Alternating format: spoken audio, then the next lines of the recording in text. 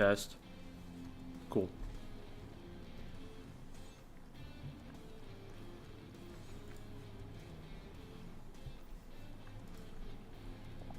Hi, Doovy. And Hydro Airplane. And Hydro Airplane on YouTube instead of Twitch.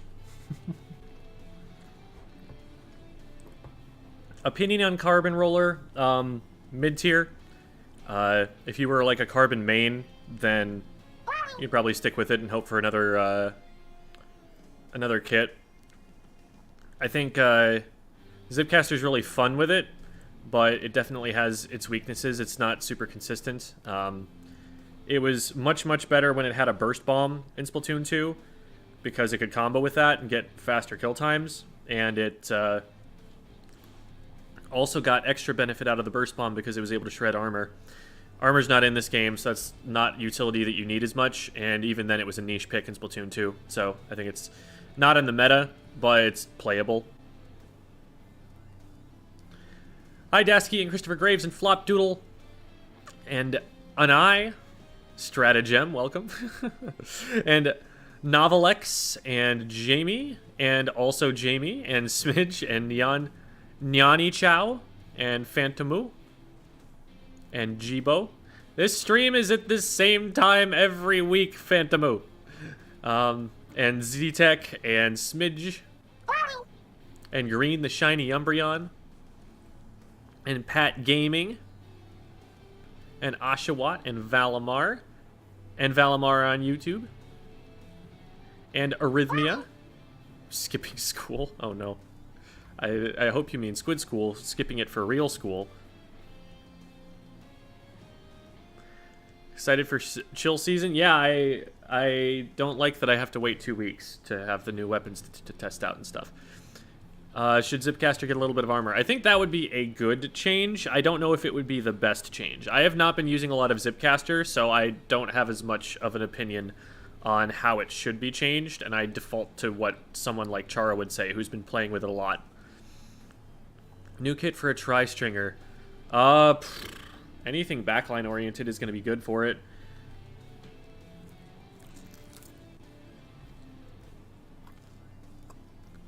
Burst Bomb would make it a lot scarier. Hi, Pat Gaming.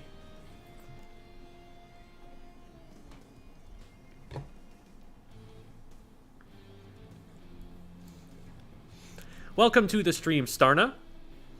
We're still waiting on VillagerSkin, but we might just get going with the matches here. Are you able to hear me okay? Yes. Awesome. So that would mean we need 2 for the time being. I know I've seen Devi and Jamie in the stream chat here. Would you guys be willing to hop in and help us out with Anarchy Open here?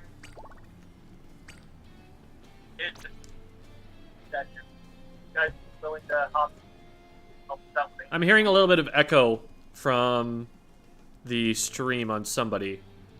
I know Devi just hopped in, so I don't know if that's coming from Devi or it's coming from Starna. Yeah, that was me, sorry. Okay. Debbie and Davey. That's how it was called Devin. So one day. Oh no. The mix. DMing you the past, Devi. Okay.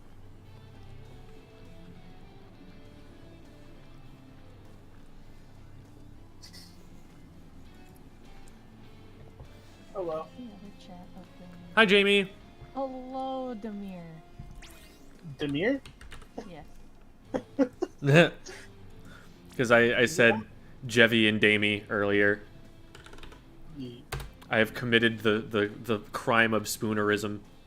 The pass is not working. And I have DM'd you the password, Jamie. Yeah, thank you. Yum.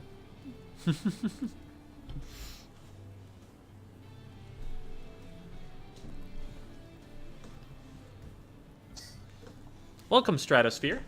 Glad to have you. Any tips for Clamblitz with Dynamo? You're probably a pretty good basket guard. I don't know what you do with Tacticooler. Good luck figuring that part out, but... You want to try to have it in mid for pushes. Because Clam Blitz is actually one of the modes that I know we can... Well, we have been running Tacticooler on, actually. And it's kind of a help for initiate push if you're, like, say... one, if you just successfully defend from your basket, you can pop your Tacticooler, bam, instantly on the other side of the map. And then you can just vice versa the entire push right away, especially if you just speed grab clams and just be in the other side. So, I know, in particular, you like to use it to get out of neutral play, or just to, you know, recover from a push that just happened from the enemy and now it's your turn. Alright, there you go. So Jamie's in, Starna's in. Mine's loading. It's joining. It's gonna be zones. Okay.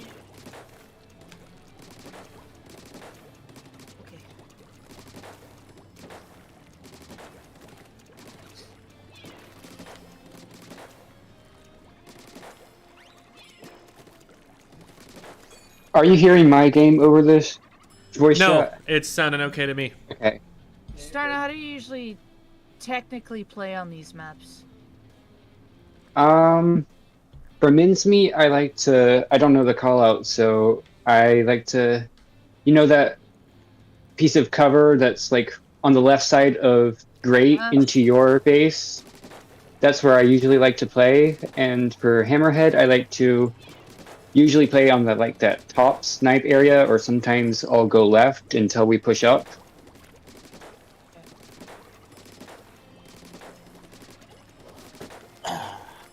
It really depends on if the enemy team has a charger or not. I'm just trying to see what I could potentially use.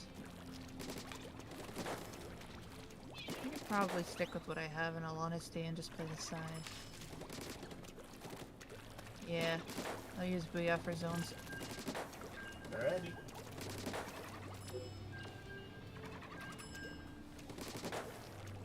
Just because I know whenever I work with most tri-stringers, they have different styles of play, and it depends on what weapon they've played in the past.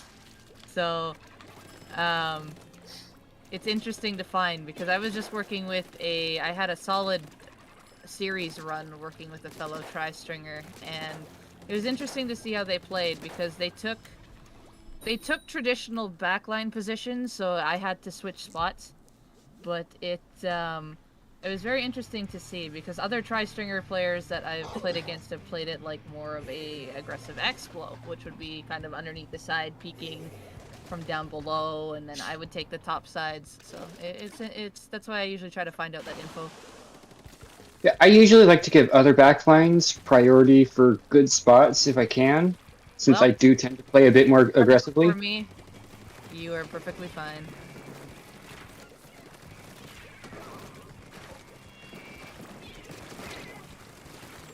One pushing right. Still got him. There's another one on the They right. pushed me left as well. I got one. Good shot. Still got right. Leader peeking the left side. Watch out Yep, in that pit. they're peeking me. I got another one. One on right. Nice. Dropped right. You're looking at me. Up. I'm Leader's out. trying to go on the right grate. I see him. Toss Yep, bomb that's up where they that are. way. I'm gonna Close push to him crab. back. Crabbing.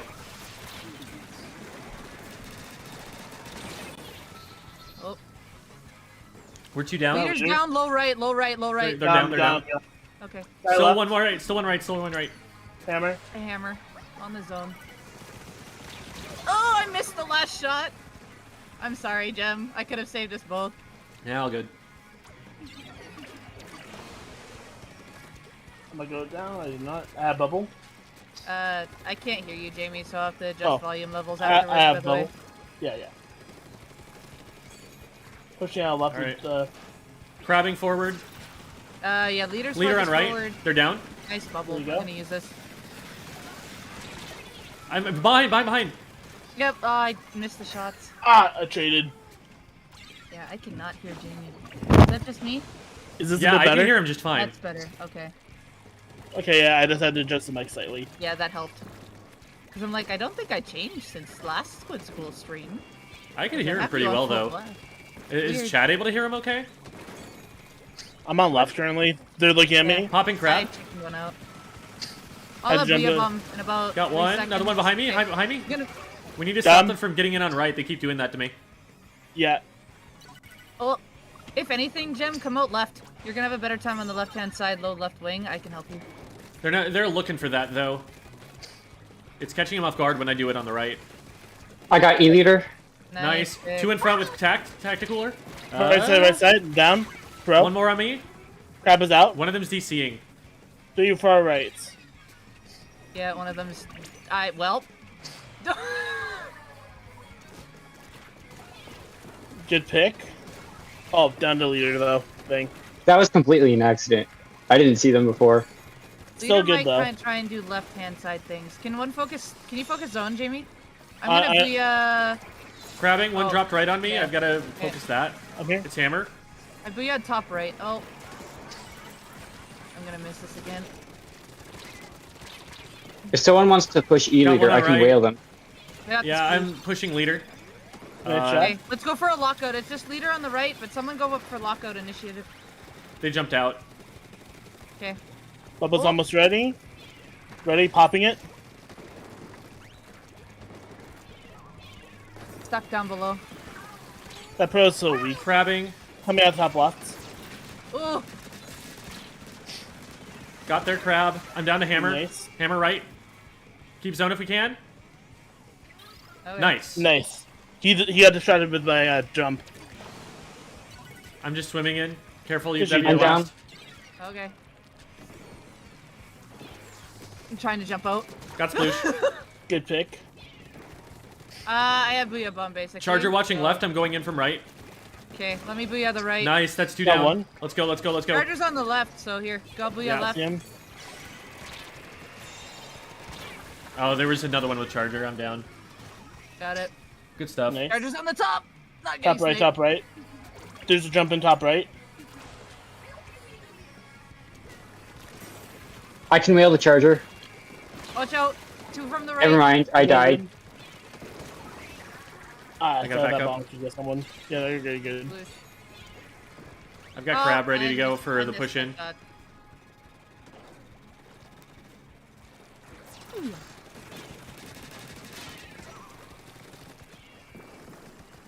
Ready to pop crab. Halfway to the bubble. There's one underneath, bottom left. I see him. They're stuck. Got him. Popping crab. Nice. Let's go. They're hammering from behind, so heads up. I'm just gonna go forward. Hammer got me. Oh no. You know. Dang. Nice try. Yeah.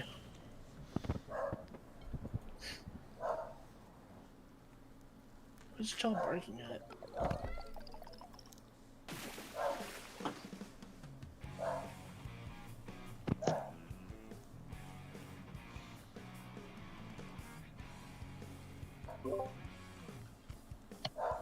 Is that someone new who just joined? Hmm? I heard a badoink. I don't know. No, nobody else joined. I unmuted for a second. I'm eating sandwich to answer the chat. Food.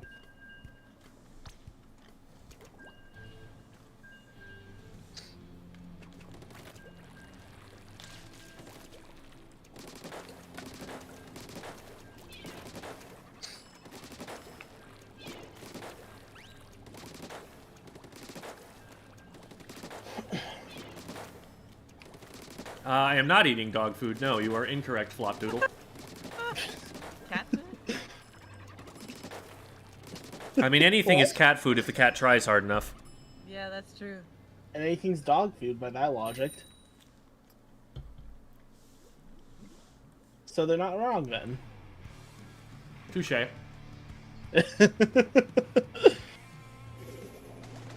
wonder if the zap I just say is that as- actually zapping. I just say that as Romeo is eyeing the sandwich, and I'm making That's sure a that he lot of doesn't hop up to get it. moves. We'll roll with it. That's a double wave break. I get you, Jamie. I'm just gonna paint for crab on left. Okay. One's in top mid. Got it. One's pushing me left. Yep. They're weak. I've done the bomb. One right. One is a backman. That's the one far right. On zone, Weak. pushing They're the one jump. shot. There we go. Ah, thought I had enough. Okay, cabin zone. There you go. I'll try and look Beacon at the on right, side and there's here. someone over there. Yeah, I'm up here. They popped Tacticooler. Nice pick. Oh, one dropped on me. I traded. Good trade. There's still a beacon up there. But Still another one I'm here. off It's of a dually squelcher. Nice, Jimmy. That's up. On zone, got him. Still one far right. I need to leave. I need to leave.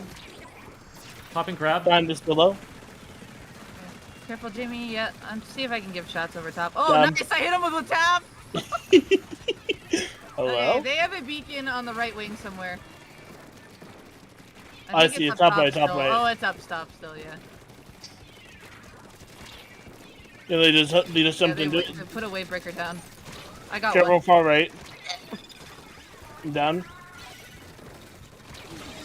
No. Let me just oh. That's 2 down on zone. Got the other one. Nice. Just Okay, DS jump in front of us. See if we can. We can't rush them yet. I'm gonna crab Not up. done. Rush them with my range. There's someone on the top right. Someone Yep. on the top right. I got him. Still gonna be coming out. Got one. Oh, right. Low right. Dropped already. See him. They're on top of the ramp. Good. I hit him twice. I don't have any ink. Got him. Nice. They have Tacticooler. 2 dropped on the right. Oh, I traded with both. There's a third on the right that dropped. Got the bomb back direction. They outranged me. I'm down. There's a jump as well. Be careful. They just put another beacon one? on the top right. One dropped right. Pushing zone Uh-oh. right. Uh-oh. Nice. Another one right. And one from mid. Nice. There you go. Hi, Bucky. Hi. Oh, good boy. Are you getting into trouble? Let's say hi to Mama. Come on.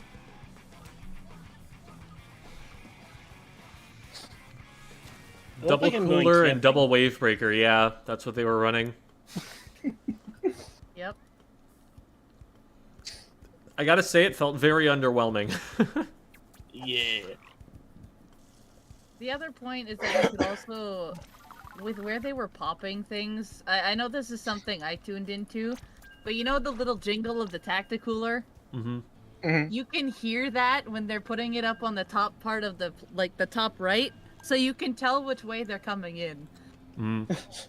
And I'm just like, okay, they're gonna drop here. Sure enough, 2 drop there as soon as they get the Tacticooler juice. And I'm like, oh, okay, well, I'm just gonna have a charge ready for the right drop.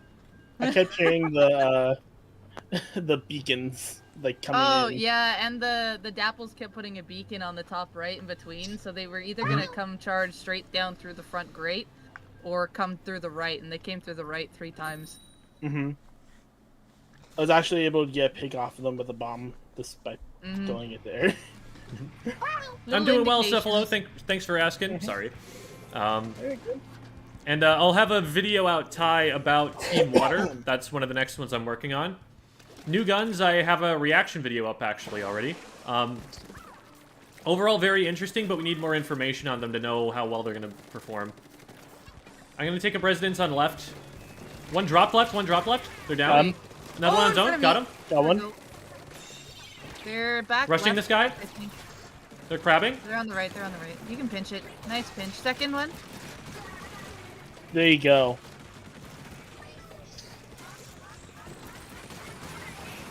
I'm down. Low right. On zone.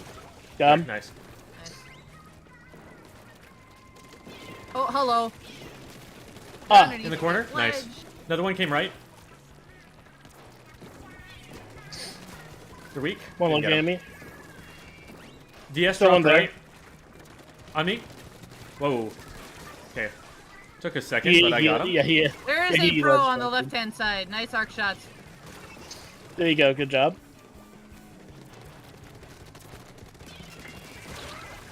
Got the goo. Got the dually squelchers.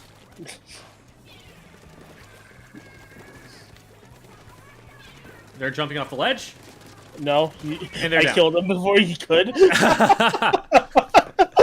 You are not allowed to flee this arena.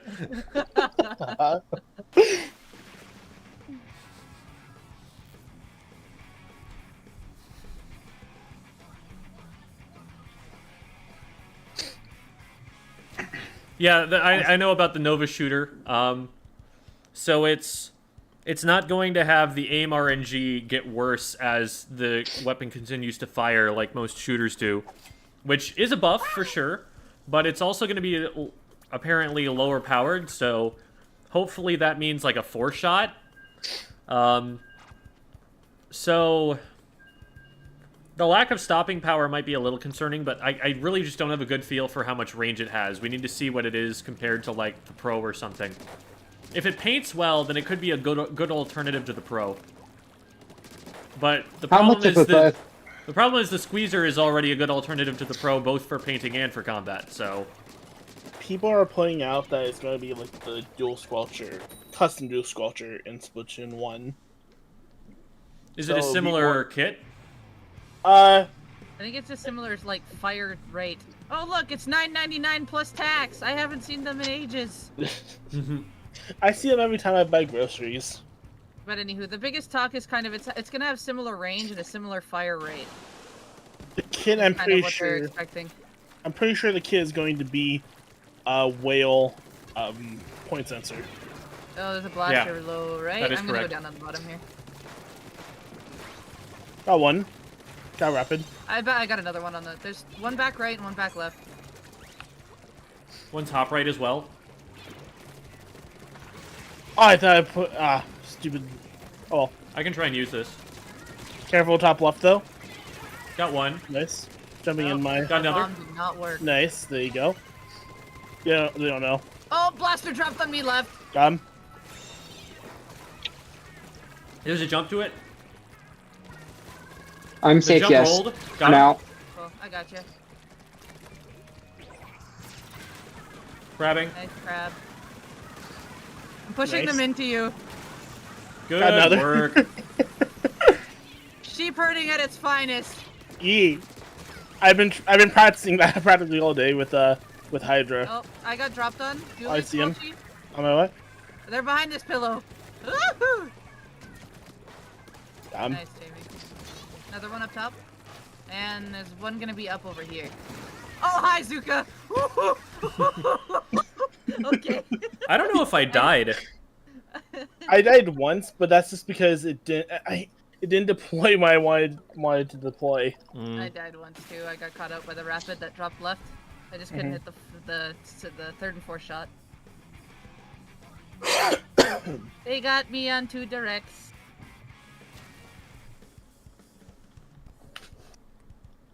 Keep meaning to change my my My emotes. inkling is kind of a student delinquent, isn't it? Wow.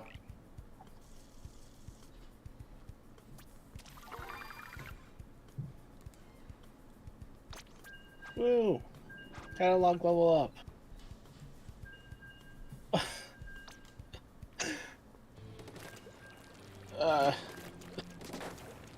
This hat just got double special charge. Ooh, got silver badge. Yeah, for no, the I cover. like that play, how Jem took the aggressive crab. I took the right and shot over the right-hand side.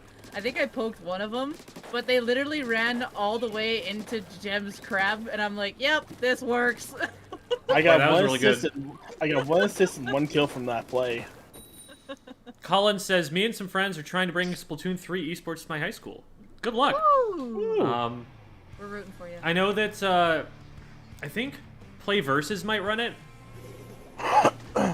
That might be a way. What you really need is, like, you can have a bunch of players who are at your school, but you need someone to compete against, and that's the tricky part. So you want to be reaching out to other schools, too, to get them interested.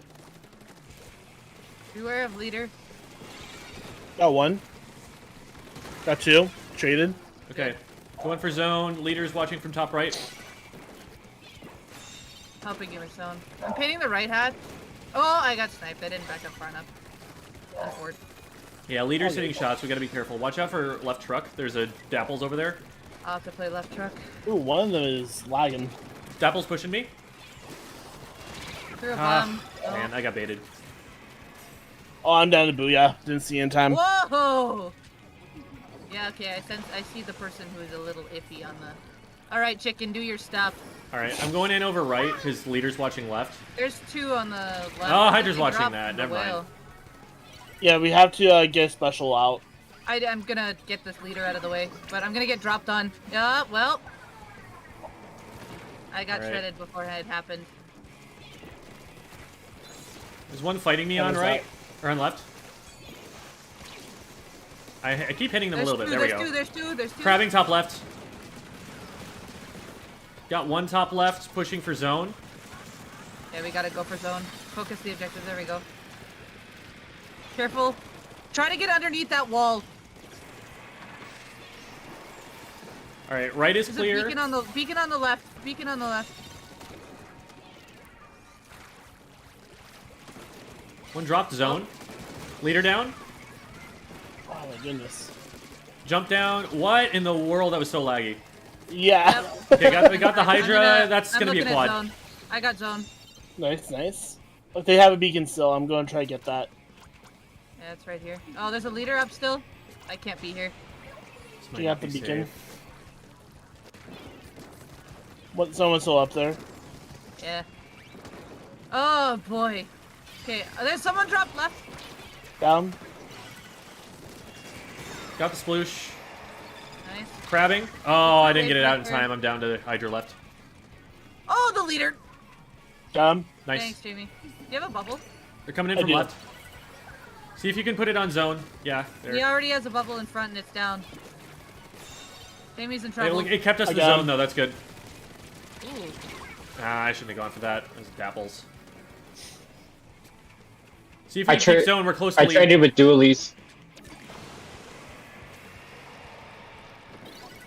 There we go. Good lead. Oh, I'm being chased, but that's fine.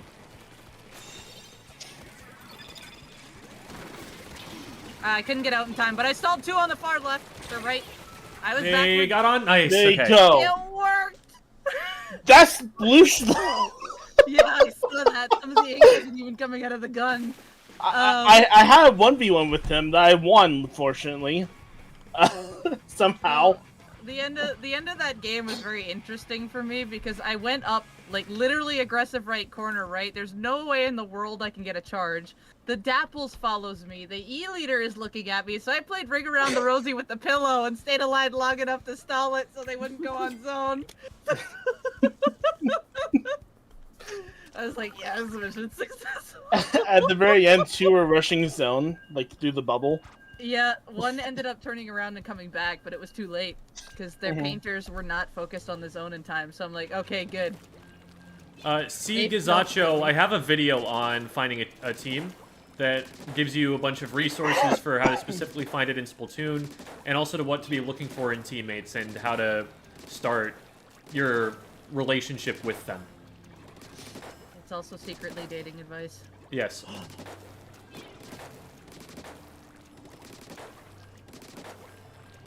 You will learn how to talk to cute people better by watching that video. True fact.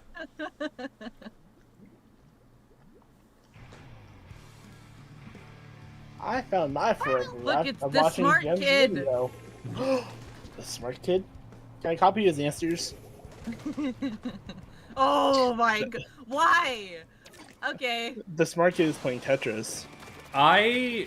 So we Cracked ran a knuckles. comp like this. We ran double junior, double E leader on zones and Mahi, and it kind of worked.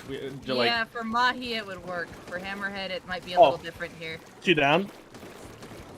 All right. Both leaders are pushed back. I'm in position to run at them. Running You at can them. run at them. Jamie, go Gotta if you jump. can. There you go. Thought I I was got dead. one with the bomb.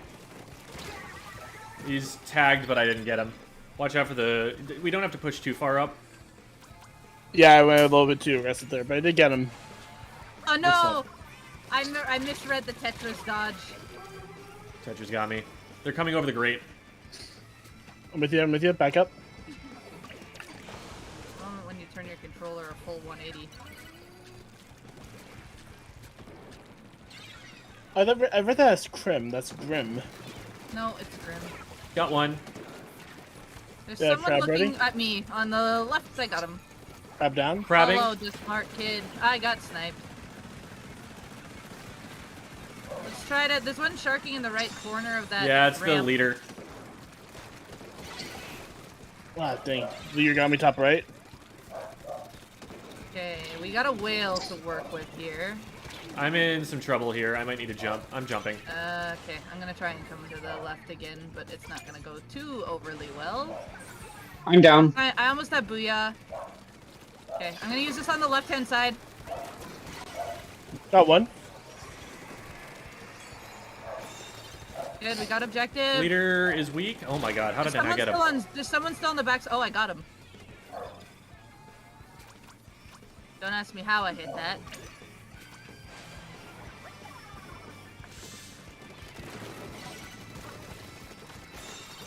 Nice. Tetra is. I'm done Oh with my wave. god, I got sniped. On my ouch. Just you, Debbie. I know. Oh, what a jump shot. I'm not even mad at that. They have quad mines on the zone. I just saw them put them all down. All right. Got splash. They reef slidered thinking I was gonna drop and I didn't. All right, Okay, I'm gonna I'm crowd. rolling Hey, back whale. to ya. Good bubble. Got one. That's Two down. that's Two down. That's two. Three down.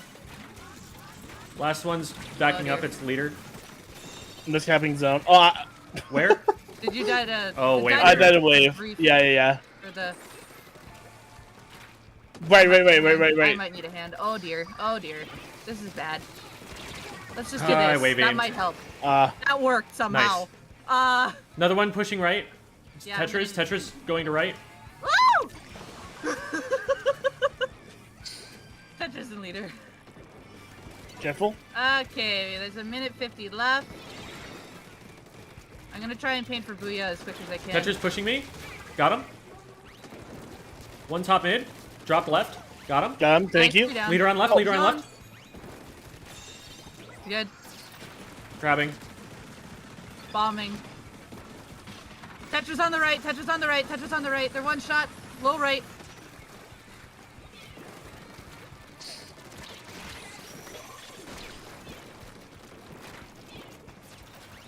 Oh, that's a crab. Tetris weak. I got one. Got one. Tetris still right. Behind you, Debbie. Oh boy, I am in trouble here. Tetris zone left. Got him. Nice. Watch out for I'm Wavebreaker. marked. I'm sniped. Oh dear, I can't jump out for some reason. No, I don't get it. Why Oh. does not let me do that? All good. Yeah, I had don't mind. troubles with that. I had troubles with that yesterday. Stay alive. Stay alive. I couldn't get there. All good. All good. Okay, Alright. I'm half to Booyah, but they're coming forward to try to get clean snipes. I have crab ready. I have Booyah now. Where do you want to crab from? Left. Jamie Chicken, watch out. Grabbing now. I was looking forward too much. I have whale. Nice. Good job. The leader's on the right. The other one.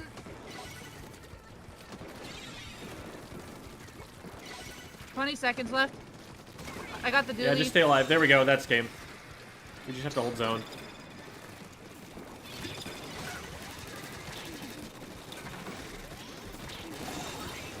Traded. Wow, Nice. 1 point. That chicken death though. I was just like, you don't hear it. Look out. But it was too late.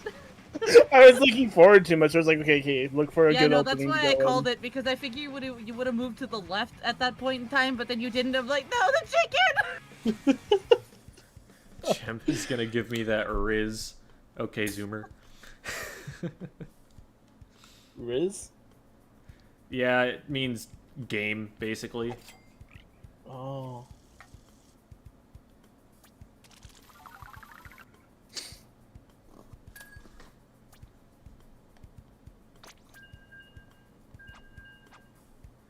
Having the juice and or having the sauce. Look at that, guys. We beat double leader. Not the smart kid. We've outsmarted the smart kid. Well, he went 212. Oh.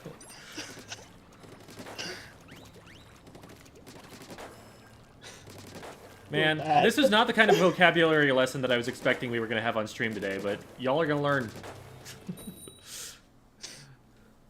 I need to learn new lingo.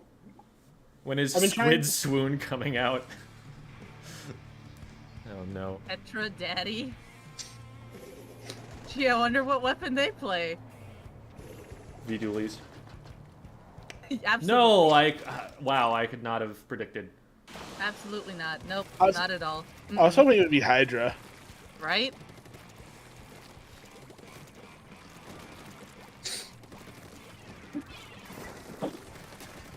Here, 52 right side. Dynamo is weak. They're down. There you go. They had no ink. Yep. Very weak in front, but I am There's going to one crouch on the right. to stay There's safe. one on the right wing. Yeah, Squeezer. I think it's Squeezer. Yeah, Here, I'll They're throw a dropping chicken out that way. right. It'll help you guys. got him. Thank you. Reef That slider actually on didn't the Slider help. here. Got him. Hello. I hit that dynamo once. Got him. There's another one behind me. I don't know where they went. No, you're good. Oh, Zuko, watch out. I hear Azuka yet. Got one. Nice. Dynamo coming out top right, maybe? Yeah. They're right above me. Got 52 What's that? Oh, Where did the sprinkler. sprinkler come from? Oh, Dynamo hello. from probably. him. Got him. Hello. Oh, Oh, so why they're is being the zone zoned. traded? Oh. They came out the right side.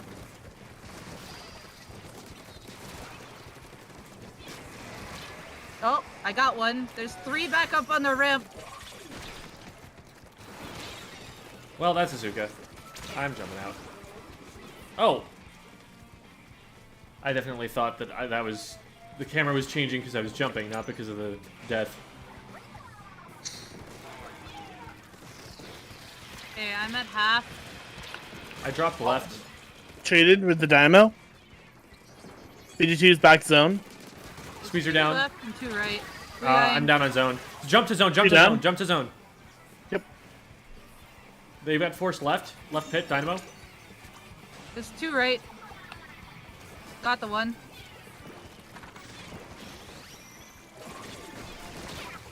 Wow, what hit me? Got Dynamo.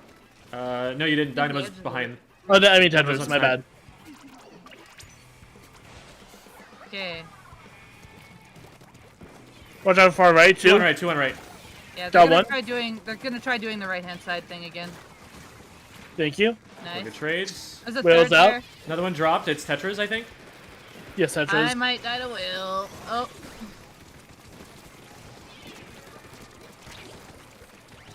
One dropping on me right. I hit him a couple times. Got him. almost Starna. 52 back Got one zone. minute. Zone, zone, zone, zone, zone. Left side, There you left go. side, juiced. This whole zone, they're separate. It's okay, I got a booyah for it. I also had a crab.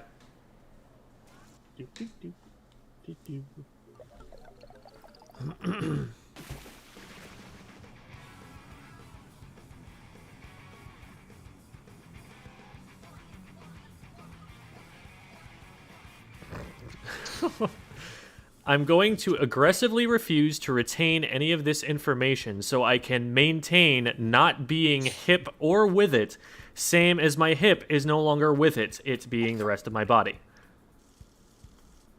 You're missing a leg. Cool. All right, one more and then we'll get started with the VOD reviews here. Okie dokie.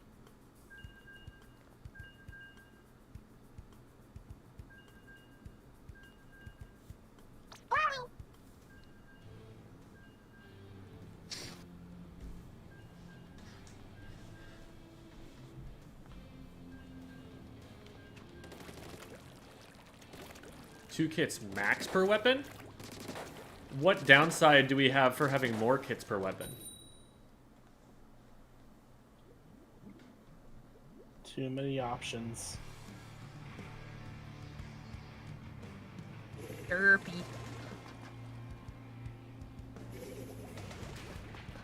Oh, come on. The derpy leader. There. Oh, hold on a second. All of them are ninja squid. All of them. I got hit by a bomb. I'm gonna.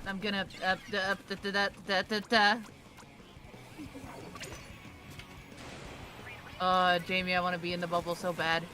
Probably wasn't best. Oh no! No, it was gonna be useful, but I can rail leader. Leader down. There's a jump to him. I'm gonna get the jump. Left side, left side. They rolled. Me. I hit him a couple times, but I can't stay here. I'll be up in up on the right here in 2 seconds. Roller. You see him? Okay, I can't go Sculpture's farther down. than this right now. Leader top. Roller got top me, my ouch. above you. Got one. Roller's still my ouch. Oh, okay. Leader's on the top right, Jamie. Roller, Nice. roller, roller. Careful, Jamie. I see him, I see him. Try and paint him out. There's another one. Jump to him. There you go, he's down. Getting ink. Leader's on the left bridge with a friend. Arrow spray is weak. Billy's down. Very deep. Thank you for the shots. One on their truck. I touch Leader's those. right above me. Where else, right? I see him. Trying to help you. Thank you. The leader's on the left. Nice. Oh, arrow spray got me. They're on zone. Yes, don't be able to paint through my bubble. Nice. Yeah. that was funny how they went in and then were like painting, and I'm like, okay, I have time to charge a half charge. Oh wait, we won already. Every weapon should get every kit. That I disagree with. That is gonna end up over centralizing the metagame. Every weapon should have 10 kits. No. No. Then we would have way too many people as a one trick, and it would be much harder to make teams.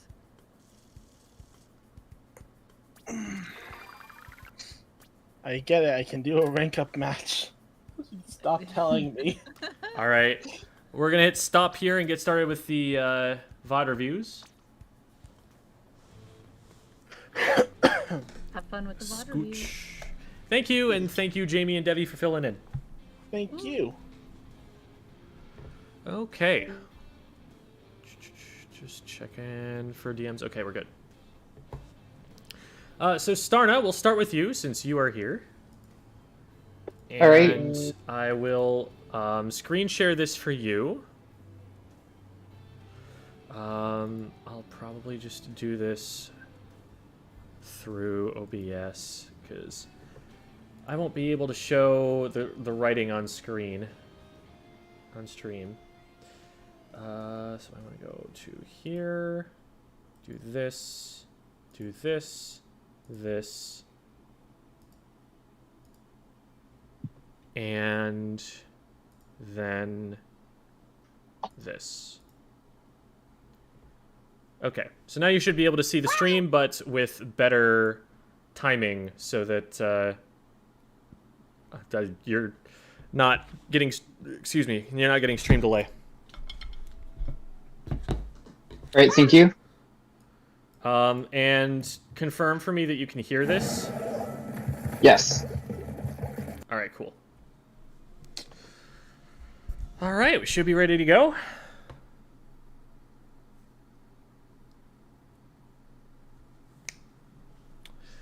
Have a good VOD review, Gem Chat. All right, thanks for stopping by, Cephalo. Oh, were you... Oh, in museum. Okay, so that must have been a while ago. All right.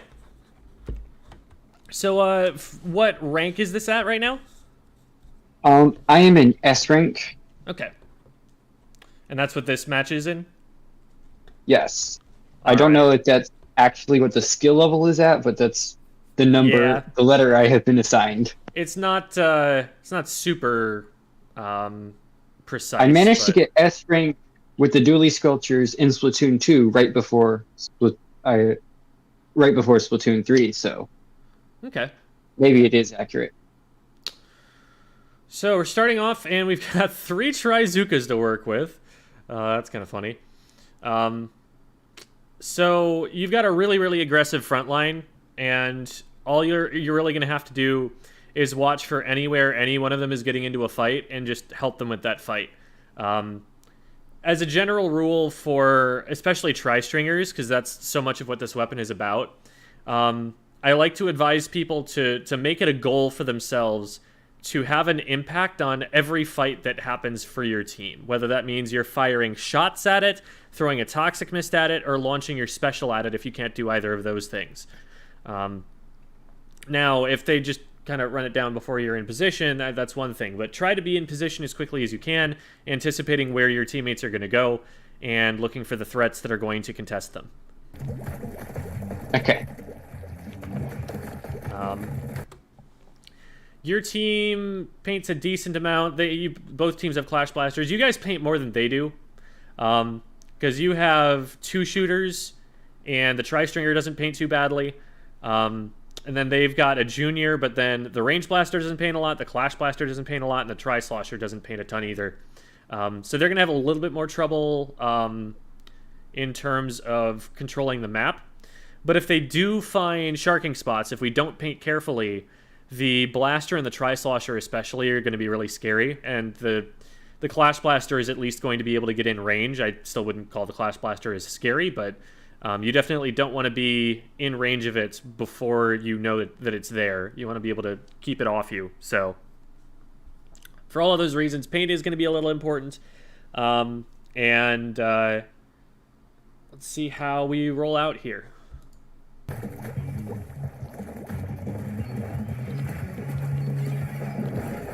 Alright, so this is a good spot because you're getting shots on tower. In a match where players are more experienced, people aren't going to just try and rush onto the tower that quickly. That's a fairly novice mistake to just get on the tower before you have any advantages. Reveals their position, makes it really obvious what they're doing, and as you can see, that player went down very quickly. So now that your team has this advantage, you're going to be able to start winning fights because there are just more of you than there are of them. So this player to your left, to the left of the player that went down over here, you can see my mouse, right? You're muted. Are you able to see my mouse? Okay. Awesome. Yes, I can. Cool. So this player right here is probably the next target that I'd be aiming for. It looks like they're looking at a teammate over here, so you probably want to put some shots in between you and them to prevent the Clash Blaster from walking at them. Gotcha. So you do notice that, just aren't quite able to get the angle before they walk around the corner. That's fine. I like that this is the threat that you're looking at next. You get some chip damage down, make it really easy for your teammate to clean that up for you. Very good. So far, so good. Want to be a little bit careful there. With all of this purple ink in front of you, that does make it so that someone's able to shark up in front of you, and I would probably not let this stay purple in front of you for that long, just so that you can keep yourself safe from that. You kind of got distracted a little bit by the shots that were going over here, but when you turned, you see there's a blaster shot there. When you turned, this whole area here on snipe was your color, and now it's purple. So even if you didn't notice that shot to the left of you, the one that did a little bit of damage to you before this happened, that's something that should immediately warn you, oh, wait, there's someone looking at this, and specifically the range blaster. You can know that for sure. So that shot could definitely have splatted you, and that they should have fired another one too, but I think they ran out of ink or something. So you're lucky to get away there, but you do get away. We just had the range blaster shooting at us right here, and nothing has really changed that would force them to take a different position, and we're walking out to the same spot again. This is pretty risky. I'm worried that the range blaster is just going to still be here, taking the same angles. They ended up moving, which they really didn't have to do, but you get away with it. Again, I would want a lot of this painted up, because the range blaster could be sharking somewhere, the Clash Blaster could be sharking somewhere, and all of those have shown significant threat over the front of this. If they're able to get into one of these positions, then that's trouble for your entire team.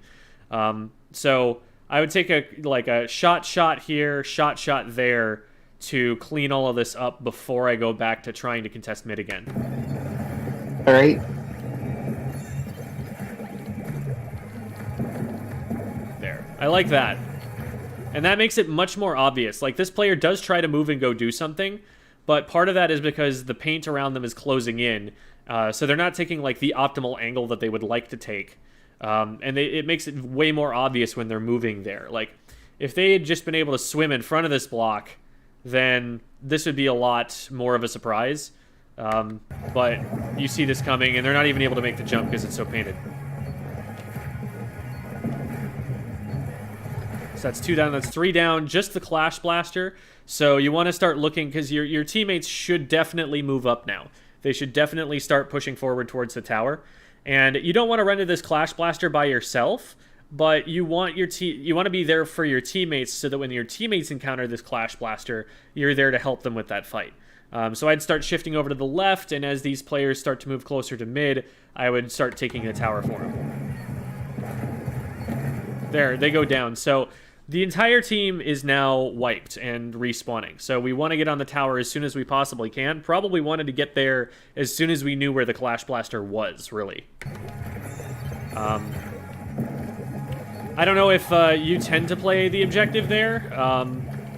It seems like it would be a good idea for you to be able to do that, but if you think you offer more value by not being the tower rider, then definitely go for it. I'm just scared to ride tower, usually. Even though I probably should have in that situation. What's not going well here, unfortunately, is that none of your teammates actually pushed up in front of the tower. They had ample time. The entire enemy team was down. But because nobody was pushing up in front of the tower, it wasn't safe. Now, if someone was pushing up in front of the tower, having you on the tower, I think, is a really good play, because they're pushing up and keeping the enemy team off of you directly, and you have a really good kind of high ground angle to be able to attack people before they get to your teammates. So I feel like that's a good play. Just, if they're not getting up in front of the tower, you might need to, like, this way them or something like that, because this position right here is a big error on the parts of your teammates. I guess maybe some of them wanted to fire Trizukas or something, but there needs to be someone in front of the tower, and the fact that nobody's doing that is a waste of an opportunity to push. I do like the map check, by the way. Good time and place to get some more information. You're safe from an angle they're going to approach you from, and you're trying to figure out where you can launch those arrows to have an impact. I really like the way you're positioning here. As this falls apart, you're backing up. You're putting things in between you and them. You're making it take longer for them to get forward. And that is all good stuff. You may not be able to stop this push, but you can make it develop a lot more slowly and have them work a lot harder for it. Use up some resources. Ooh. So, right here, we need to not charge up another shot and just start swimming away. The reaction wasn't quite there for it showing up.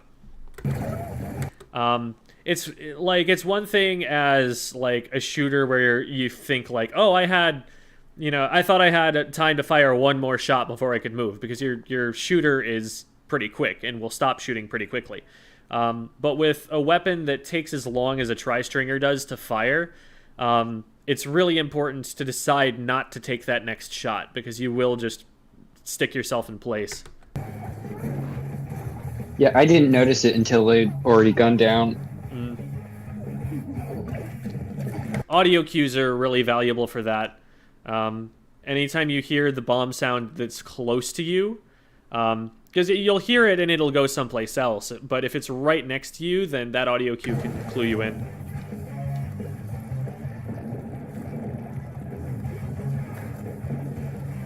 Nice, 2 down.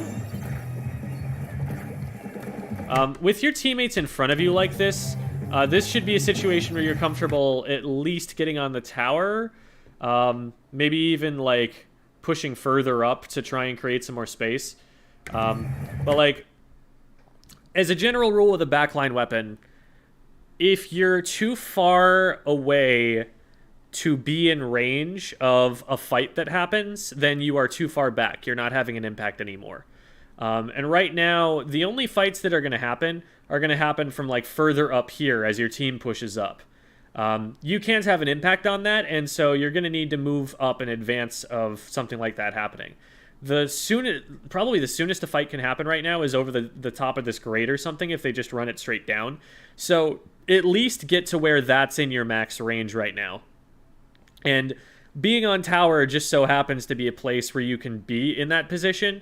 So I feel like that's going to be a good spot for you. But again, you need your teammates to push up, and it looks like they're very hesitant to do that. Finally, you've got someone over here, but nobody went with them. We need to get up there and try and help them. And if we had moved up a little bit sooner, we could probably have been there in time to help with this fight, but now they're just going to trade and nothing's going to come of it. You're not going to gain any space from that. All right. I'm not a huge fan of this positioning on the far right. Like, it lets you see this angle really well, but if somebody comes up over here, they can be in range of you before you can, like, react to them. I feel like being on the left-hand side gives you the same angle so you can see this side, but also keeps you far enough away from this that you're safe, and also prevents you from getting flanked from the right over here. It just seems like there's like an entire blind spot to half the map when you're here because of the way this ledge works and because you can't see what's on the right. Whereas if you're on the left here, you still have the same access to mid that you always did. You still have the same access to tower. You're actually closer to the tower if you need to get up on there. But you're also safe from that threat.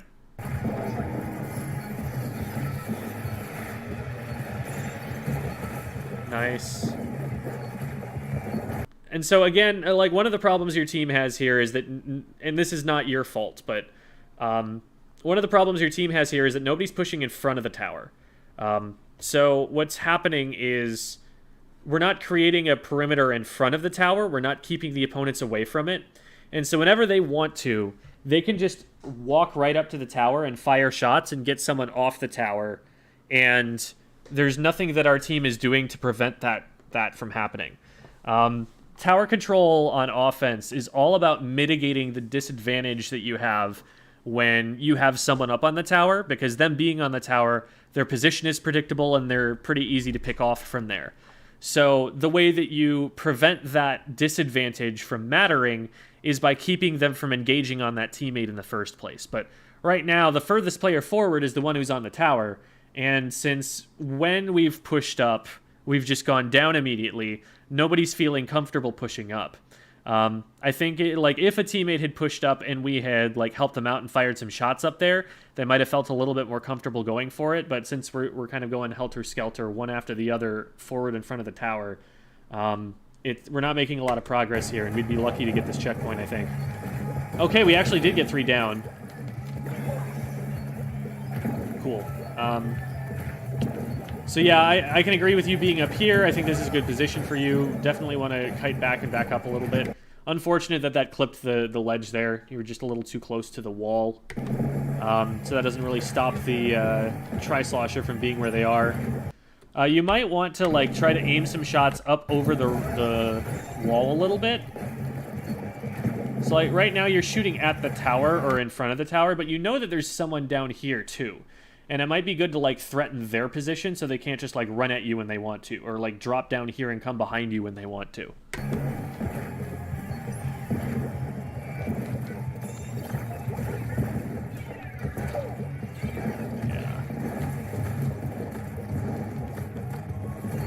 Yeah. You back up a little too far there. You've got a teammate right here.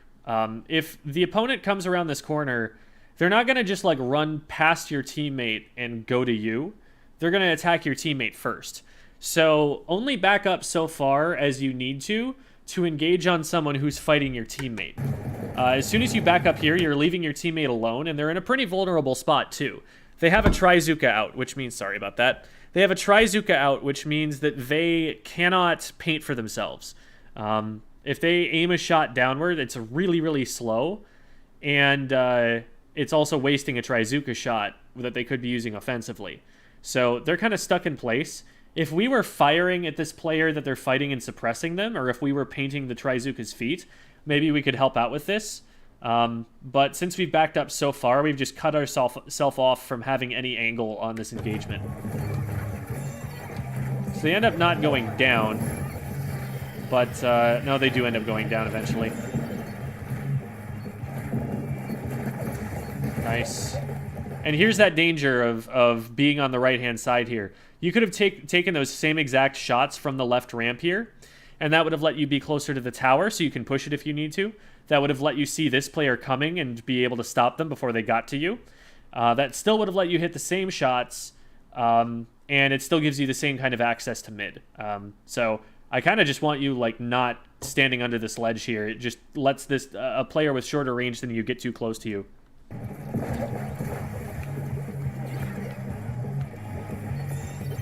And again, your team is in full control here. Like, you have to back up to get away from this player, but if they're not going to chase you all the way, you know, if they're going to be like, okay, well, they ran away, now I can focus the tower, then you're just kind of leaving your team behind.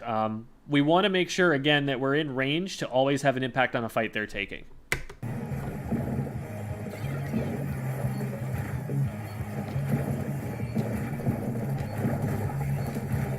Nice.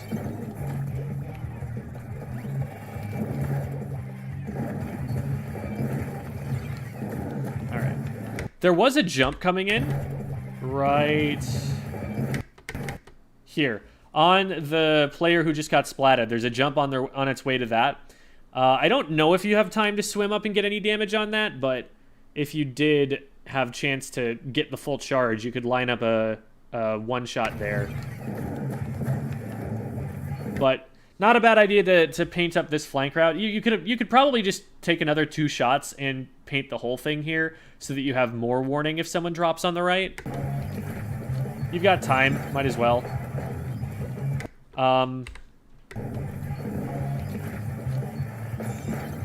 So someone's right here, and you've got teammates on the left, and they're pushing tower. If you put shots on this player, the only place they can go is either they can like squid roll off the back of this wall and get out of there, which means you force them back, and that's a win. Or you flush them out to the left side of this piece of cover, where a teammate might be able to see them and shoot them.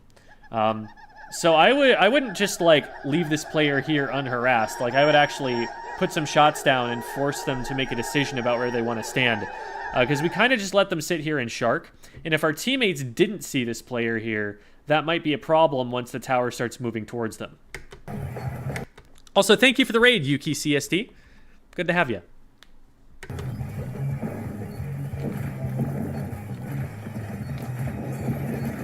Nice, good shots. The whale is probably a little premature here. We've already gotten the player who's pushing in this direction, and nobody's going to be able to get up this ramp and start attacking these players, which the lasers are going to target by the time the lasers come out. It's just solo whaling them, and this is one of the easiest specials in the game to mitigate the impact of. All they need to do, because they're not going to have any enemy ink that they have to deal with up here, so they can just like swim one way slowly, squid roll back through it, and squid roll back through it again. And this doesn't move them at all. This doesn't put any threat on them at all. They get to keep the same positions that they're already taking. So either use it because you need to for the sake of a fight, or save it for when a fight does happen. I was a little bit worried about this push because, again, you haven't painted this trail yet. So, and you're also walking off of your own ink. So let's say like a Clash decided to just drop on you here. They could use this trail to approach you, and you do not have paint at your feet, so you have to look down, paint your feet once first, then swim, and then probably paint this patch of ink as well so that you can get through this. That gives them enough time to get on top of you. So I would have this painted up before I try to move over here to make sure that if something does happen, I actually have paint at my feet that I can use to run away with.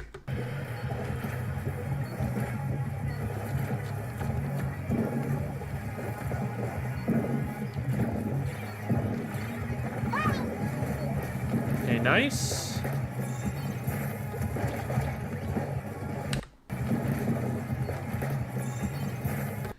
Okay, good reaction to the danger being behind you.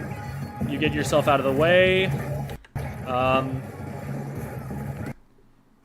From here, you're in range of a lot of weapons that could potentially use this patch of ink.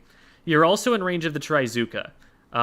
So getting over to here, if you're just going to stay in the ink, that might work out for you. But, like, you are not safe yet. You're not behind cover. And if you stand up and just start shooting back in the other direction, they're going to see where you are. So while it is important, like I said, to be in a position where you can have an impact, where you can, like, fire shots and stuff, if you're putting yourself out in the open against something that can hit you, that is a danger that you want to avoid. Okay, so now your team's position is going to collapse because there's only one player left, and they're still fighting because they haven't paid attention to the heads-up display, so they don't know that everyone's down. Now we want to make sure that our teammate here doesn't just run in and do something silly. It's really dangerous right now because we're really close to the end of the game, so there's no second chance if they get the lead. And if we stagger, it's very easy to let them have the lead here. We can't let our team go in one by one and go down when their entire team is alive. They have a wave breaker right now. They have an inkjet right now, which I'm terrified of because that inkjet could just come up over the top of this ledge and immediately delete someone. So you probably want to be painting in such a way that you're keeping threats off your teammate here. If they decide to stay too close. Whoa, did they just teleport?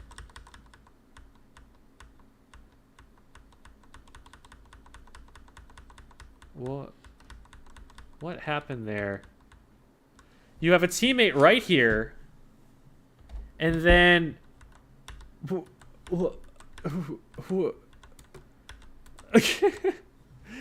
yeah, this is Big Shot right here. That's their tag. Oh, and they're just frozen for a few frames.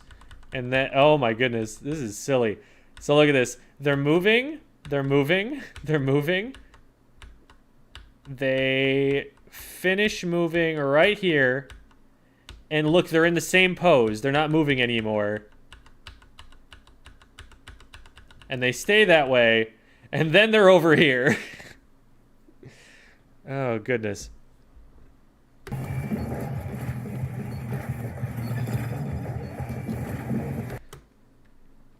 So I like that you're having an impact on this fight. One way you can have an impact on this fight right now, especially after you've taken this player out, is just focusing on getting the wave breaker down so it doesn't interfere with your teammates taking the fight. I do like the damage you're putting down there, though. That works out. Nice.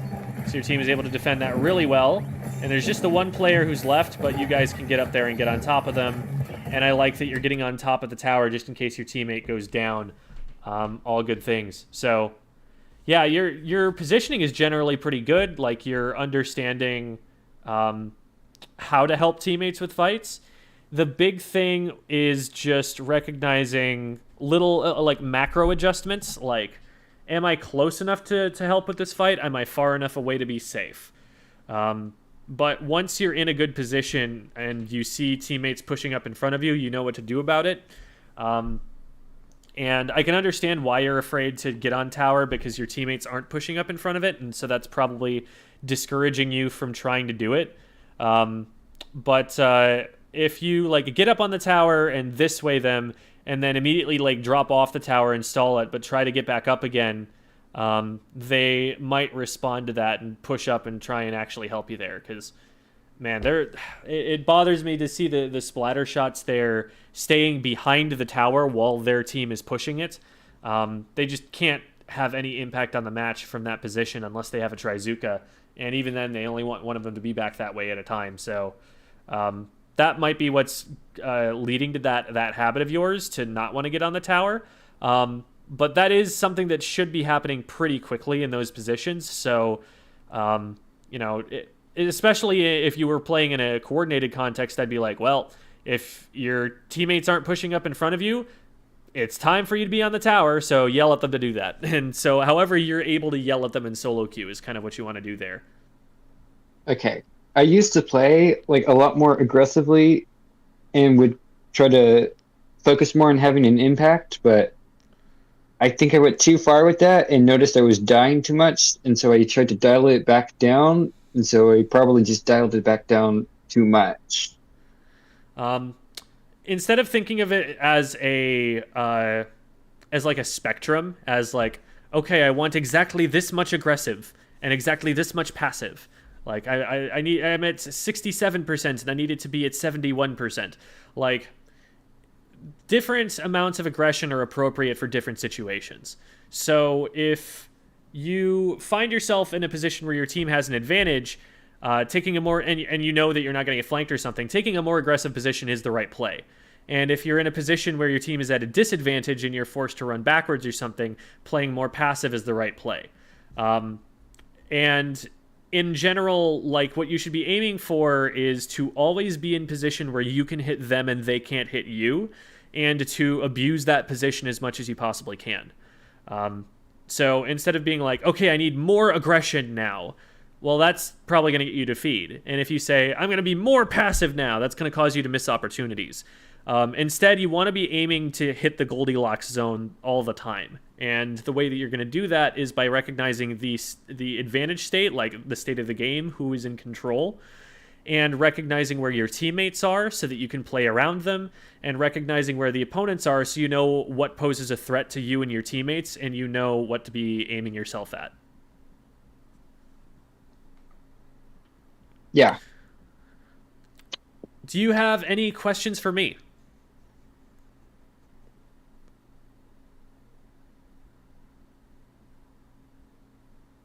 Not that I can remember.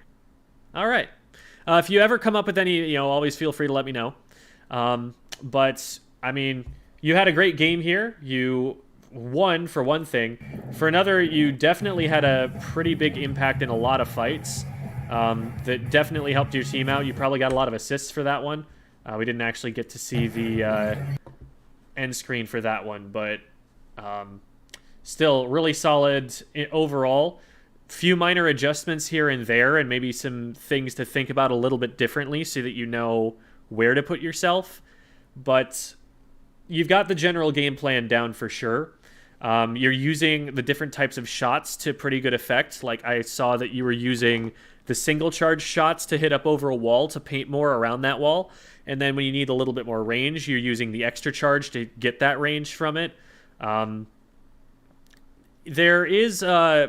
Did you ever see my like YouTube short or TikTok on the tri-stringer painting technique for like getting paint where you around look you? up? Yeah, like up and then back down. Yeah, I tried that, but I could never get like the technique down where I could look up and down fast enough for it to be effective. Gotcha. Because I see a lot of like standing and firing shots like this. And the thing about that painting... oh, wait. I just realized you're not seeing what I'm seeing. Sorry. Let me clear that and switch the screens. What I'm seeing is a lot of painting like this. And the thing about that is that, like, you're not going to clear a lot of space around you to move with. You're going to paint your feet. I think it paints your feet every shot, yeah. Oh, not every shot. Yeah, this one didn't paint my feet at all. So, like, you're not guaranteed to paint your feet. It looks like it's, like, 2 out of every 3? Or 3 out of every 4? Yeah, like, 2 out of every 3 or so are going to paint your feet. So you're not guaranteed to actually paint your feet with every shot. And on top of that, the paint around you is really pretty crummy to be able to move through. So, aiming to about here, putting one there, and then putting one right at your feet, gives you this nice trail that you can swim straight through. And that would be a cleaner way to, like... That flank route, for example, that piece of enemy ink that was coming from this direction on the right side of Hammerhead, tap, tap, and that's pretty much cut off, and now you can use this yourself. Instead of having to like do a little bit of this and aim down and aim back up a little bit. That's just taking so many more shots, and it's a lot faster for you to be able to know that sort of technique. It doesn't have to be like exactly with the horizontal shots. You can also do this with the vertical ones.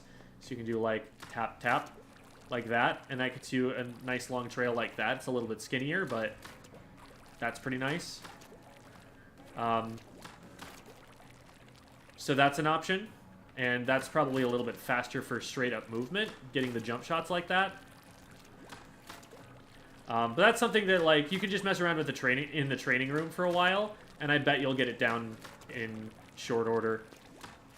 All right, I'll be sure to remember that. So, all right. Overall, great job, and congrats on the win, and hope that you're able to reach your goals with ranked pretty soon here. I am going to probably get started on the other VOD review now. But thanks for coming on the show, and let me know if you have any other questions. All right, thank you. All right. So I'll hop out of there, and I'll move Starna out of there. Actually, I'll probably disconnect Starna because it doesn't look like she is leaving. Okay, there. We go. We're good. Okay. Just wanted to make sure that she's not just, like, sitting there in VC and somebody's able to, like, snoop on what's going on around by hopping in with her. All right. So we need to shift over to another one here. VillagerSkin is the next VOD reviewee for us here. And I do have that set up. Yes, I do have this set up. They have not been responding to messages today, but we'll at least get the VOD review done for them so we can link it to him afterwards. I'm going to take a quick look at chat, see if I missed anything here.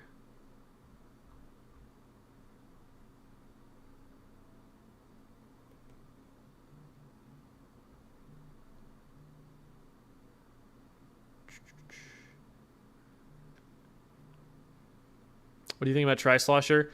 Good weapon, bad kit.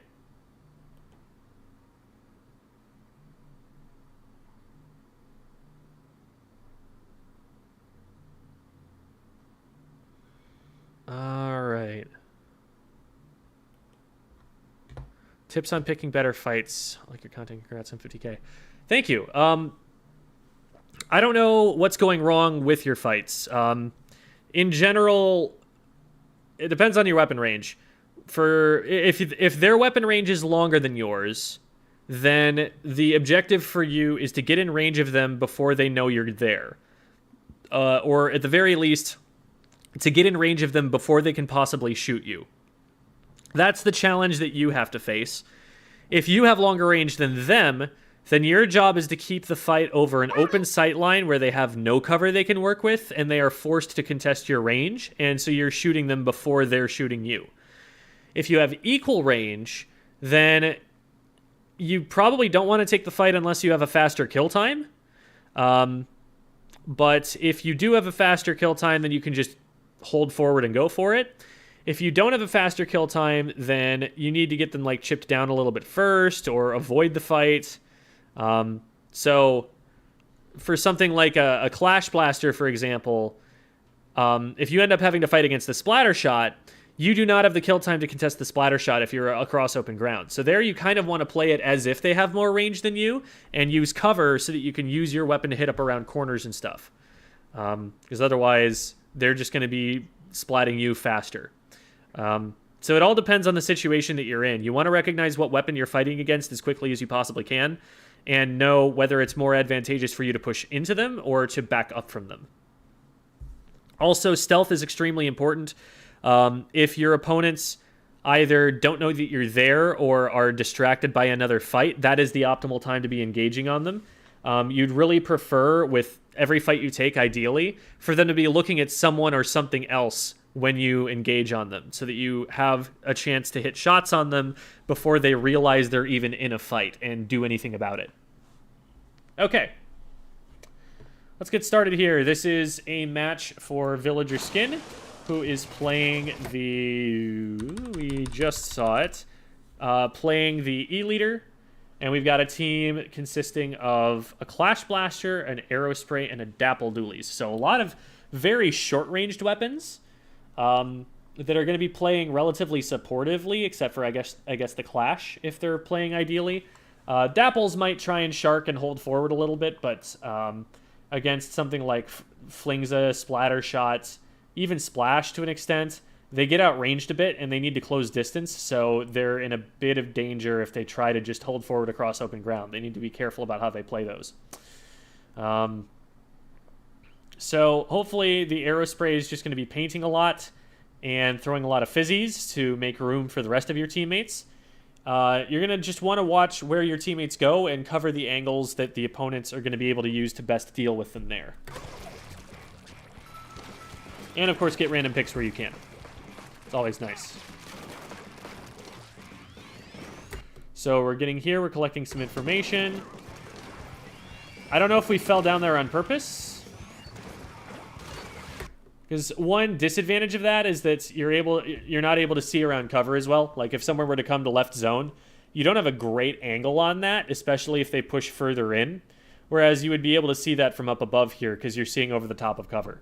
So this is a position which I like, the idea to jump shot over this wall. But as soon as somebody rushes you, you have no way to back up. And you also don't have any control over the left-hand side. So this is like a hard commitment to the right side of zone that is only going to pay off if you either don't get rushed or nobody gets rushed on the far left. This isn't a bad place to be in because that player is kind of pinned.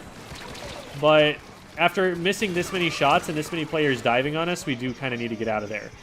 And I wouldn't want to jump to a player who's still in mid, honestly. As an E-leader player, you just don't want to be super close to the enemy team from here. You would rather have high ground so that you have a way to back up that they can't chase you from.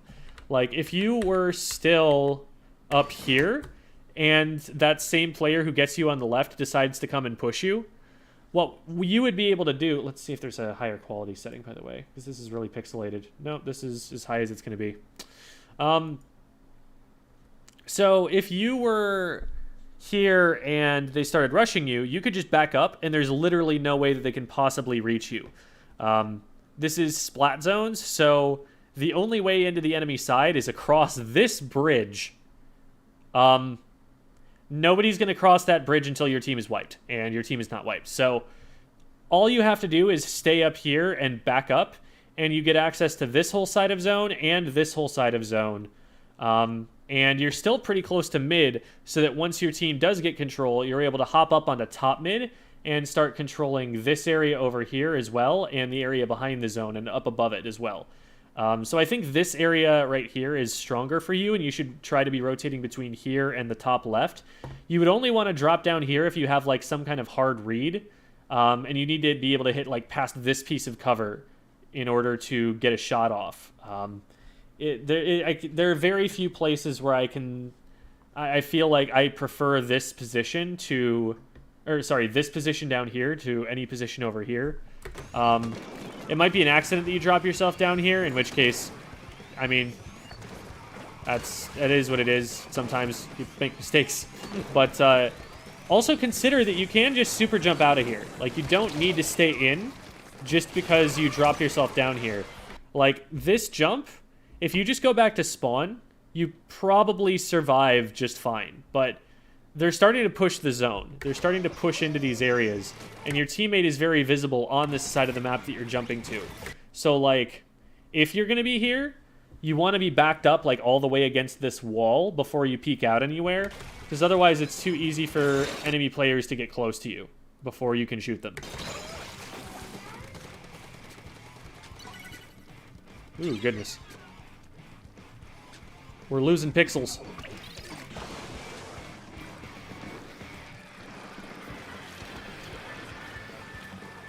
All right.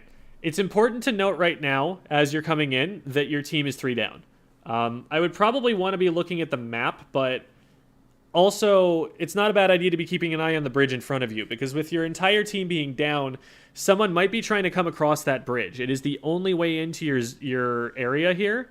And so if the enemy team wants to push their advantage here, that is the place that they would do it. And so you might want to roll out on the left to make sure that if someone does come over that way, you're in position to stop them already. I'm worried right now that somebody did come across and you don't know about it because you haven't checked there yet. Okay, nobody has, as it turns out. On a more experienced, like, competitive team, on a faster team, you probably already do have people across on the top left when that many of your members go down. So bear that in mind, that, like, that's a play to watch out for, and that probably would have worked in this circumstance if they had recognized their position sooner and decided to go for it.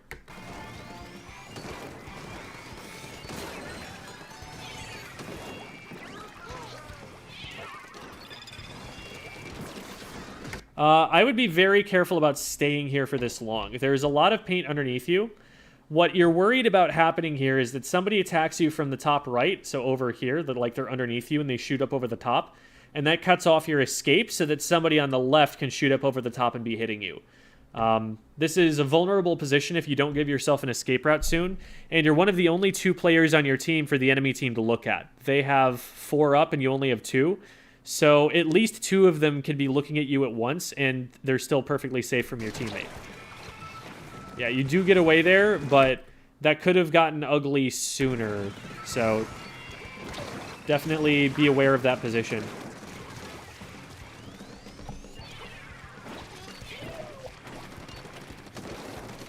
Oh, nice try, nice try. You spotted them with the mark on them. And here, oh my goodness, your teammate just went nuts. And they clutched up and got a wipeout, basically by themselves. I think that was a quad from your teammate.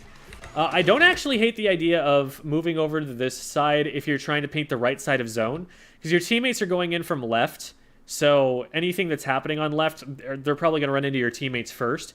And here you might be able to pinch opponents from a better angle on the right, and you also get to paint this side of the zone that your teammates are going to fight their way to last. So that wouldn't have been a terrible play in that position, but the priority with the zone ticking down this quickly is you need to be putting out paint on the zone. You may not be like the primary painting weapon on your team or anything like that, but every weapon in the game can paint, and in the game where you lose if you don't paint the zone in like 3 seconds here, you've got to be trying to paint the zone a little bit.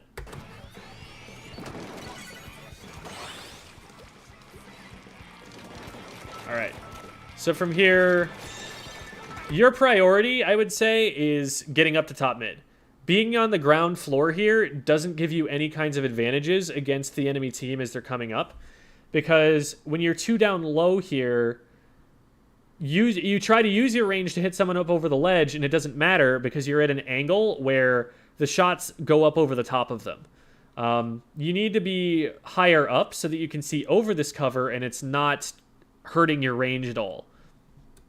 So, yes, painting the zone is a good idea here, but you want to get to top mid first because you just got to wipe. There are no opponents that are going to contest this. You can wait just a little bit and let your teammates do this for you. But you have got to get up to that position so that you can start locking the enemy team out and creating some space. The wave breaker here is very early. Yes, the opposing team is back up, but that doesn't mean that they're back to the zone yet, and they're definitely not contesting the zone from this position. So this wave breaker is going to fire at least a couple of waves out that just couldn't possibly hit anyone if they were trying to get hit by it because it's too early. Unfortunately, everybody else on your team besides you gets up here and starts to crowd you. So you're forced to not quite take the top mid here. You kind of move to the side. It's good that you're recognizing you don't want to sit on top of your teammate here because, you know, they will block your vision and they will draw aggro to you. So I like that you're moving to the side. This is also a great place to be because it's harder for them to hit you from the right since you've got this ledge next to you. Also, this is a great shot. You're tracking their movement, expecting where they're going to come up, and pew pew. Very good. So on the right-hand side here, there are 2 opponents. So there's the Brush, who's right here, and then there is the other player who is right here. This is the brush. I don't know who the other player was who went over here. But it looks like we're having trouble, like, recognizing where they're going. If you're going after the brush, you'd probably want to put a shot, like, right here or so, because they look like they're moving in this direction. But you see this player go this way, and then you move to the left instead. And I guess you're taking a shot at this player. But you had more information on the other player. It might have been better to just try and take them out, since you had longer to kind of put data points in your brain about, okay, they're going here, they're going here, they're going here. You're trying to track a regression, right? You're trying to, like, follow the curve so you can predict where you're going to have to put your shot. And you had more information on that brush than you did on the other player, so it was probably going to be an easier shot to hit on the brush than this player that you had to just react to in, like, a couple frames. I like that you're immediately running to avoid the whale here. You're not trying to, like, stay too close to... There's trying to stay immobile so that they can track you down, because that is how you get splatted by that. And then this is a great shot on the crab tank. It's always really impactful when you can get rid of a crab tank. Crab tank is one of the most powerful specials in the game right now, and being able to counter it like that is excellent. So good stuff. We're able to maintain control here. Nice, you know, you take that shot every time, and again, anytime that you're missing a shot, I'm not going to say anything about that. I'm not a Charger player. I can't hit those shots myself. Aim will come with time, but if you're taking the right shots and moving to the right positions, those shots are going to come eventually. So I just talk about it in terms of that. This you've got to be careful about, because if they start just swimming to you, they can get underneath you and be in range of you before you've got a shot ready. So I probably wouldn't actually have fired that shot. I probably would have started moving immediately. Fortunately, they missed their Zuka shots, but they actually could have splatted you with those if they had been a little bit better on the aim. Good on you to recognize you don't want to be in that position, because you've got, again, people closing in on you. And it looks like someone came over the top, so you're using that to mark them and prevent anybody from getting too close. Good stuff. Your teammate's able to use that mark to go and get a pick, and they get another one. Unfortunately, they trade, and there's another one top mid. So we're going to be able to at least control the bridge now, but we don't have control of the middle or of zone yet. I would consider getting up here on the top area here. It's not like anyone on their team is going to be able to target you that easily from there. Like, the best range they've got is the crab tank or the Zuka. They've already used the Zuka. So it's just this, and that's not going to splat you right away. You probably, if you keep this painted up here, you're going to have the ability to, like, swim back below the ledge and be able to get away from that. And it looks like what you're worried about is what's in this area that I'm circling with my mouse right here. And the only way you're going to be able to see that super easily is if you're on top of this.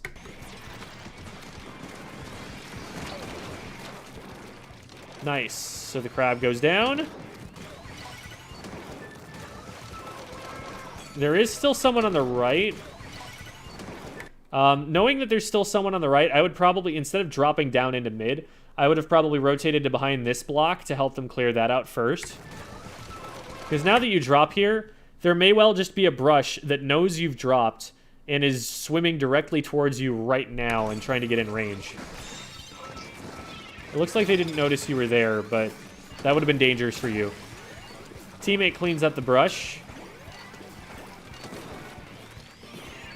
You got someone who's fighting on the right. Like, you took one shot at them, but they didn't get out of your line of sight, so you could probably take another shot there unless you're threatened by something else. Like, I think the shot on the guy on the right was higher percentage than the shot you're trying to take jumping over the piece of cover on the left there.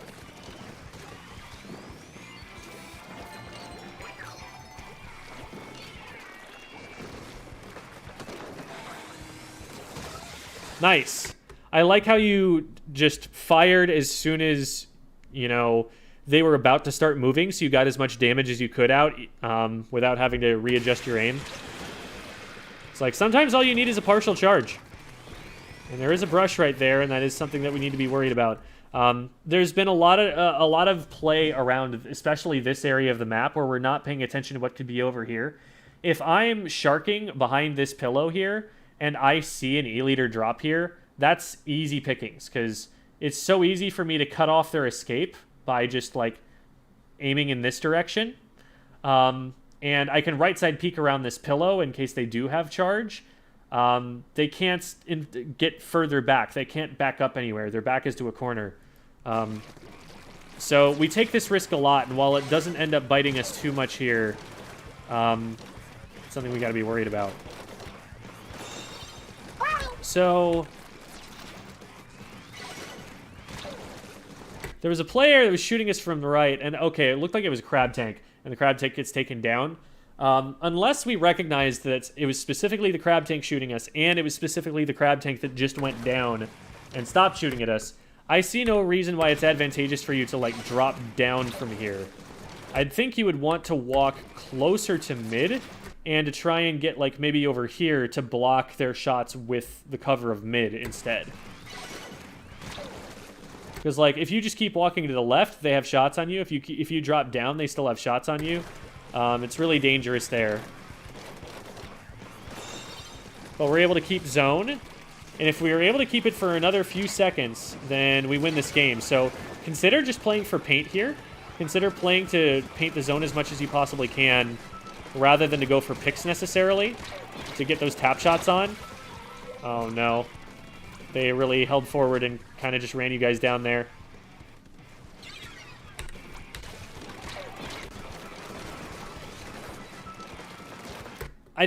You're pushing forward here, and I don't feel like this is advantageous to you at all.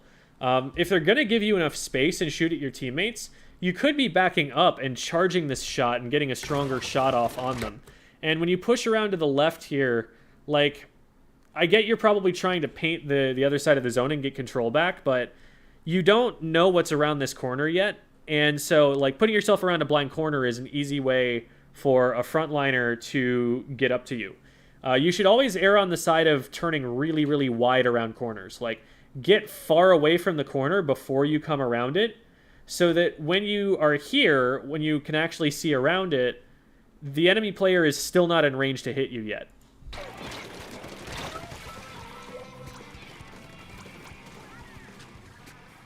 So you've only got one teammate up. I do not agree with your teammate jumping into them. That's probably going to lead to them going down. Nope, they just win a fight. Cool. So your team is able to clean things up, but I was not expecting them to be able to there. Oh, man, they are firing. They're aiming, like, really far over the enemy players' heads. I think they don't understand that they need to aim low, so that Trizuka's not going to go anywhere, and especially since I think a player's dropped down into the left here. Yeah. So you got to back away from that roller. So good recognition of the danger that you're in. Good job getting out of this. Now, if you're going to come up mid here, I feel like this is a play that you want to make to get away, not a play that you want to make to be able to, like, paint zone or something. Like, right now, you're in danger of being splatted, so you don't want to focus too much on trying to, like, cap the zone. You don't want to make yourself too visible. You don't have a lot of cover here if someone gets on top of you. So you're playing, if you're scrambling over there on the right-hand side, just to get away and survive.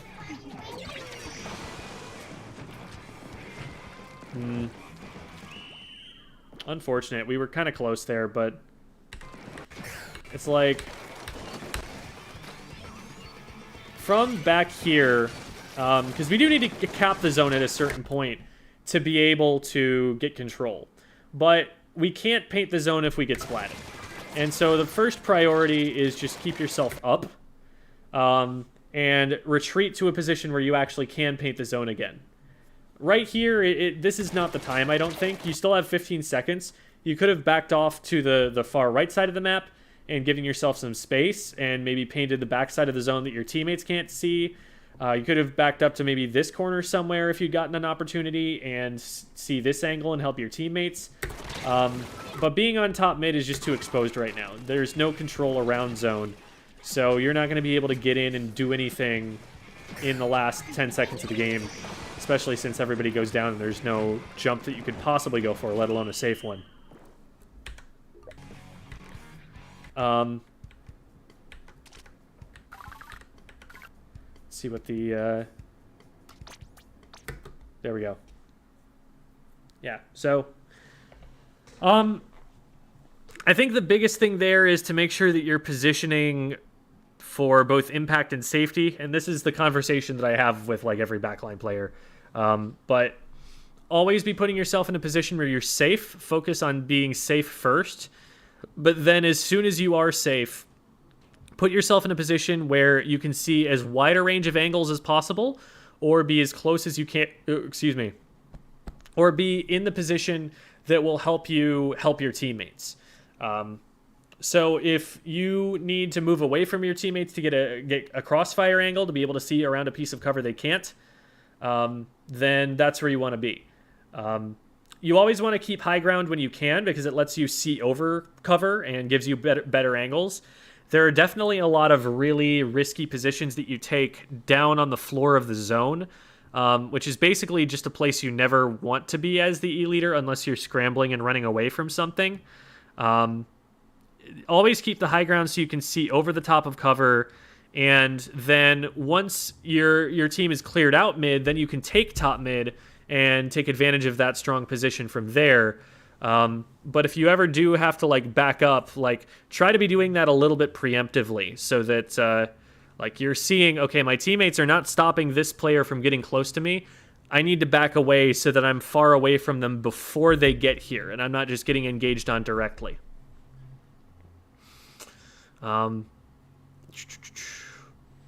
That is pretty much about what I've got there. One other thing, if you are on the floor of the zone, I mean, you might as well drop a few mines on there. Mines are really good to put on the zone because the enemy team is going to end up accidentally stepping on them just in the course of painting it. And it does paint the zone pretty well, and it can mark people, which is really helpful if you can't see them and want to know where they are behind top mid. Like, that is a valuable thing to do when you've got an opportunity. Maybe set a mine in a couple of places where you want to be able to know where they're coming from. And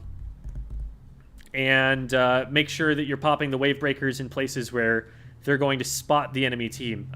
It's really nice to like be on top mid and be able to just throw the wave breaker maybe on a side of top mid that you're not going to want to pay as much attention to, so that way you're getting information on that spot passively without having to actually look over there. And that could be a nice thing. I think that about covers what I had to say. So thank you so much to VillagerSkin for submitting that footage for us to look over. Really appreciate you. And thank you to Starna, who for our VOD reviewee from earlier, for being willing to submit hers. Let's switch the screen up here. There we go.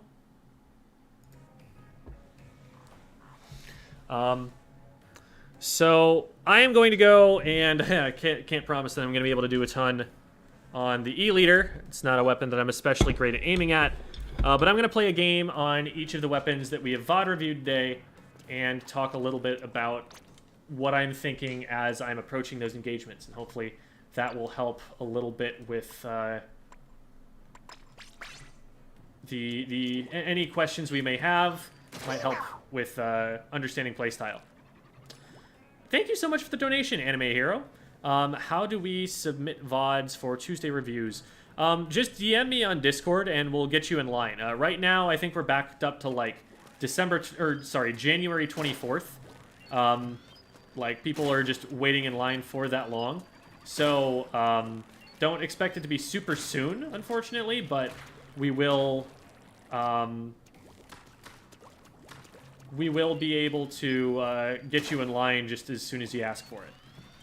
So that's how that's done. Oh, hey, we had Sam in chat. Sam is an E-leader player, so if you ever have any questions about E-leader, Sam would be a great person to talk to for that. So I'm just going to run an Anarchy Open on the Tri-Stringer, and then we're just going to pray that I can do anything on an E-leader. You think you'll be rating the new invariant weapons? Oh yeah, of course. There'll almost certainly be a new tier list once we've all had a chance to get a handle on them.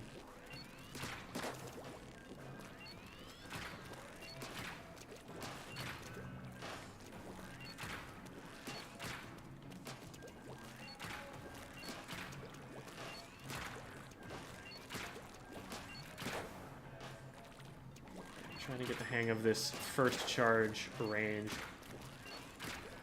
Nice. Nice.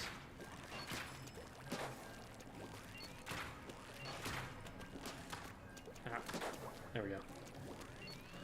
It's taking a while to match me. Hi, Jojo.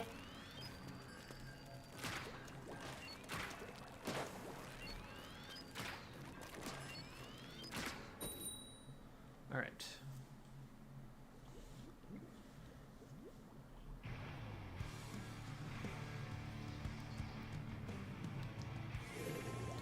It's going to be Rainmaker. We also have another backline player, so I'm going to try and play a little bit more aggressive and mid-liney to support my shot and my junior.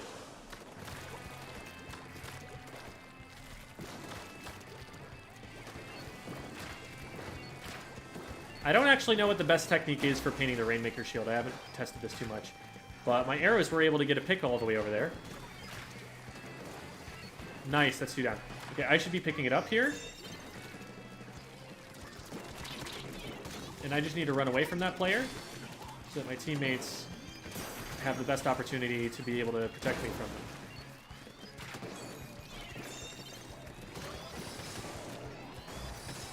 I know there's someone over here. I don't want them getting close to me. Unfortunately, someone else was able to get there, but I do trade that by putting a shot at my feet.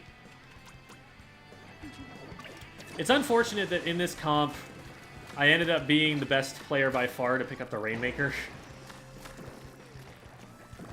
Especially since Misa is a top player, so we don't want to like be making them pick it up even though they are a junior and they're not a bad choice for it. I'm putting shots over there because I know that someone was in position to... I'm just going to run this all the way over to the left because the play is broken down on the right. And this is a place that puts it at least further away from where they want it to be. So that ended up working out, actually. We were able to get 2 on the back of that because the enemy team started rotating and gave my team their backs.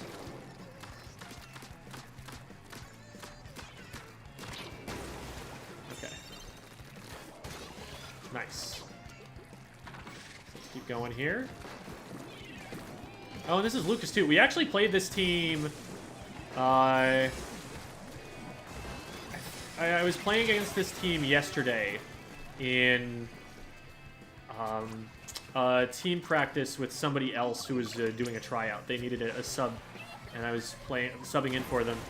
But, like, I don't know, what am I doing? This is a frontline play. I should not be up here. Oh, yeah.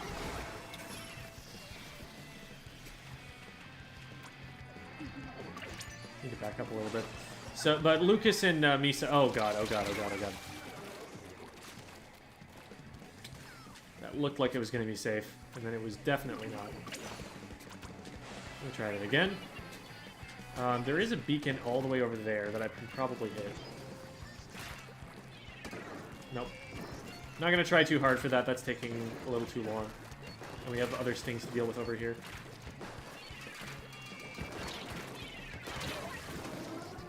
They should be a little weak. Yeah, teammate got both. Nice. So that's 2 down. Oh, hello. Please get away from me. This brush is like sneaking into mid. And I need to be really careful about where they end up deciding to go. See, I'm using the single charge to poke them out of there. Oh, no. Oh, okay, I traded it. That's fine. Okay, good stuff. See, keeping it on the left makes it really difficult for them to push in the general case.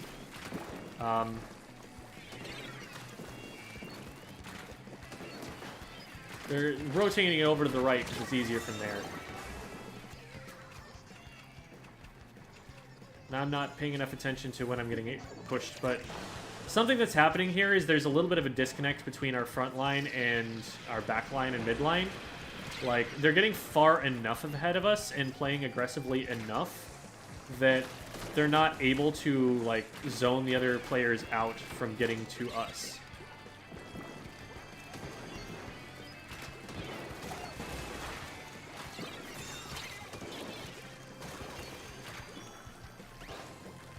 So I'm trying to get up into more aggressive positions to help my teammates, but I'm ending up getting flanked by the brush in the meantime. Oh no. I thought I backed up from that well in time, but good shot from the leader to keep us safe.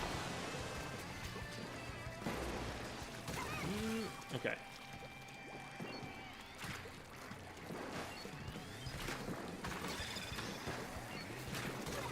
There we go. Rushers in here. Oh, I was trying to throw a Toxic Mist because I knew they were about to swim over there, but... Alright, works out. I'm probably going to pick a different say stop and go on a different team. Because I kind of just played Rainmaker and got carried by really strong frontline teammates who were just doing everything themselves. I'd probably prefer to be in a situation where I'm able to have more of an impact for a variety of reasons.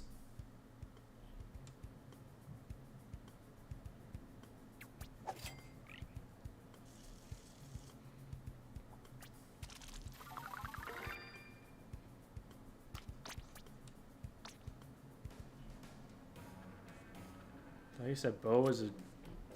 So, Alejandro, I don't appreciate the tone that you're coming at me from here. You've been very critical of a lot of the things that I've said on the stream for a long time. And, like, people's opinions are allowed to change, you know. Over time, people did learn more about how to use this. And so, yes, like, my opinion has changed a bit. That said, another thing is that the reason I'm playing it right now is that somebody else requested a VOD review on this weapon. And so I'm playing it as best as I know how, regardless of what... Like, if they were to play the worst weapon in the game, I would still do this. So it's not even relevant to the reason that I'm choosing it right now.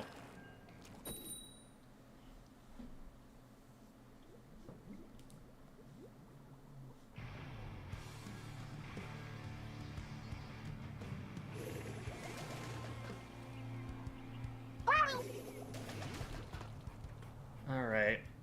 This is a weird couple of comps. I, again, unfortunately have another backliner on my team. But we're also just even less aggressive than we were on the last game. And they've got a lot of aggressive midline that I need to be careful about. So I'm going to try and paint defensively. I still didn't get enough damage down. I hit a couple of tap shots, but that was about all I was able to pull off, and they probably healed a little bit in the meantime. Gotta be really careful. Oh, no. Wait. Did they just win? Ugh. That was really awful. So, the team kind of collapsed on that first fight. And, after that, they really snowballed it. We weren't able to get any footing. So, again, I'm not able to showcase the weapon very well there. I'm going to try that another time and, again, pick a different team.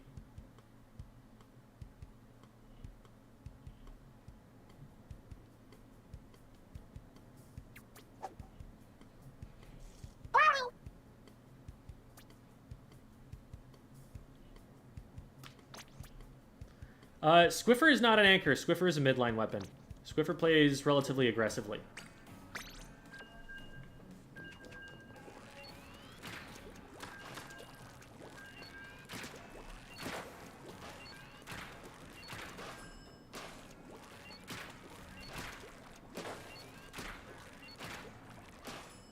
So that needs to be my like general game plan, to go for the double single charge shots.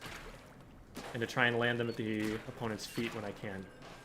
Although, on moving targets, I should probably readjust.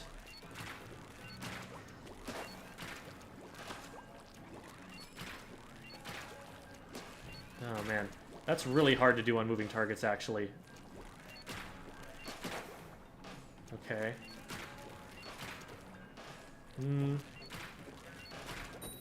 Man. I'm having a really hard time, like, as someone's approaching me, I need to figure out exactly what combination of shots and how to aim them so that I have stopping power, so I can prevent them from continuing to move toward me. Because that's something that I'm kind of struggling with there.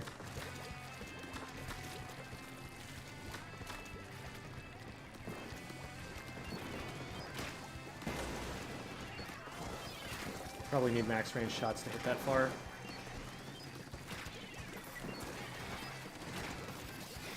Something happen over here? No. Let's just put that over there. It'll at least slow them down from getting missiles.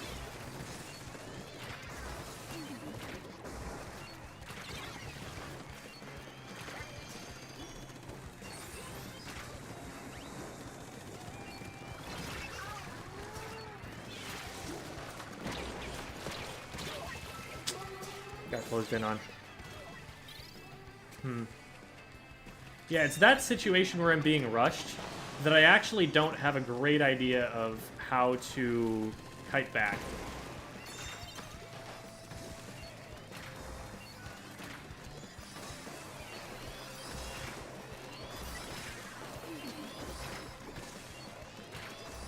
Just gonna keep these shots here so that they can't engage from the right. Wow, I thought that was gonna miss. Bad depth perception there.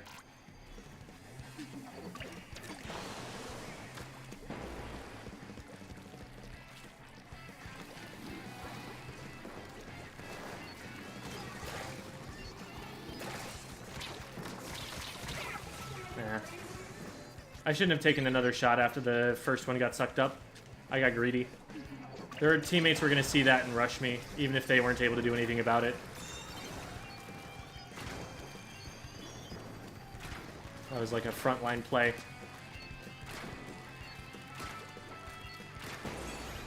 There we go. Pop this, because my teammates are in an engagement. Got one, nice.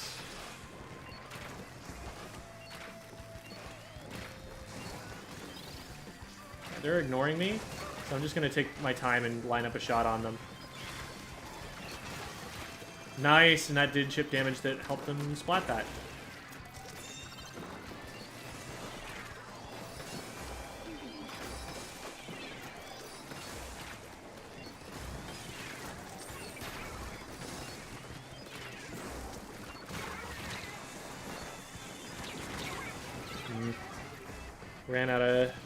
Ran out of time. It was really hard to find shots there. Like, none of the angles that I was trying to take were landing on anybody. That's just something where I would have to go into, like, recon mode and figure out, like, what can I hit from there and where are they probably going to stand to avoid it. So I'm sure there's a way I can figure to cut those players off.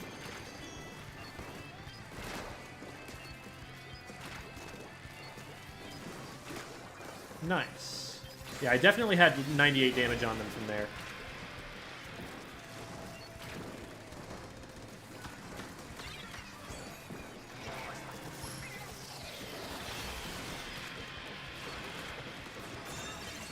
Nice.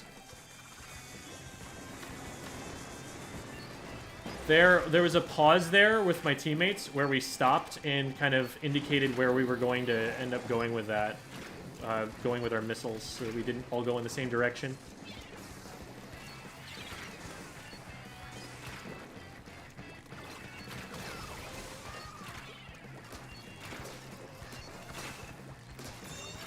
Nice. Yeah, nobody was contesting me, so I was able to just keep putting damage over the top of it.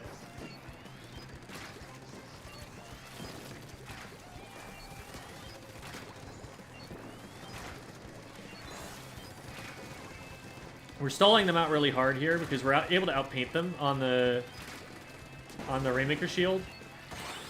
Nice, good stuff, good stuff. Okay. This is definitely a better game to look at for how I'm positioning and what I'm trying to do with my shots.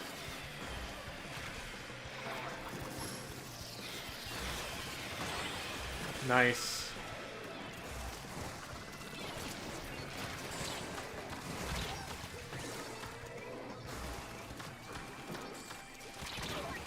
Alright, I got them most of the way.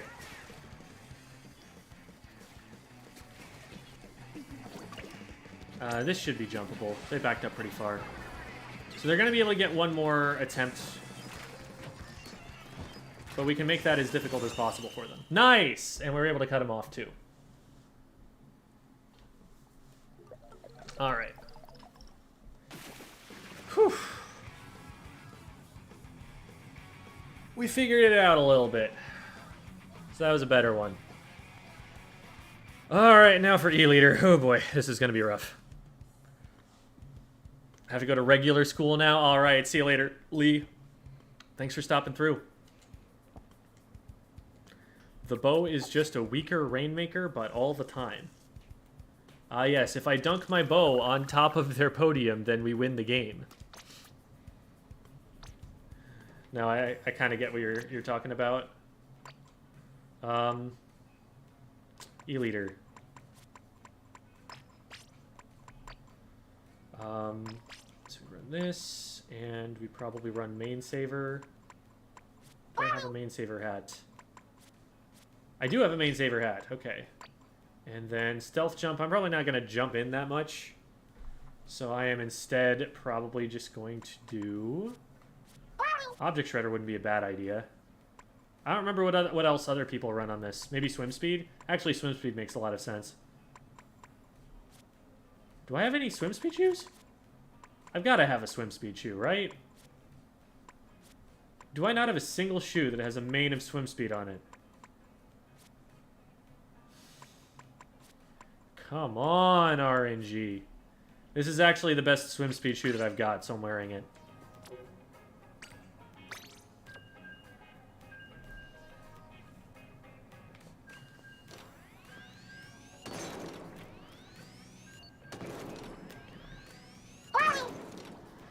I'm so used to playing Splat Chargers that I tend to fire a little bit too early. So something I'm doing right now is just getting the hang of how long it takes a shot to be ready.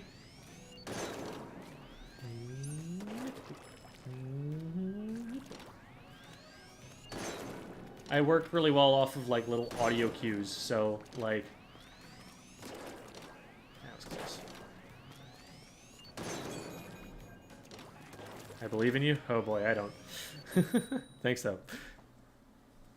Forgets you can sort them. No, like, sorting them would legitimately take me longer than searching for it like that, most of the time. Okay. This is a map I at least know relatively how to position on. So there's something there. Can I hit the Rainmaker shield from up there? Probably not. We have to get about this close. Yes, scatter from mid. Be afraid. Okay, nice. We got both of those. So we're going to be able to just pick up.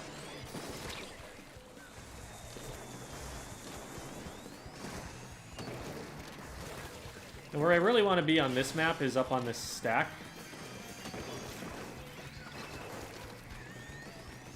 What I also want to do is not miss shots. That's an important part of playing the weapon.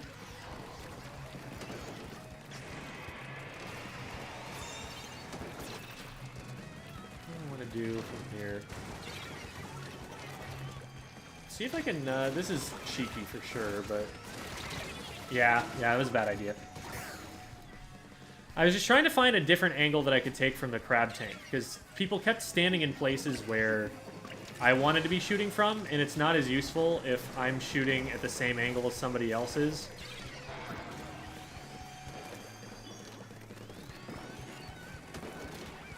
I can hit the tip of that anyway.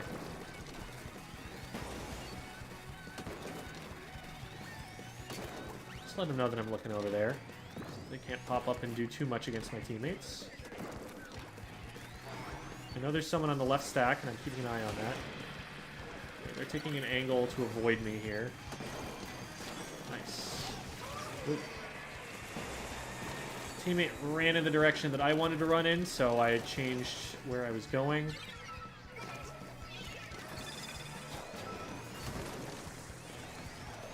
I don't have a great angle from here. I want to get higher ground. What happened over there? Okay, it dropped down. Of course, they're going to die from there. Oh my god, I missed the jump.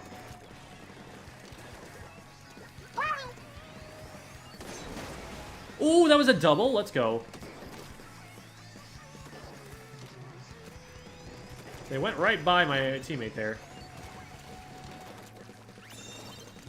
I would have grabbed that in a second.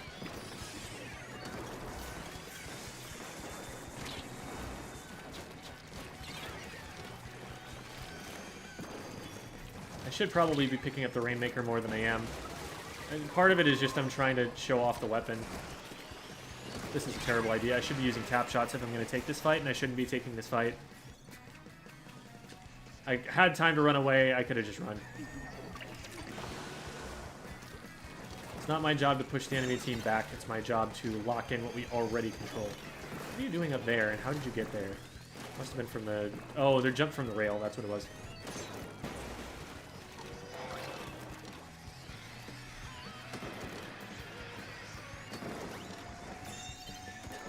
Well, painted their feet. That's something.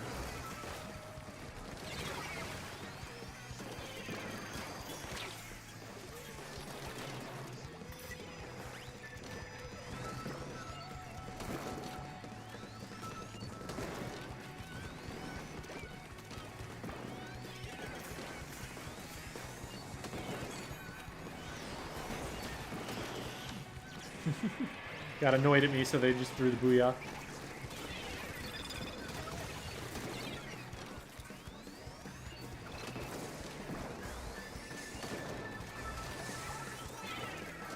This is a little dangerous. I tried to substrafe.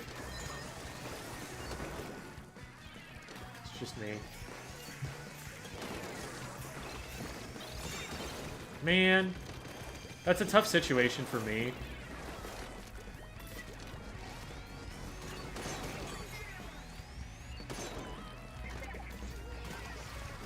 But could have saved it by hitting a shot. It's possible that I saved it. Get at least some paint on the ground so that it's harder for them to get to it and pick it up.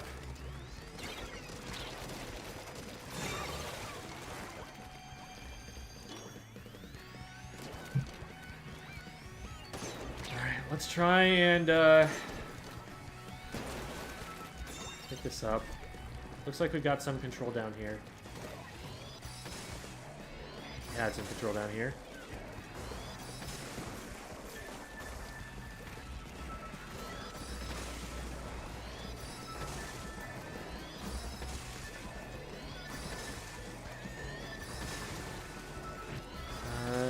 One for one trade. Not what we need to keep moving forward. 35 seconds. Someone's dropping down to try and stop me. That's a good opportunity for us. That is not safe for them to try and do.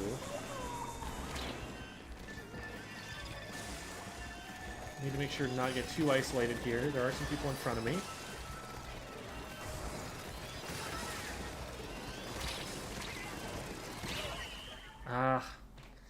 Yeah. I might have been able to back up a little bit more, but there were only like 10 or 12 seconds left. We kind of needed to get in there pretty soon. That was just tough.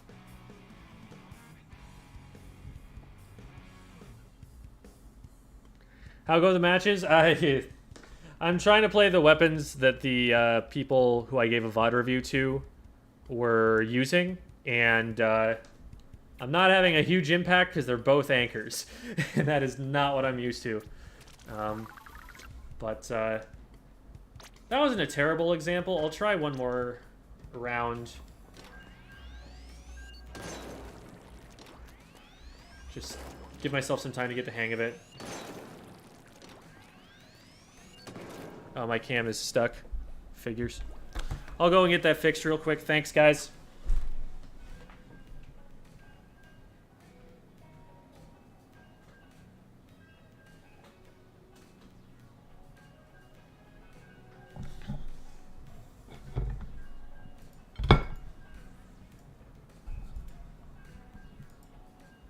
There, it's back. I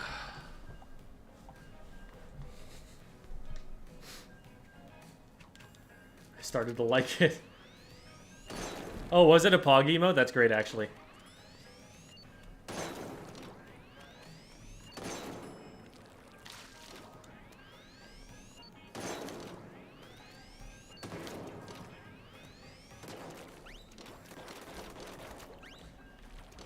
Thanks, Brock. You know, normally I just play one match, but I'm trying to take a second and figure things out a little bit better so that I can give a better example.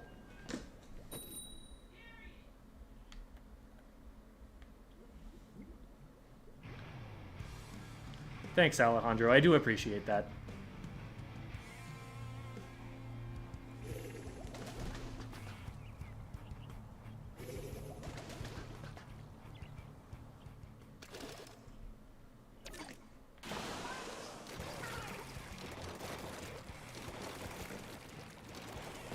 Here we go. Someone flanking right. They're underneath me now. They decided not to go for it. Come back, help their team.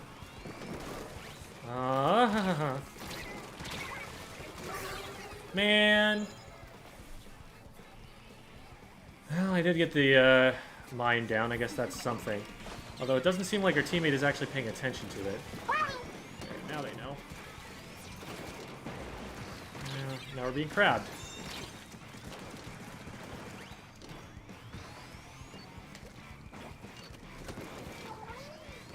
Oh, crap.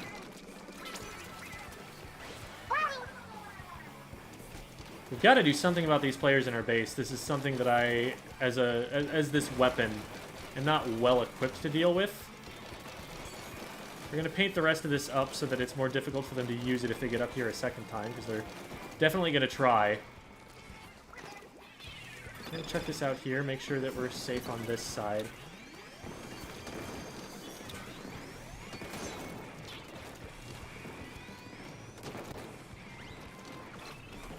I don't want to get rushed over the right-hand side, and I'm not seeing over the top of things, so I'm going to move.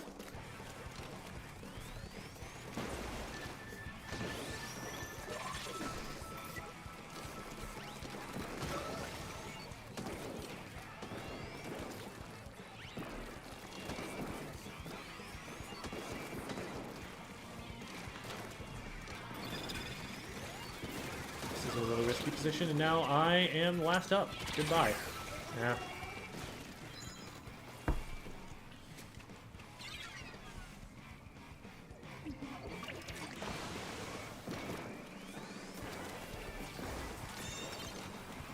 Nice.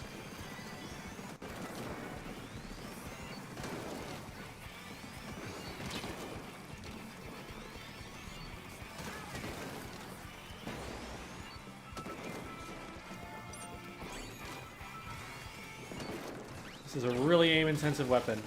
I don't have anything but my main weapon that I can use to poke at someone from range. So it's either I hit shots or I am not able to have an impact. And I'm not hitting a lot of shots right now.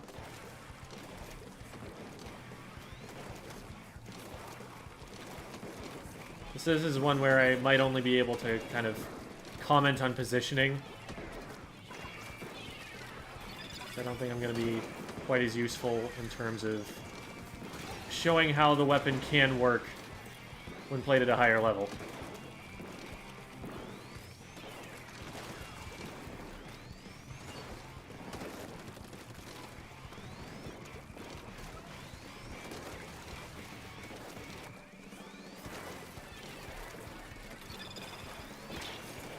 Oh.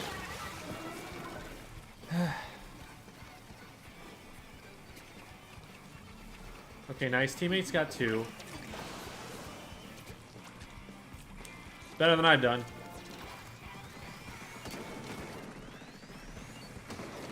Oh, I should have waited and hit the jump. That was silly of me not to go for that.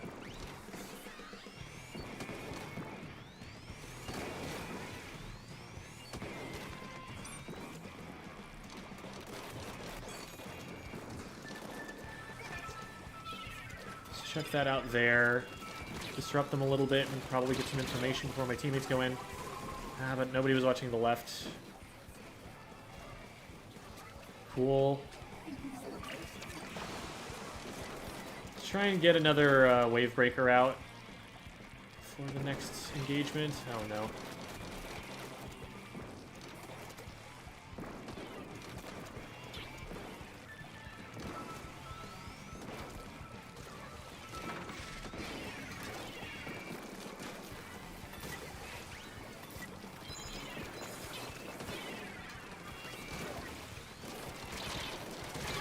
Okay, I got the tap shots anyway. Unfortunately, I missed the first one, but I definitely could have gotten that fight cleanly. I had a partially charged shot, and then I hit, I think 2 tap shots after that.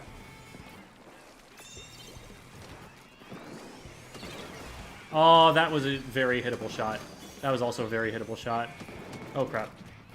Okay, they're not in range. But I didn't know that, and neither did they, so... Alright. I think that's enough attempting to elite for now. Villager, we did already do it, but it's recorded, and if you have any questions, you know, always feel free to reach out and ask. Yeah, I'm trying to, Devi. It's not going very well. I'm doing it because these are the weapons that the VOD reviewees played, so I'm trying to give them examples. But I would not take my example on E-Leader gameplay.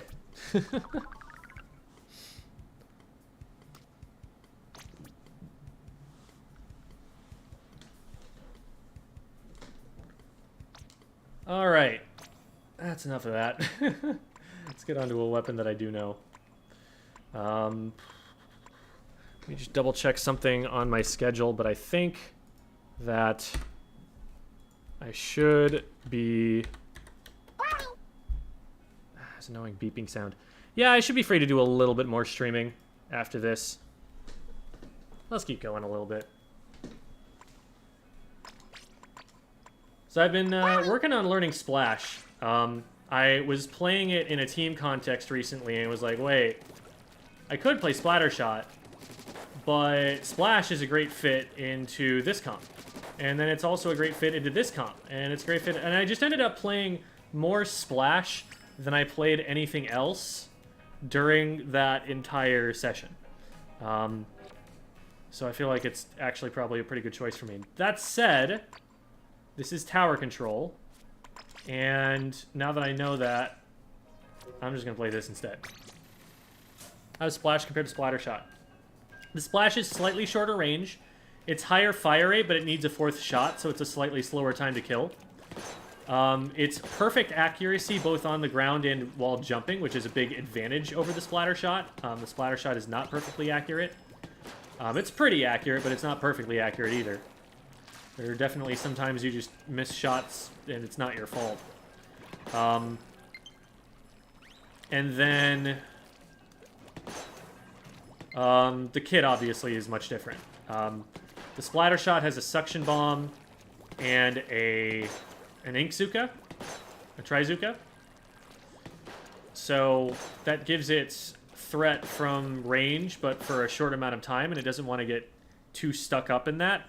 Whereas the Crab Tank, it's not as immediately lethal, but it's a really good way to control a zone on the map, especially from high ground. And it's starting to be favored more than the Trizuka is at this point.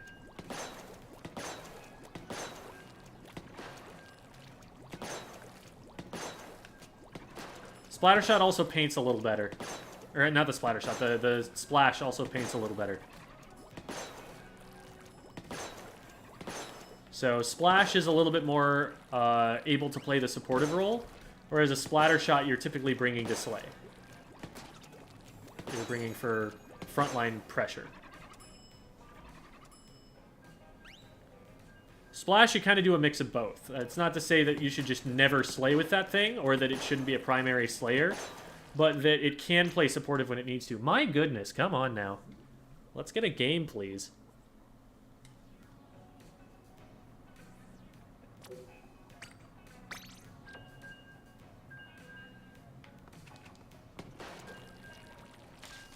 Yeah, if you find yourself overshooting with your aim, just slow down. Just work on getting that under control.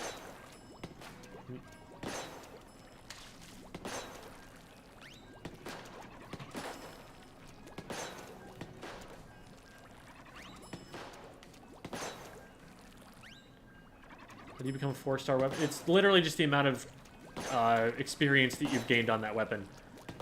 You can actually see, I'll show you when I'm able to get back to the equip menu if I can remember. But when you go into the plus menu, oh my god, what is happening? Why is this 3 in a row? I don't think that's ever happened to me.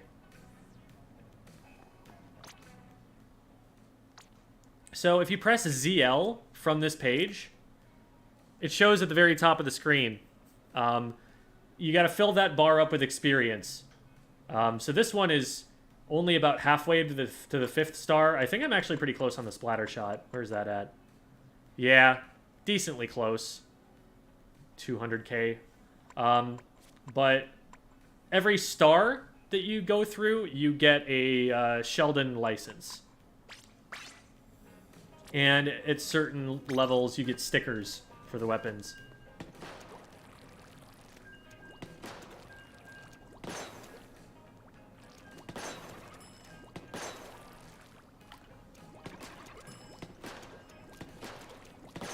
There's an argument that a charger shouldn't ever have to 180, that, like, if your positioning is airtight enough that you should never have to worry about that situation. But, I don't know. First of all, I would want to do it just because it's sick to be able to do it. But secondly, I feel like I don't want to put myself in a position where I ever can't do something about someone engaging on me because I just can't move my aim fast enough.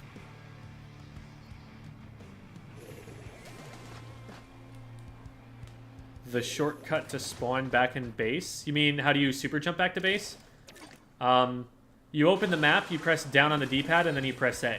Or, to do it faster, you hold down on the D-pad already, and then roll your fingers from X to A. And it'll booyah, but then it'll work.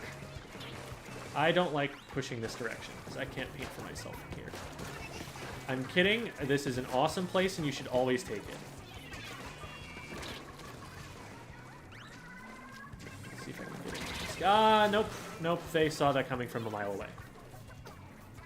I was hoping that it was just the Explo watching, and that they would be distracted, and the Explo wasn't watching, but they also weren't distracted enough to miss that.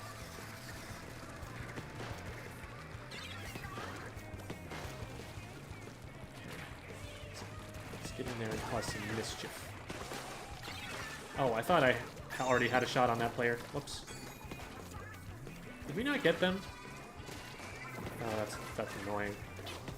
If we're riding the tower, then you're going to want this from me. Well, I did not see them until then. I also think it was entirely too early to be riding the tower, for the record. We didn't get any of them down. We just kind of got on it, and nobody was in front of it, making any space for it. I didn't even want to get that close to put the bubbler down.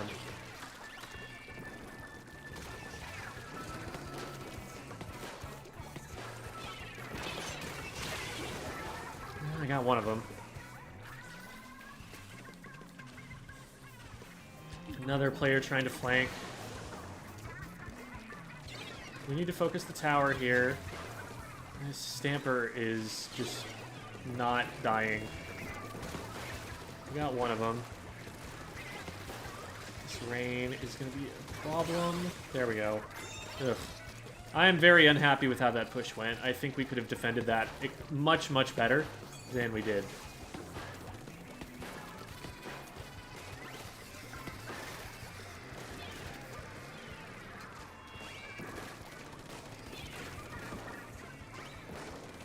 Coming back around. I'll take it for now and pop this on it. Okay, they've got rain out, and they're starting to push from this angle. Thank you.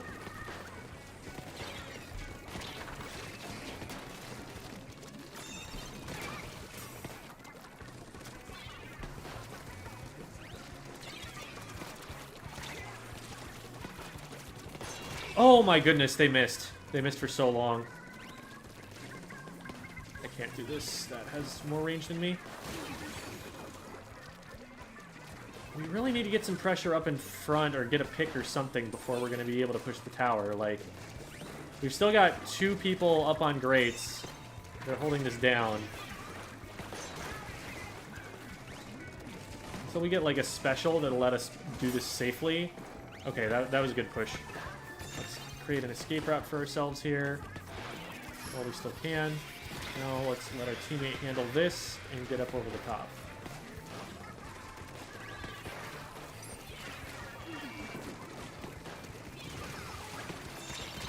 I'm missing because I'm at point blank range.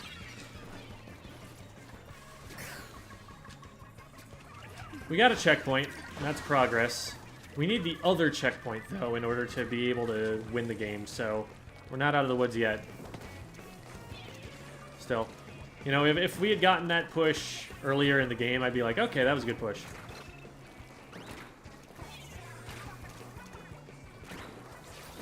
There's nobody trying to come over the top. There's somebody right there on the tower. And I cannot be here, and I am dead.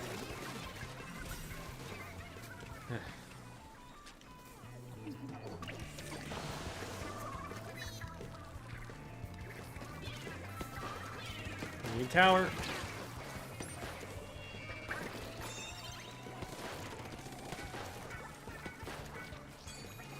Checking there for sharks. People love to shark under that ledge.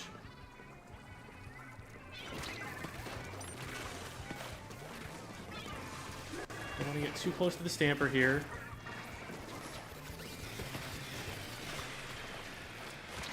Oh boy.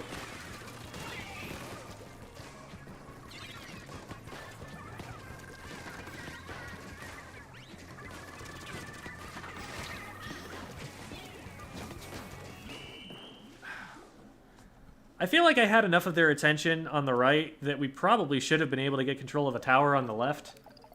That was at least 2 people looking at me and 1 person that might have needed to look at me if I had kept going after them. Ugh, that didn't feel good.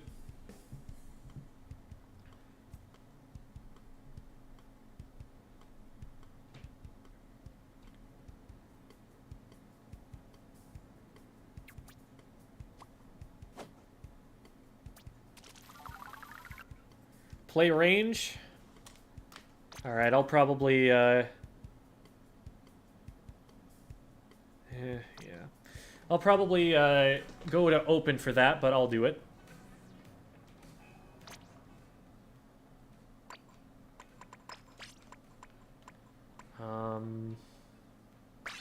This is about what I'd run, actually.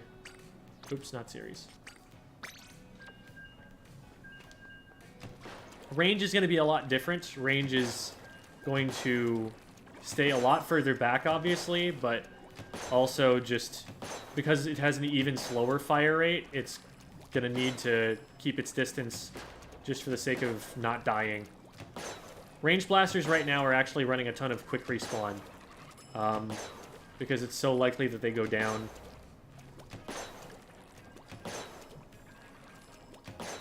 Or I don't know, maybe Kyo's just holding forward with it. I haven't actually seen one of Kyo's games on it, but he's gotten this idea to run like 2 mains or 9 subs or something of it. It's a lot of quick respawn that they're running on it.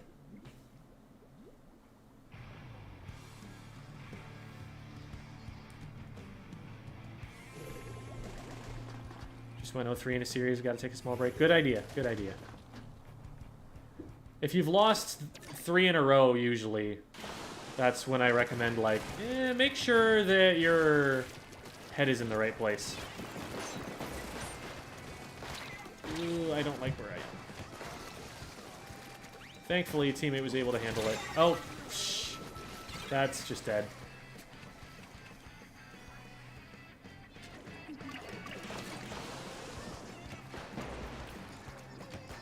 In a situation where, like, you're very close to dying and a teammate is also looking at the same player who's threatening you, the best idea is almost always to just, like, disengage as much as you can. Because you just being there and them having somebody else to shoot at is usually all your teammate needs to keep you safe. Let's see if I'm close enough to hit this guy. Yeah, okay, there we go. I would have grabbed that. Oh, no! There was a bomb that they threw at the wall.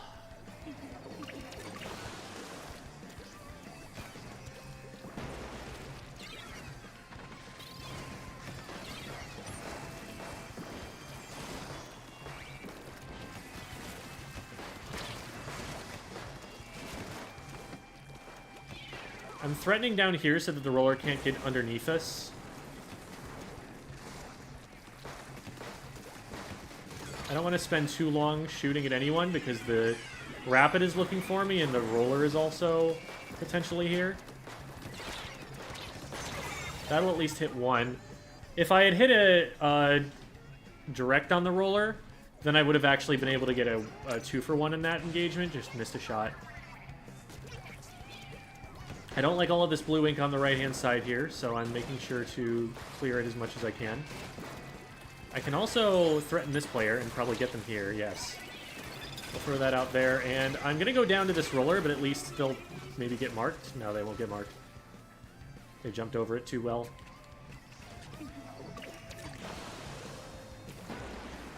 Yeah, the rapid is getting really aggressive and not necessarily respecting where I could be coming from. So that's something that I want to take advantage of when I can. Clearing them out is going to make things a lot safer for my teammates. I also don't want to fire a shot from the same angle too many times in a row, because that'll let my opponents figure out where I'm coming from. They tried to save me, but it was too late, and now that ink vac isn't going to do anything at all.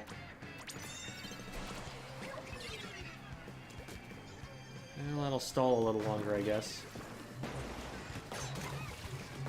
They tried to clear that out for their teammate, but I ended up being able to find an angle that they hadn't covered. Roll, brush, please. Hello. They're right there. Okay, we got him.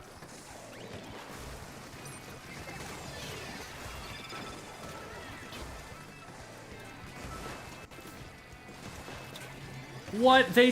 Oh, that was a teleport straight out of my shot.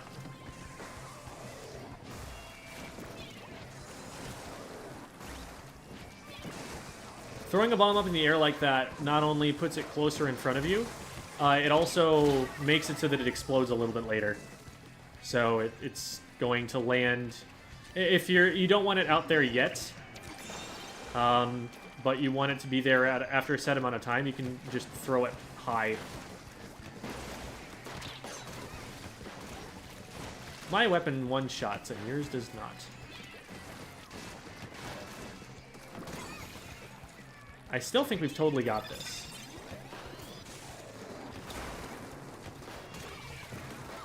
This is a very winnable game.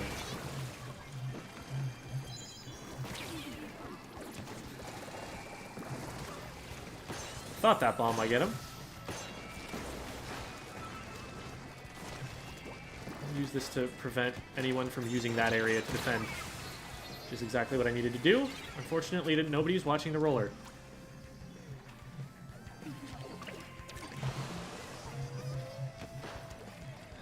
We got too far in front of the Rainmaker, and like, we got multiple picks on their plat there, and it didn't end up mattering because the Rainmaker died, and that's gonna stall us longer.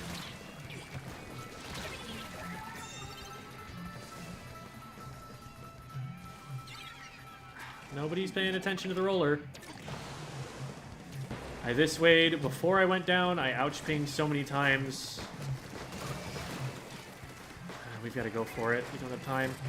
I don't know how I even maneuver this weapon far enough to get to it. Yeah.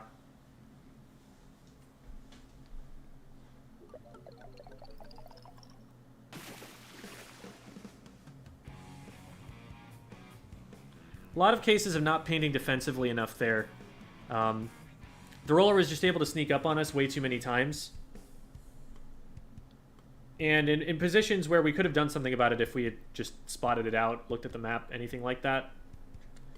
I was even able to call it a lot of the time, just sometimes I was already too committed because I had pushed up to help another push.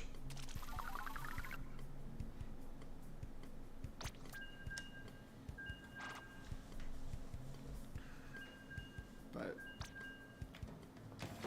we'll go one more time.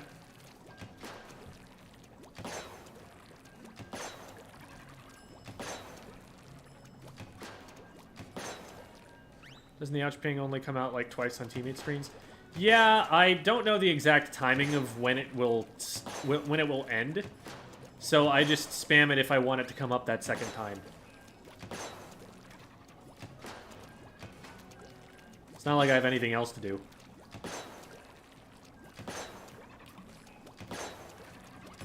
Would you consider range a weapon that relies heavily on your team comp to work, given its weaknesses and mobility? Yes, definitely. You need weapons that will paint in order to support it. It's very difficult for this weapon to function without being able to at least move around its immediate vicinity.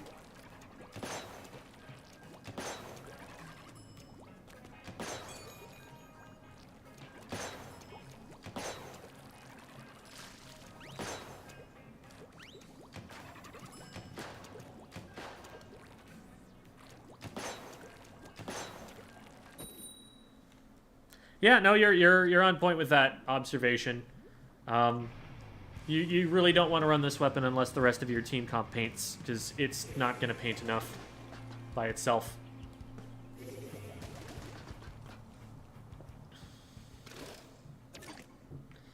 Not a big fan of this team comp. We have no, like, hard forward-facing weapons except maybe, like, the tent.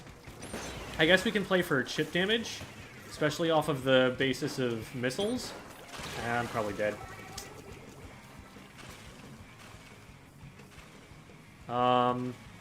We might still be able to move from there. We just need to make sure that that stamper doesn't kill us. Cool. We pick up. Not quite. Where was the person who was on the left here? I thought there was someone over here that was going to be able to flush around the left-hand side, so it's probably something I should have looked for before I picked up. So I fired a shot over there, and they think that I'm over there, and I'm really not. And of course I mistimed that, but you can see what I'm going for there. So this... Now I'm going to try and bait my teammates into walking forward into any ambushes that they have set up. And that's going to work a lot better. There we go.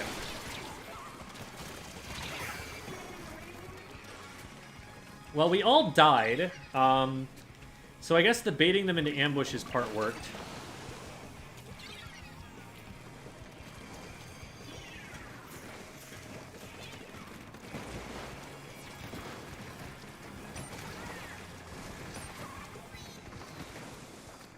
We do have a crab. We want to be careful about this stamper. I don't have the ink to challenge him right now, unfortunately.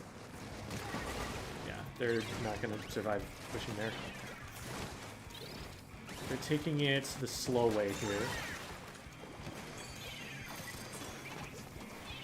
Can I hit that over the top? Yes, I can.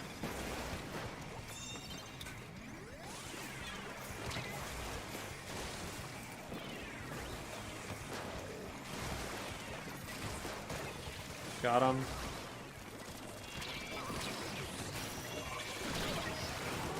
I was hoping that the bomb would get them on the back end of it, but I think I threw the bomb too early for that to work.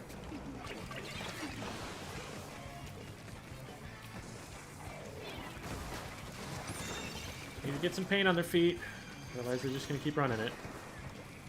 I'm going to try and take out the crab. Oh my goodness, that really missed. Okay. Well, fortunately, there was nobody in front. Unfortunately, this guy's here. That was probably unnecessary, actually. We probably could have just run to the left and gotten around him. So now the Rainmaker's alone out on the left-hand side. Good job on the Rainmaker, though, to get a pick. Was just the aerospace rushing him down. Got two. Let's go. Okay, we need to get in front of this. I'm gonna try and play a little bit more V-Blaster right now. Because otherwise, I'll probably get run down. They're gonna go down. Nice. And that's game.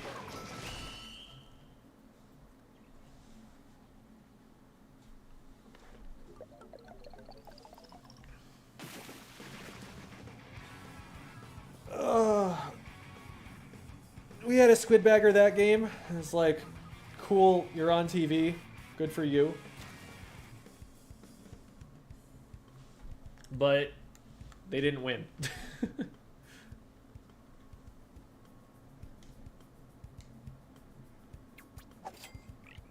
I think Chara did say that the Blaster is a pretty good matchup for Stamper. He has a matchup chart that he put on YouTube at one point.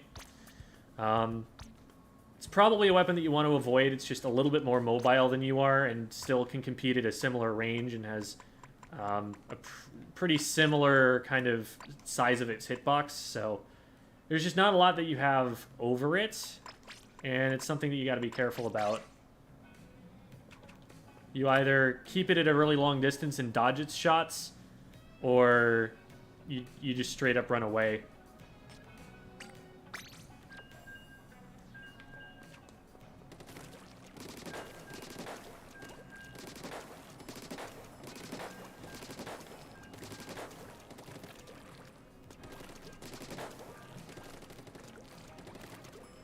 What would you say are the weapons that best take on Splattershot?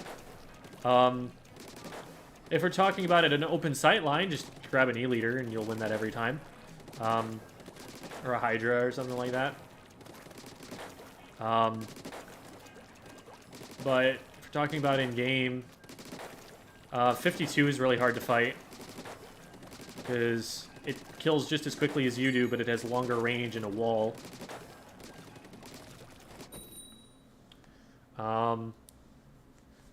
Machine wins if it can keep its distance. You win if you can get in on them somehow. But it's really hard to get in against strong machine players, so that's annoying. Range blasters aren't the easiest things to approach.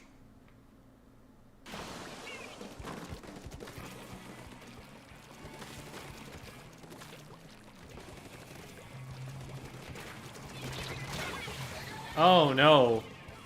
I think that was a direct burst bomb, and we just didn't do enough damage between the two of us to get them before they traded us. Good job on the defense, though.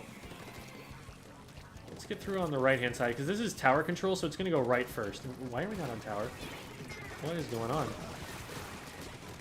That was laggy. Okay, we should be on tower. There we go. And now... Can you...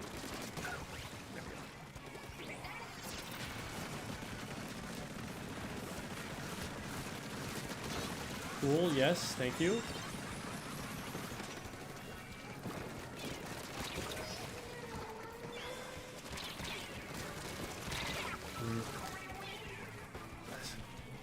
Something that I'm going to have to get used to on this weapon is the range.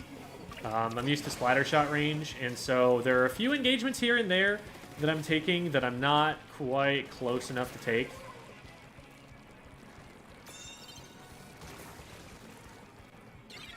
This is risky, but I might be able to...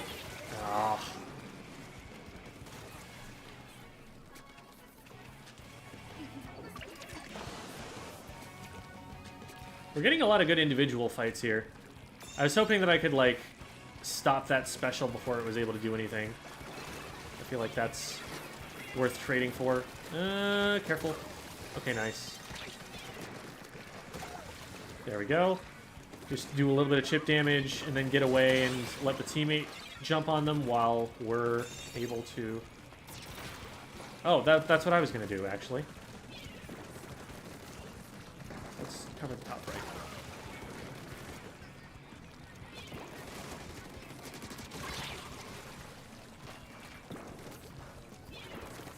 I don't know why they're diving there, because that's not where the tower is at all.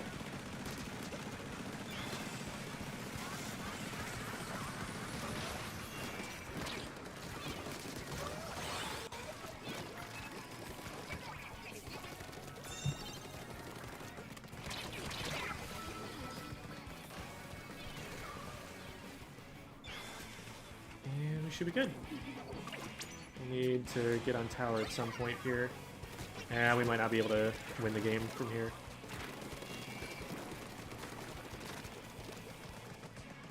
Don't want to look up too far and get hit by their teammates from the front. I needed to stop firing, recognize it was a dualies and that they were going to be moving pretty soon. It just looked like they didn't know where I was and that I was going to be able to get the shots for free, and I didn't turn my brain back on when I missed a few.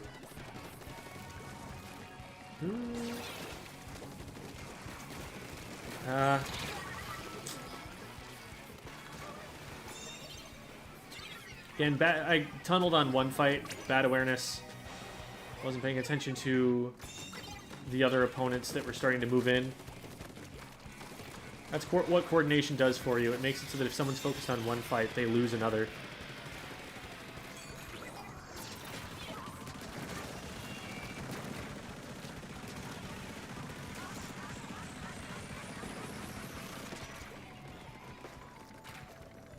I feel like I'm still going to get contested from right here. Yes, I am. So we stop that before it starts.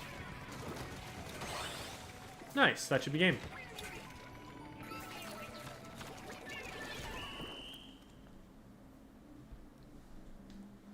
What do checkpoints do? When you get to a checkpoint, the tower sits still for 10 ticks while the checkpoint clears. If you don't clear the checkpoint, then you have to sit through the checkpoint again the next time that you bring the tower back there. If you do clear the checkpoint, it saves you all of that time, and you move up faster. So checkpoints are the most important places to defend, because if you successfully defend there, they have to make all of the same progress all over again. And the tower is also not moving, so it's easier to target the tower and the players who are standing on it. Wow. Pro out there with 23. I thought I had a good KA, but they're putting me to shame there.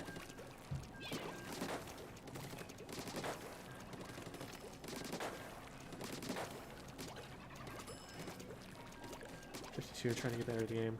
Can I man it all the time and be fine for most game modes? Oh, absolutely. 52 is a really good weapon. There may be some times where your team might want you to use a bomb, in which case you could probably switch to splatter shot and not be too badly off and be able to play a similar style.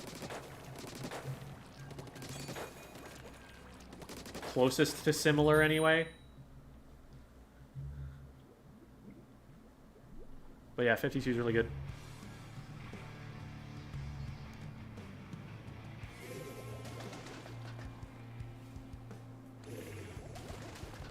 Beat stats Splash-o-matic with intensify action? What? I'm confused. What do those words mean?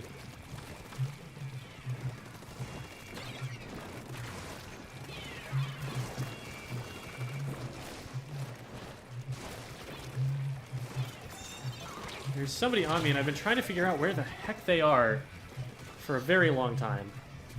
There. Well, at least I was enough of a distraction. Oh my god, missiles. Oh, I hope my teammate doesn't run backwards into those. I was so worried.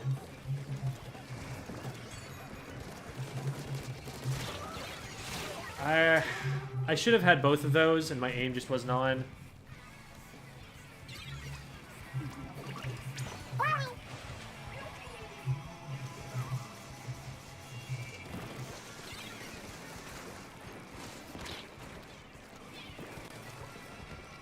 Let's get over to the left. That's really where the fight is right now.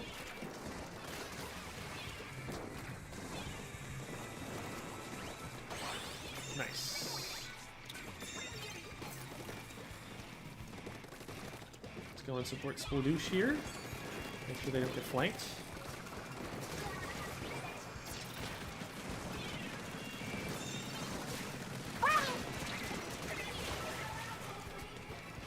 Splatana Wiper just keeps getting on top of me. I'm not getting enough of a sense of where everybody is before an engagement starts. And so I keep getting surprised by things. Paint a little bit more defensively.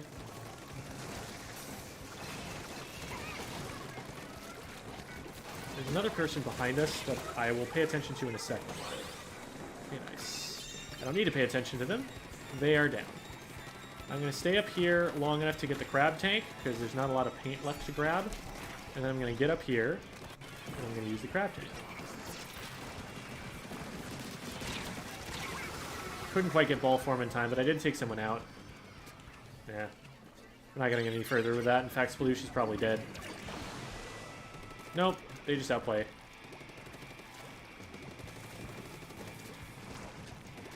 Oh my god, they're still in there. What is happening?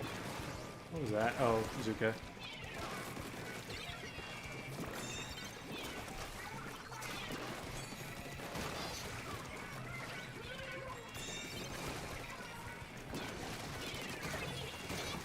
Woo, let's go.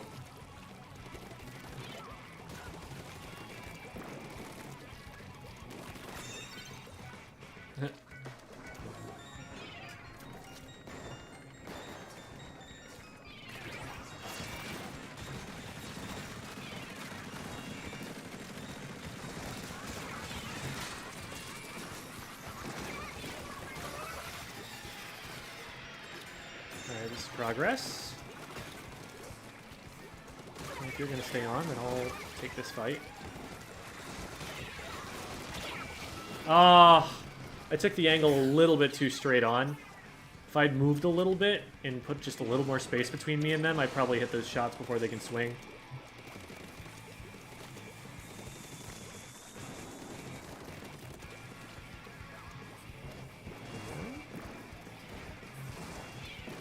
I know there's someone in here, yeah. Over there. Can't get hit by the hammer from here.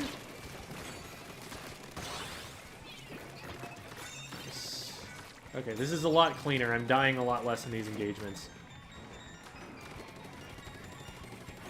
Might as well get this painted.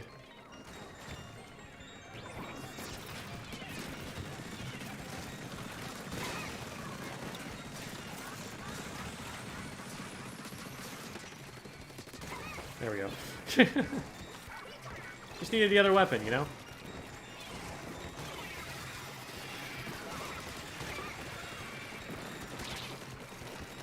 And that's easy.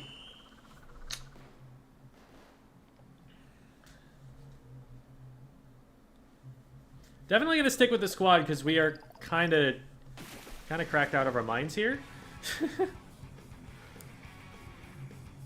Switch friends with Bob Ross. Everybody's friends with Bob Ross. We just may not have him added.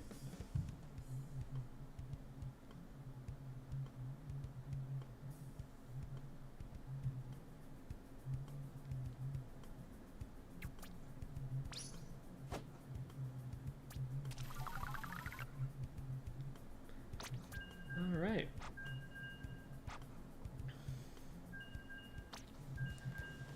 Good KAs across the board, really.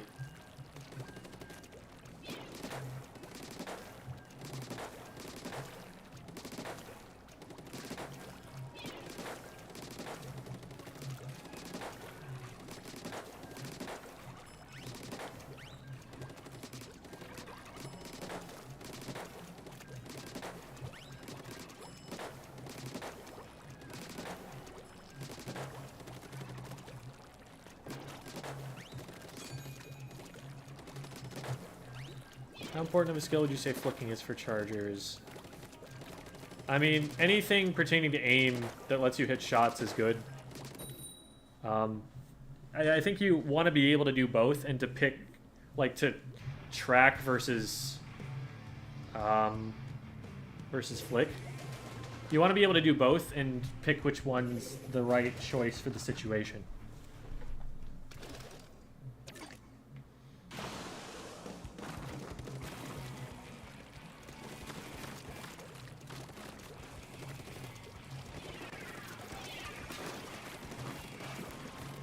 Ah, a tri-stringer YouTuber. You are stuck. You have nowhere to go, and I missed every single freaking shot and did not get it set, so of course I'm dead.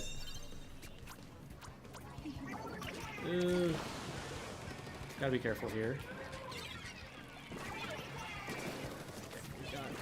tap on them.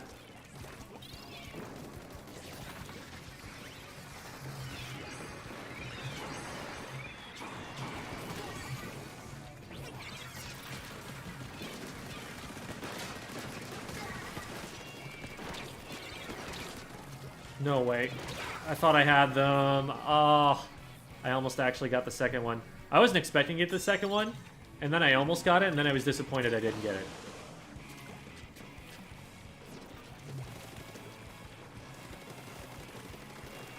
Let's just clean this up a little bit more thoroughly so that we don't get sharked as easily.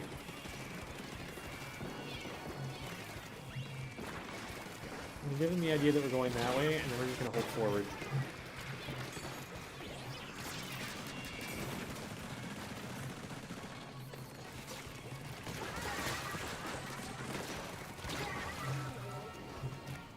Well, everybody died. Might have been that there were some bombs that went off of my crab tank now that I think about it. I wasn't even looking after that. I was just hard focused on getting my aim on. But I need to be more cognizant of that, even if it didn't happen. Ugh, freaking torpedoes. Blocking my burst bombs? Unacceptable. Oh, I thought I hit it. I'm sorry, teammate. I could have saved you from that torpedo.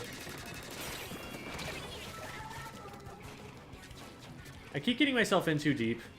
I need to just be waiting. We're at a level where I can't just dive everything and win by mechanics alone. Ah! Oh! They came under the tower.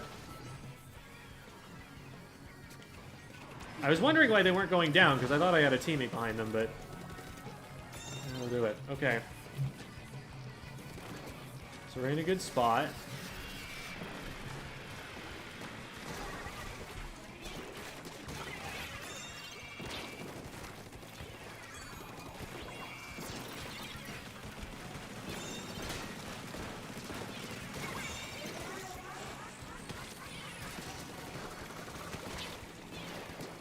That was a little bit more of a graceful exit than I've had in the past. Get back on this and keep this going. I don't think there's anything from the top right that is contesting this right now. I'm going to stay on here, actually, so this goes a little faster.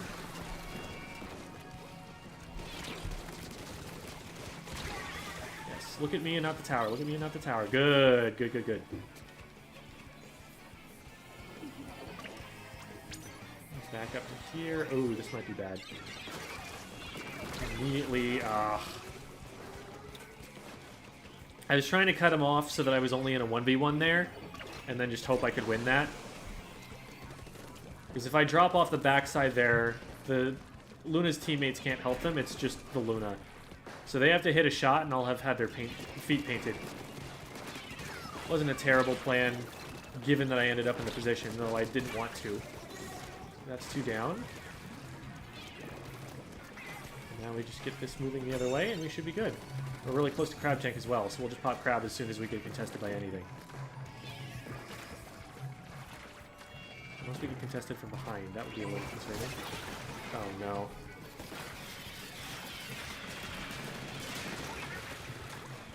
Okay. No way. Oh my god. Oh my god! Whoo!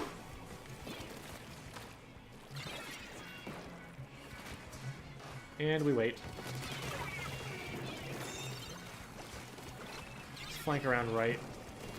Let's not flank around right, actually.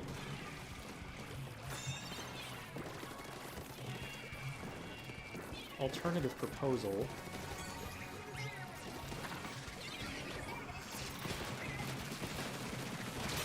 What? Okay, I could have just rolled them.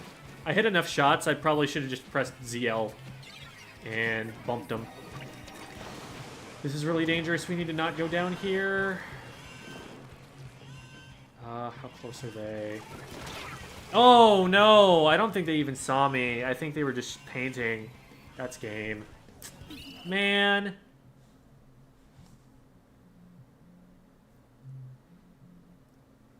Couple of little mistakes there.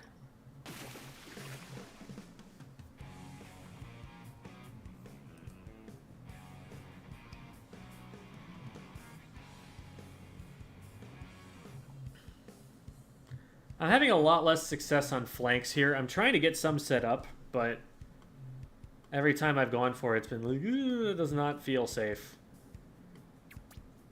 So maybe I should just be playing more around Crab Tank.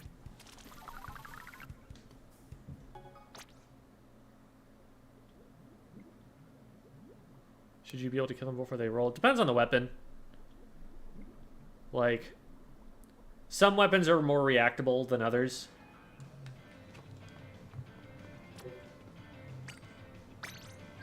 Okay, zones, mincemeat, and hammerhead.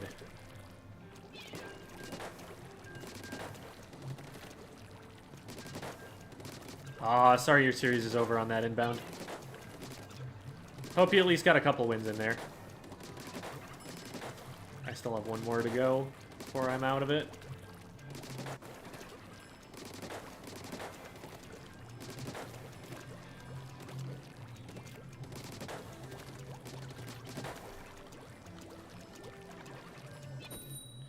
Yeah. Mincemeat zones and hammerhead zones, I think was what it was. Those are great options.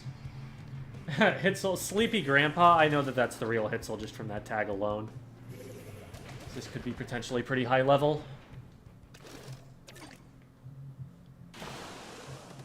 This is a pretty good comp that it's given us, though. I'm going to paint out this side and try and get Crab on my way to zone.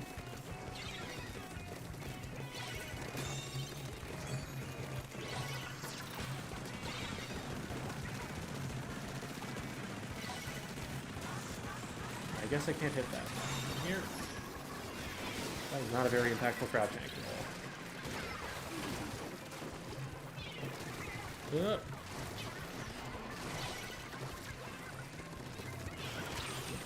Oh, crap. Good Booyah Bomb. But we clean one up off of that. Oh, no, I can't jump into that. We could just get rushed. Okay, we trade those back.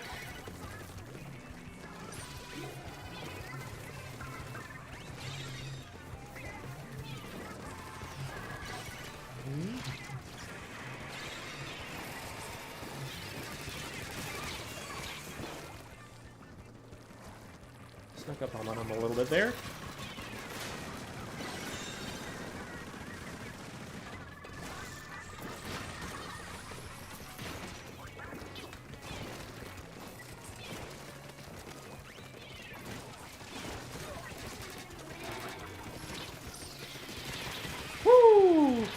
Oh, okay, I didn't squid roll. I needed to squid roll.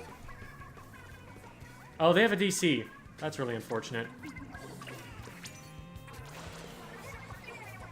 That was actually a pretty good match.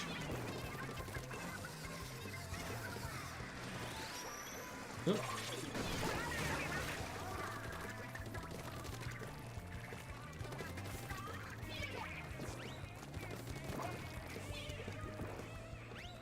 Oh, they're just squid partying. Yeah.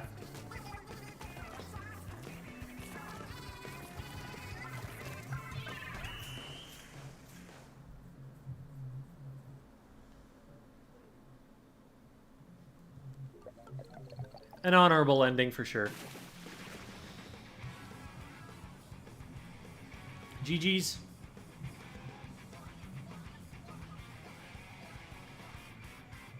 I had a really sneaky shark there on the 52. I was proud of that one. Found a hole right between two really big hitboxes and was able to sit there, and they had no idea that it was safe for me to still be there.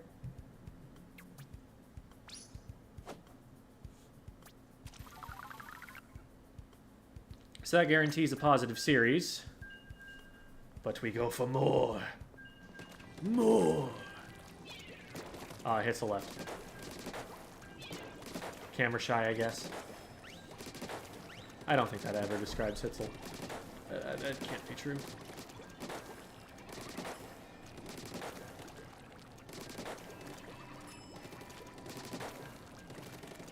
Do not use crab tank bombs. I should use them more. What I'm told a good idea is to hit a few shots and then crab bomb to get the finishing damage. Since once you rapid fire for long enough, good players are going to scatter before you can do anything more. The ability to hit around a corner is gonna be good. I'm not great at Crab Tank yet. I have only been playing this weapon very recently, and so there are definitely some problems to work out. Opinion on Table Turf? Great game. A lot of fun. Good way to de-stress after a match doesn't go super well. Okay, this is one of the... I think this is maybe the top Glooga player in North America that's on my team. We're getting up pretty high here.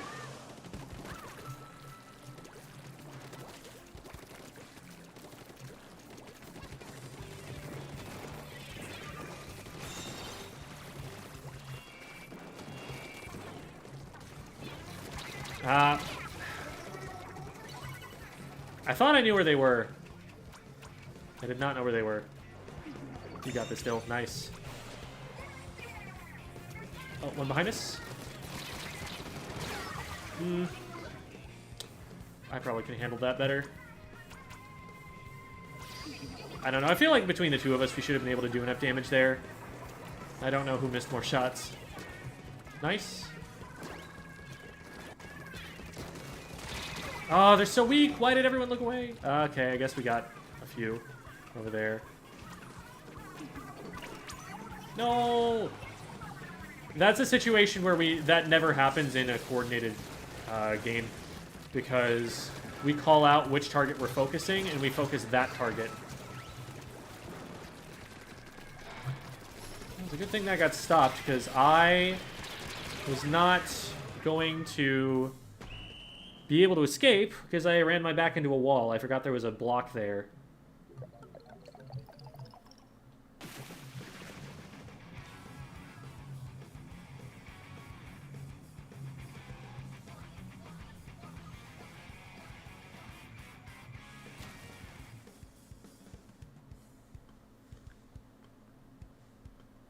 Glooga's described as 52 gal with a dodge roll. Yeah, I mean, there was actually a very similar playstyle that weapon used when it had Baller in Splatoon 2. Because it had wall and it had Baller, and so it did exactly what the K-Gal does, which is it used its wall to get its range through. Oh my goodness, the lag.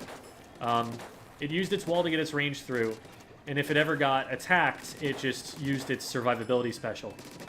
So the Glooga decos from Splatoon 2 were actually basically just a discount Kensa 52 gal.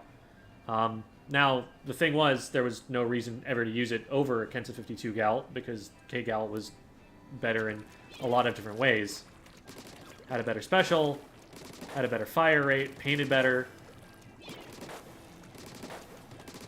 Didn't have to roll to two-shot things. Probably still had a faster kill time.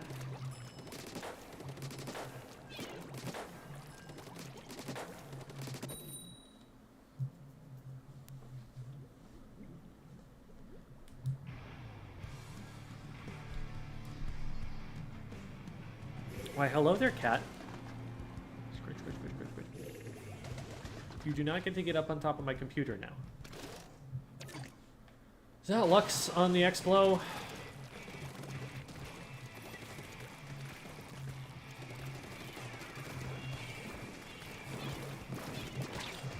Okay, I don't want to contest that. I'm also marked.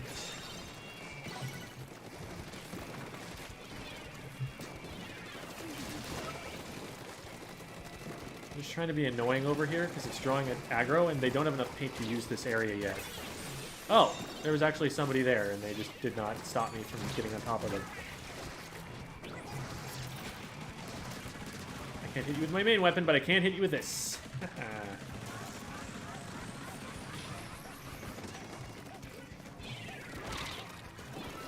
I'm gonna need help with this. Yeah, I'm down. But the this way made it so that red was already moving there before I went down. That's why I did that. I should have given them a booyah, actually, for responding that well to it. I was too busy focusing on explaining it That is a speedy Dynamo. And that's not where I wanted to land, but okay. I'll just use some of this to paint for crabs since we do not have all of our members right now. And we don't want to do anything too unsafe. So we've got 2 on the bottom left. What we might just want to do is challenge this, force them out, and then crab up here. Goodbye X-Blow. Oh, that does get me, but the teammates are able to collapse through on it. So we maintain zone. And with a jump into this player, we should be able to get in just fine. Oh boy. Oh, they missed! No way, Dynamo hitboxes! I'm mad on your behalf! Oh hey, it's Puck. Puck is one of our mods. I am dead. I am not dead. Nobody shot at me. I should have been dead. Nice. Cool.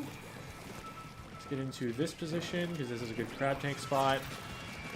And just deny them their ability to get in from this entire side.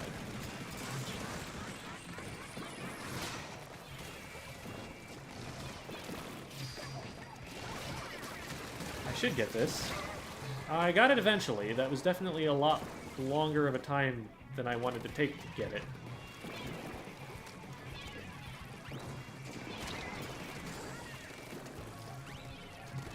Somebody actually comboed off of that? Godlike. That's game. What did we even have that was able to combo with that burst bomb I threw? That hit from so far back there. Did someone throw a bomb up over the top? That was insane.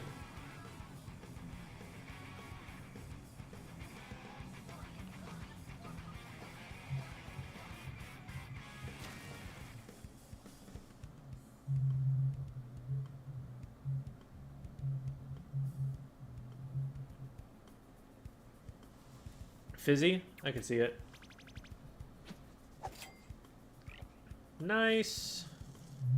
That's a good chunk of change.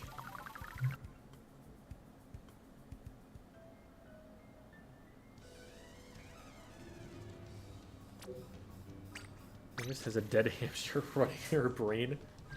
Oh no. The wheel is spinning with the hamster on it. Rather than the hamster spinning the wheel.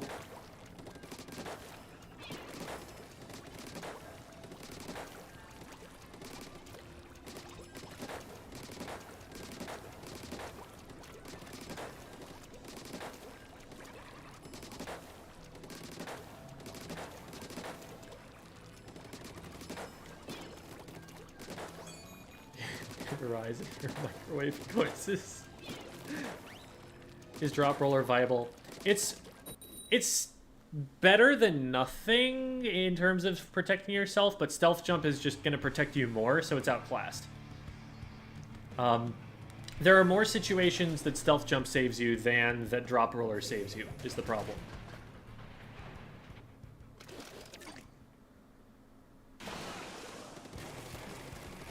So there are very few weapons that have ever won a drop roller instead.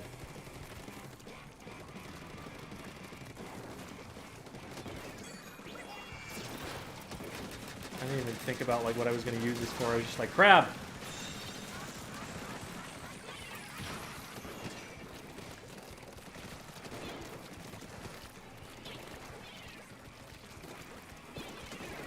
Somebody's got to know I'm here. Yeah. Nice combo. Wow. I could not move. There was no time. I would have liked for... Well, okay. I would have liked for the team to move up, but I realize now that I have a ballpoint and an E-leader on my team. I was not expecting them to be up there that fast. It was my fault for not checking.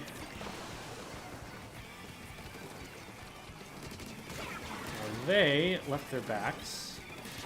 That is not a position you want to take when you're locking out here. But we got to be really careful, because I'm like some of the only pushing power that my team has. Serves me right for running towards my teammates while they're being shot at.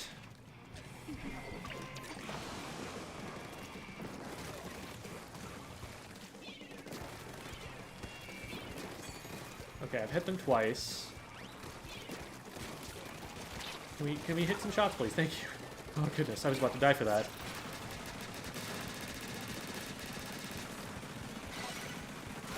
It's one of the things that you can actually shred a,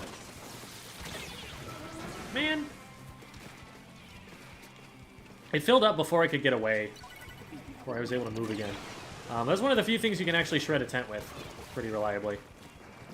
It actually has that much DPS. This is not a fight we take. Not in that position anyway. My god, everyone's just diving me. I'm going in too early, expecting follow-up that's not coming, because we don't have frontliners. Need to play more carefully. Oh my god, that's so bad. All of frontliners are going down. This is just comp diff at the end of the day, but I could definitely be playing it safer. We gotta go, we gotta go, we gotta go, we gotta go. Getting a zone. Okay.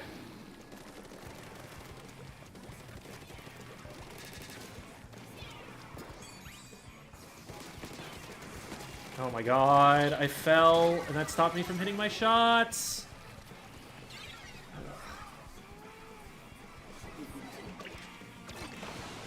Some frustrating mechanical errors that I'm making today.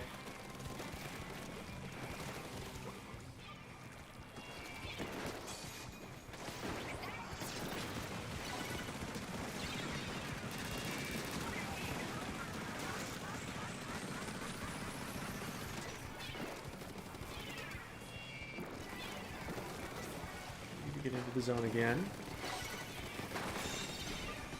Which we do like that.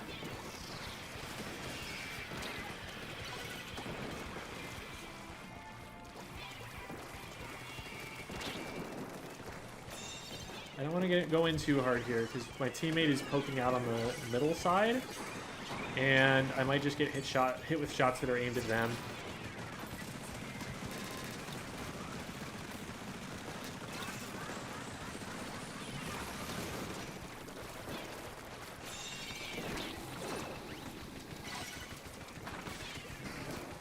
I don't know what we do about impact here. I ran out of options.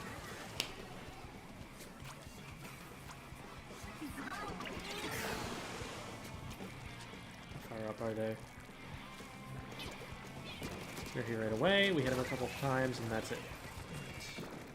I thought we could sneak one. They were being very brazen about how quickly they were pushing up there. Oh, great. I thought that was the other player who went down. Thank you for the help, teammates. Oh, God. We had to converge on the zone, and I guess we were getting pressured from other places, but yeah, that team comp is just not viable. That's the biggest problem there.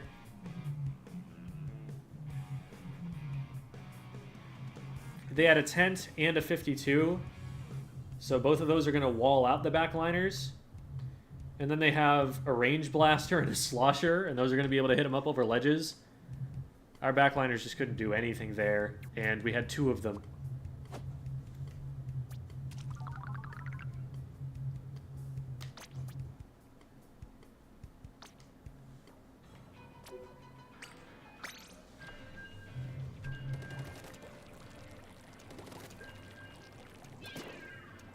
There's definitely a lot I could have done to play it better, mechanically especially. But even in terms of like where I was putting myself, needed to be preserving my life more. Something I need to get more used to. Also need to be playing a little bit more around crab, just in terms of like making sure that when I have it, I'm in a good position to use it, and preserving it when I do have it so I don't die before I get to use it. Favorite Splatoon idol? I'd say Shiver. Fry, very close second. Big Man, very distant third.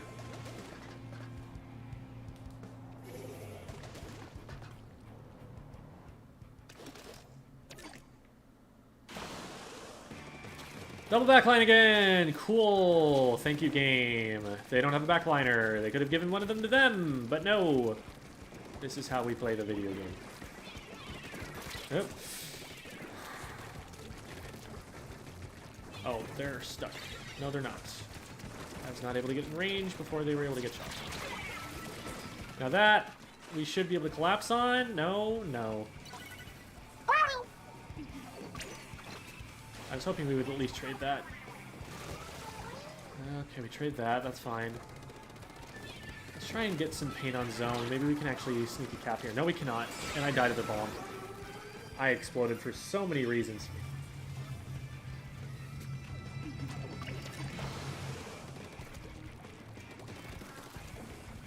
I was thinking maybe we could get cap on the zone and get their feet painted with the cap, and that would make the fight easier.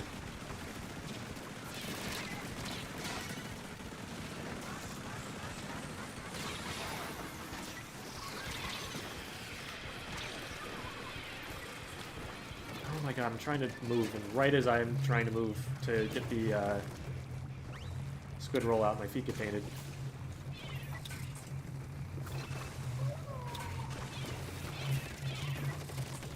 Oh, that didn't work out. We got one of them. We had to try and make something happen there.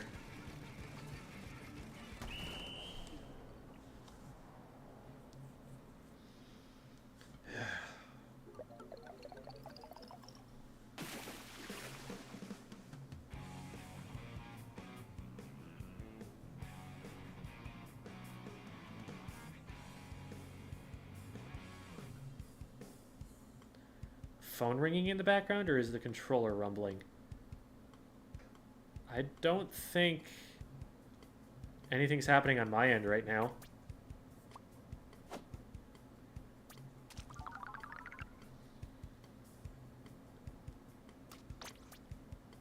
Favorite shopkeeper? I didn't play enough of the first one to really get to know those ones. Harmony. The answer is Harmony. Not only because they just have my favorite personality of the bunch, but also because they're a member of Chirpy Chips. And that's the best Splatoon band. And so I'm happy Harmony exists.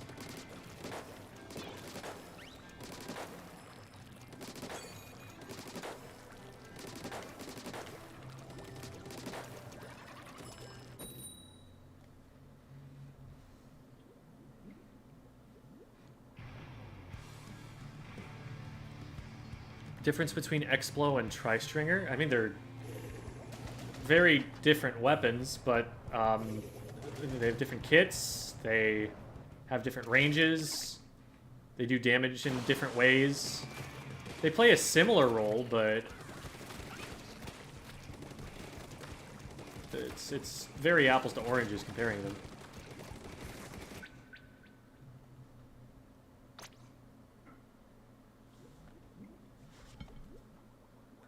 Well, that's the way that we lose the series.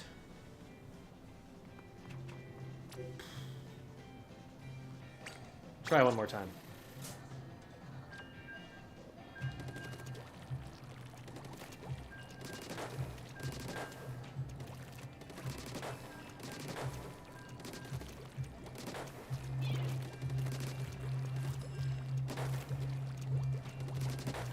Double backline into double backline into DC. Just my luck.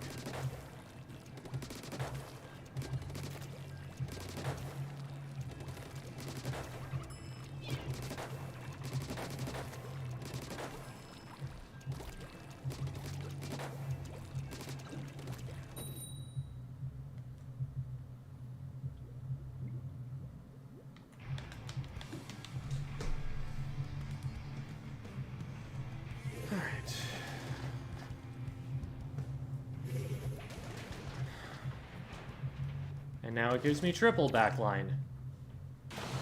We're gonna play this really slowly. They have 2 splashes.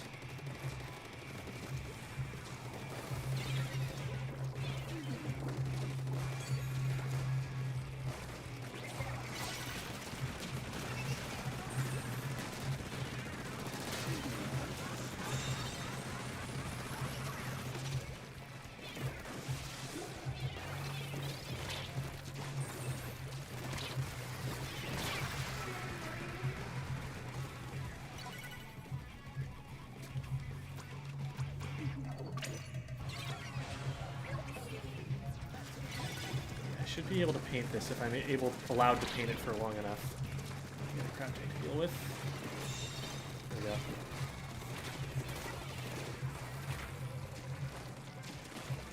Now we're across. Start putting some pressure on these guys.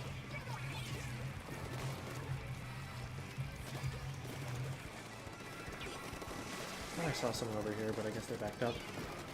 Oh, I missed everything. No, we didn't. We didn't miss quite enough to lose. I am confused about where they went, where they thought I was going.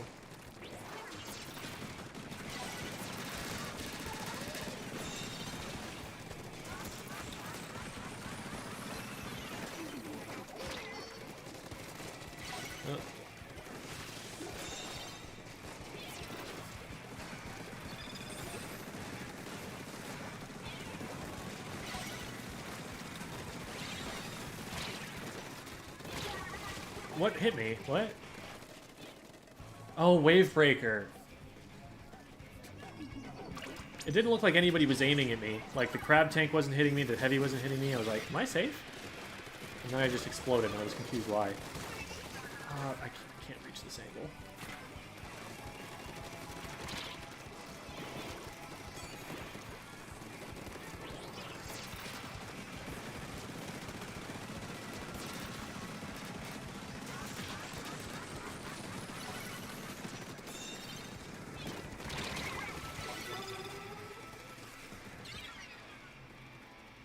Please recognize, no, we did not. I did ouch. I ouched on top of that. Something we should have looked at.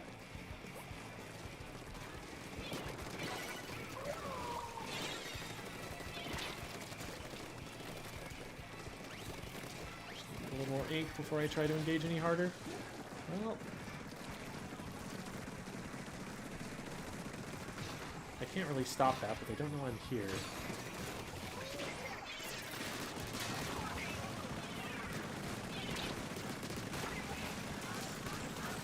Okay, just feed the crab tank. Cool.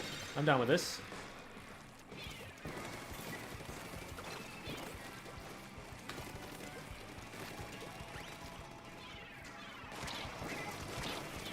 That was well played from the X-Blow. They knew exactly what to check.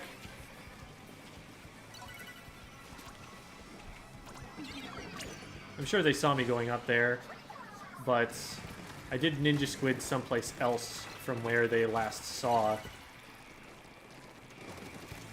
Just good defensive play.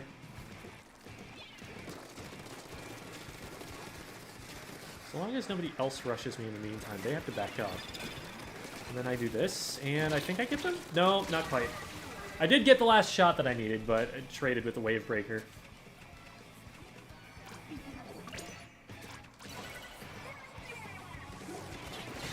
Where's this rain going? Holy crap, I don't know where it's going. I'm stuck in it. Oh, that was so close.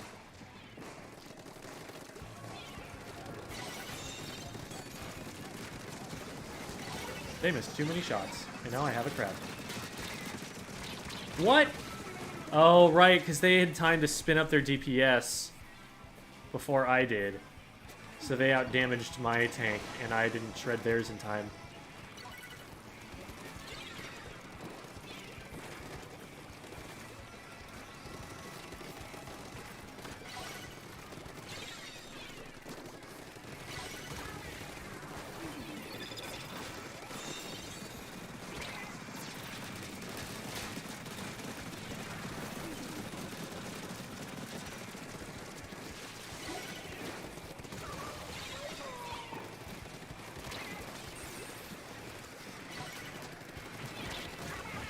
Okay. We can just get paint on zone here, which we can, yes. That was a really important 1v1 that I won there, and I knew that they had to push me across a really narrow stretch of turf. So I knew where to pre-fire. They didn't really see me very well. Definitely not sticking with this team, but we made it work this time. That was insane. Just 2 crab tanks, a heavy, and an X-Blow. We just had to crab tank into everything. Whew. What do you think it's important for a support player to practice? I mean, aim. You're going to have to know how to take fights, even if you don't want to do that by default. Knowing how to use your special, if it's a high skill special. Teamwork, like go into solo queue and make sure that you know where your teammates are, that you're following up on their fights, that your specials are coming in when your team needs them in order to help them. You're not, you know, firing off a whale when there's nobody who's going after the whale. You're not firing off missiles whenever nobody's engaging.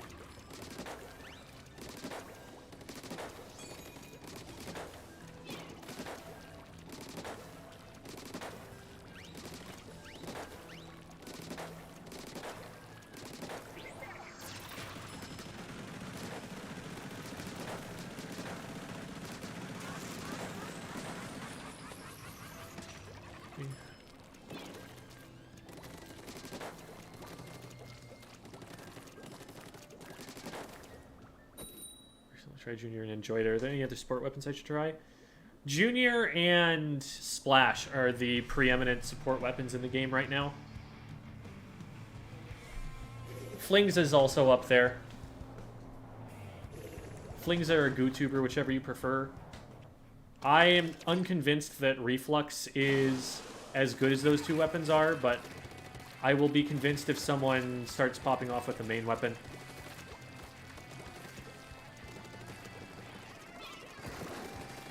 Should be able to cap off that, yeah. Now they're gonna rush me really hard, and I need team to disperse that for me.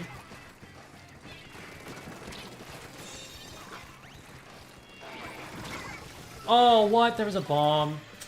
Man. They got me with the silly bomb around the corner trick.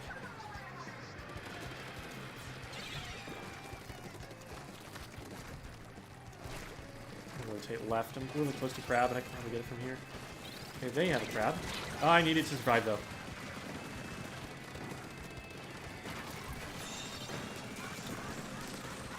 Welcome to Splat Zone's gameplay in Splatoon 3. S plus minus 1376.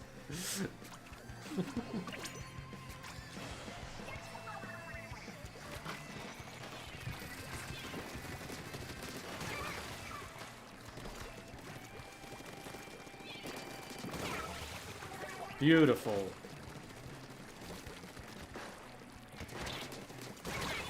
I'll take the trade, I guess.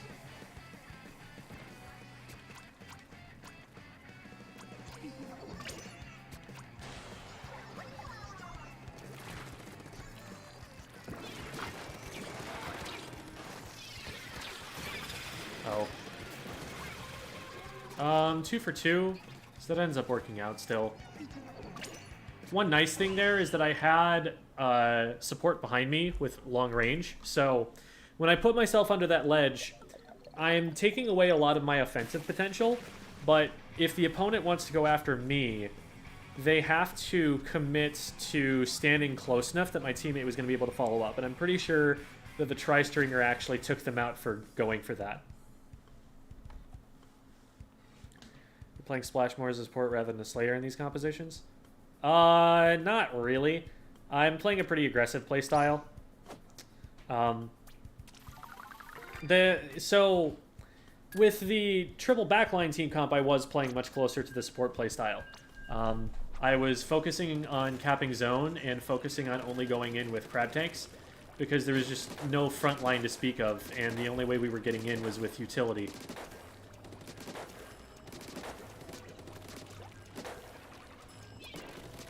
But don't get too caught up in the roles, because every weapon is playing every role in almost every game. Like, you call something a support because, like, you need paint, but supports need to get kills too, and Slayers need to paint too. Like, don't just go full, you know, Myers-Briggs on it and be like, I'm an InfJ, therefore all of these things are unassailably true about me. Like, you're all of those aspects of humanity, and you might have some parts of it more than others, but like, don't undersell the things that the weapon isn't said to do.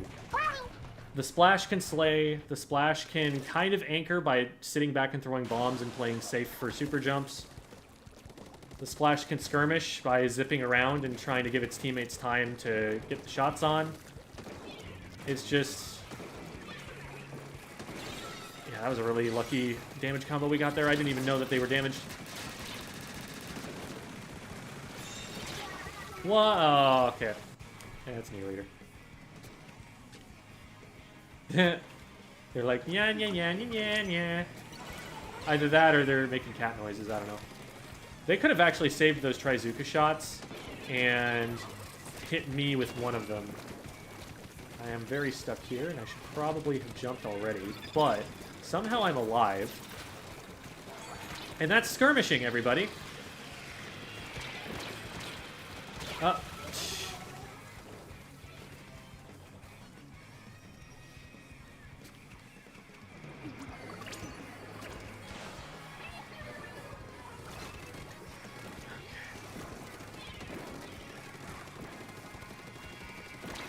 really close to crab. Just need to make sure that I'm safe from the E-leader when I do.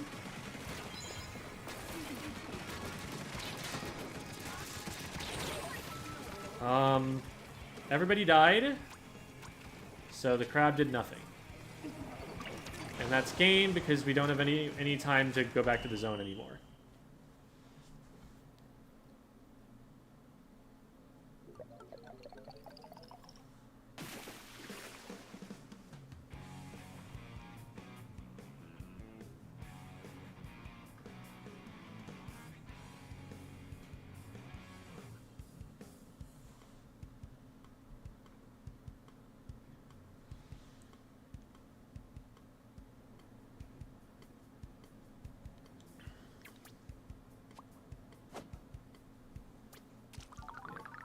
It can be useful to identify patterns, for sure, in what a weapon does, or in a personality profile, if that's what we're talking about there. But people make the mistake of just assuming, oh, this is my entire personality, this is my entire role. And no, it's just something that is noticeably more present in what you're going to be doing. Everybody does some slaying, or some skirmishing, or some supporting, but it may be your job to do a special amount of it. Crab can jump in ball form, yes, this is true.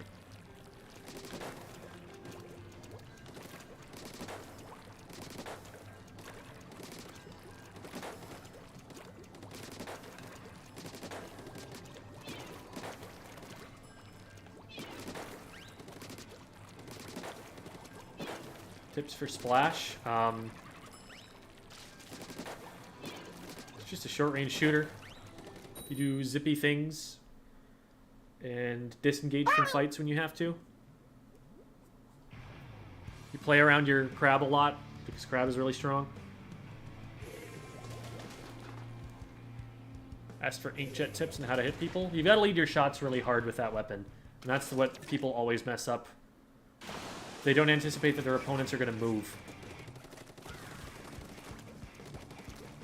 The projectile speed is extremely slow.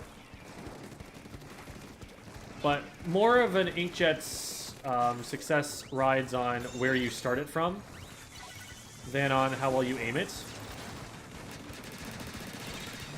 Because you can give yourself a much easier aiming task and also give yourself easier angles to hit if you just use it from good places and don't put yourself in front of a wall or something, and don't like use it out in the open where you're going to get shot down really immediately.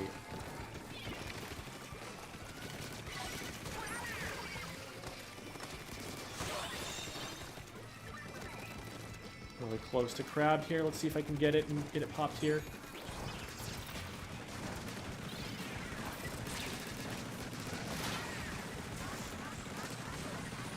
Nice. That was high impact. What was there and why did it not get shot?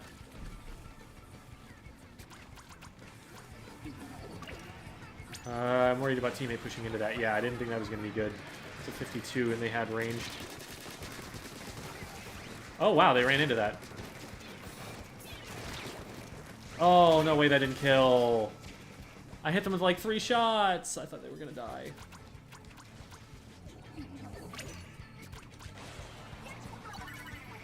Can I beat this in time? I need to get to the reflux, otherwise that never works.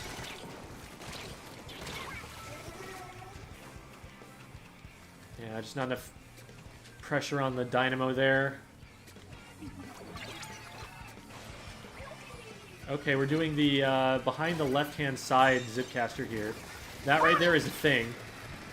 Go watch Fusion's video on it if you're curious about why they did that. Actually, go out of bounds of the level to pull that off.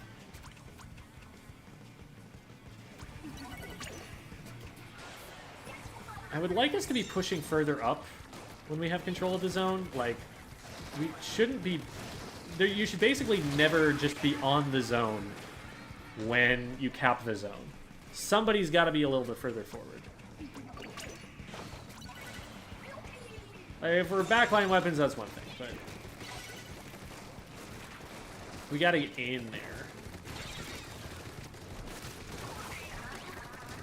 And we can stop the reflux, and now they have no paint, and we just crab up here.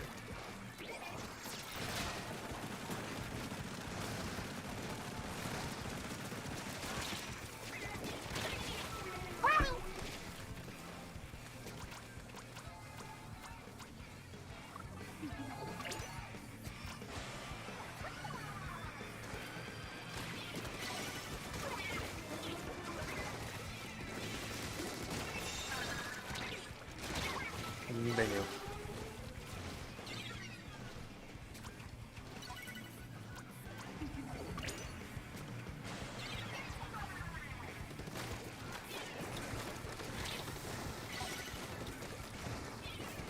Again, we need this reflux to go down, because otherwise they just outpaint us every time.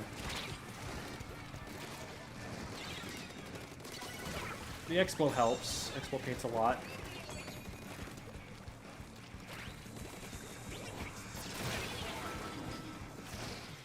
Well, that's unfortunate.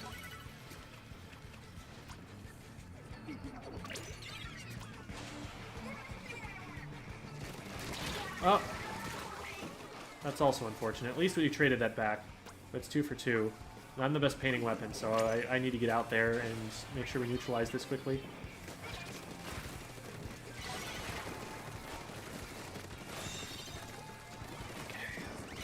Good place to be. We'll just farm crab off of... Nice! I was just going to say, we'll farm crab off of the zone. This rain is actually a huge pain in the butt because it's preventing me from getting forward. So I'm going to have to just focus from here. Although, I think I should be able to just zone them off from here.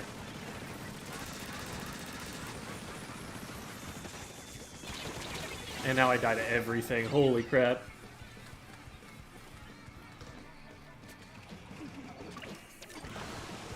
This is a little bit concerning. Oh, great pick. Let's go try. Let's get in there. We just need to paint. We just need to paint.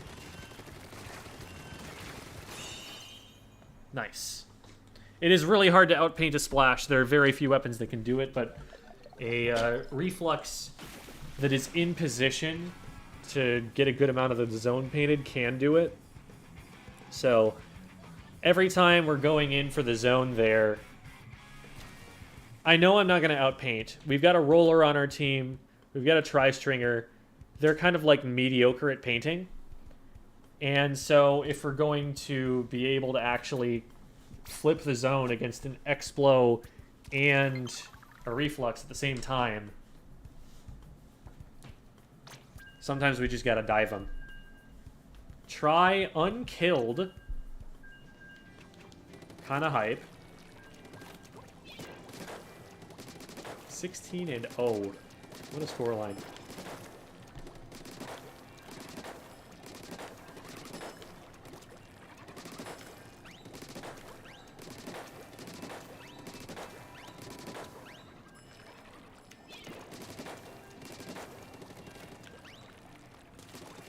Dive means to rush them all at once. To dive into them.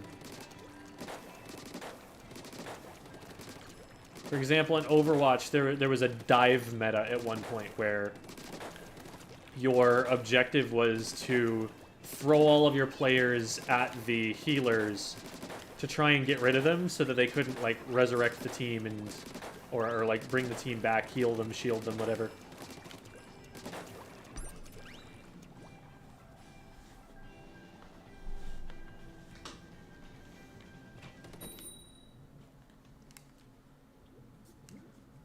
You, like, hard commit and put yourself into a sea of them.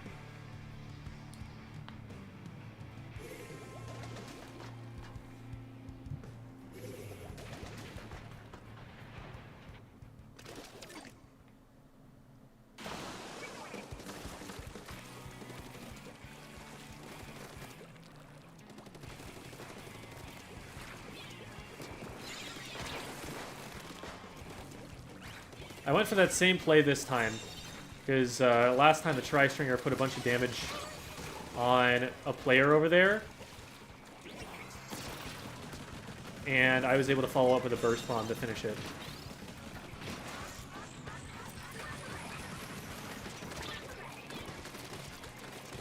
That was unfortunate that it ended that early. Nice. Oh wait, no, that was the wrong player. I feel bad for booyahing that now. Unbelievable. Yeah, now I'm dead. Still on my ouch. Nice! Good stuff, Try.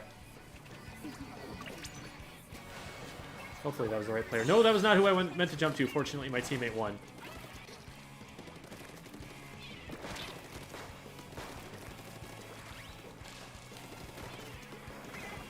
They are not ready.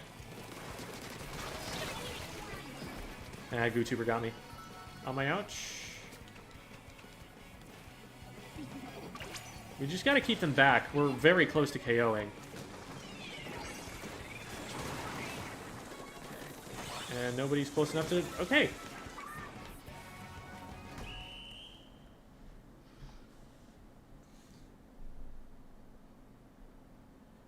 Yeah. The Tri-Stringer... I think the... and maybe I'm wrong here, but I think the 3 nozzles on it kind of look sort of similar to like a sort of counterweight system that you would actually use on a bow. Maybe, maybe not. I might be wrong about that. There's a lot of equipment that you put on a modern bow to help it be more precise.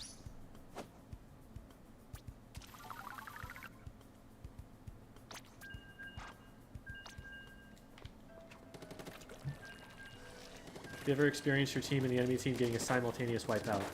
I've had that happen in Splatoon 2. I don't think it's happened in Splatoon 3 to me yet.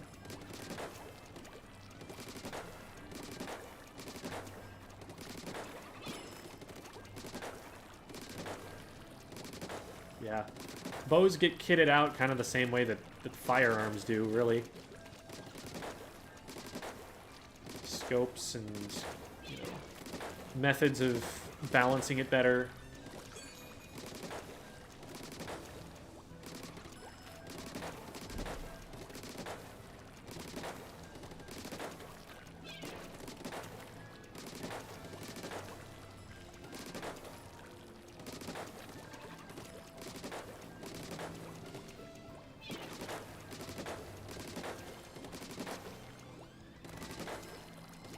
My main weapon? I've played the most on Splattershot.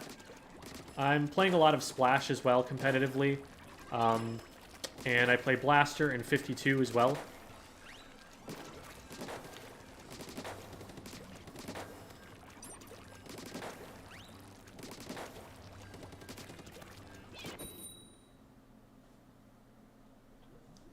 Our leader bow and Dynamo Splatana. I imagine those probably take more development time. Well, I don't know that that's fair, because they did make, like, the pencil and stuff that are new. But it's probably a lot easier to make a new shooter than it is to make most other weapons, because they just already have so much code written to do exactly that.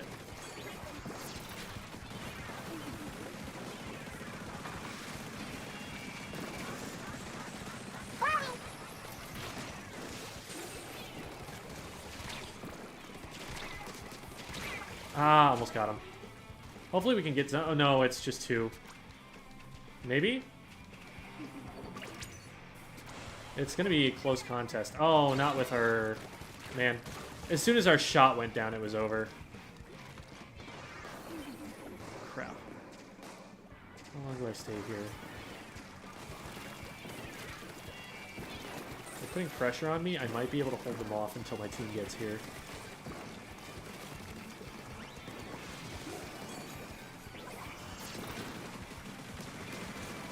Nice. That should get us zoned. Right? You think? How did we not get zone off of that?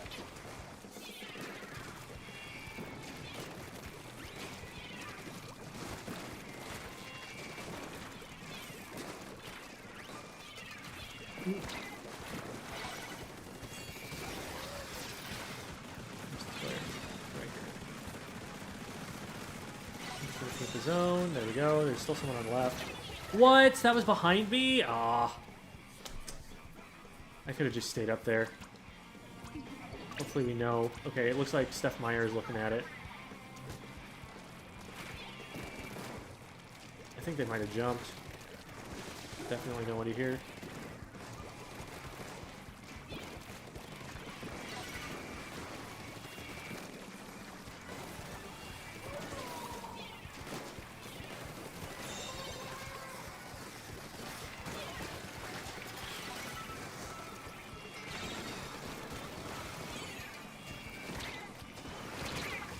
Well, okay. I always think that the carbon is going to be easier to shoot out of the zip caster than it is. Like, I try pre-firing it, and I rarely get enough damage to kill. Oh, no.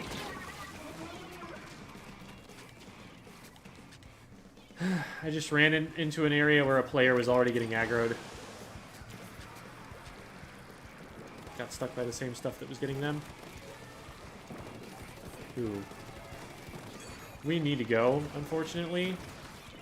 I say unfortunately because I don't think we can possibly get the zone in time here. Yeah, I just got shredded. It was close to capping, but we were getting shut down way too hard by that zipcaster.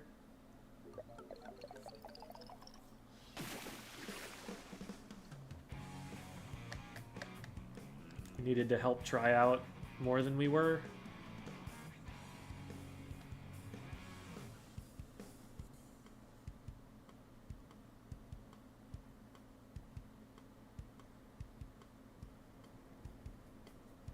Oh, match will not count as a loss. We had a DC and I didn't notice.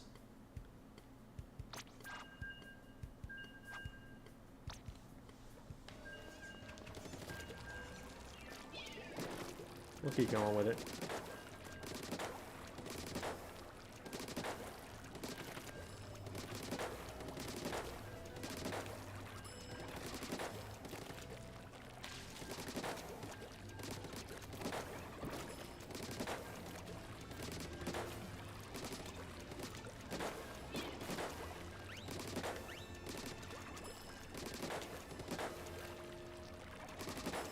Any tips for dealing with an opponent who just keeps base rushing? Focus on the rest of their team when you can.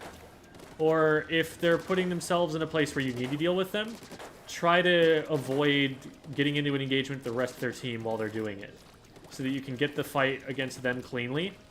And then you need to make sure that you win the fight cleanly. Like, keep yourself safe from them. That's your first priority. And only go in when you need to protect a teammate or they're not looking at you. Because you should, in theory, always be able to win that fight. And once you win that fight, you now have a numbers advantage, and you can use that against the rest of their team. Either that, or you can use the numbers advantage that they're creating by being so far out of your way that you can just ignore them. But usually, you know, they're going to be good enough that they're going to force you to do something about them. Just realize that sometimes you just don't. Sometimes, like, unless you have a backliner who's being suppressed by them, they might just not be doing anything useful for you, for their team, in their base. And you can play the objective without bothering with them.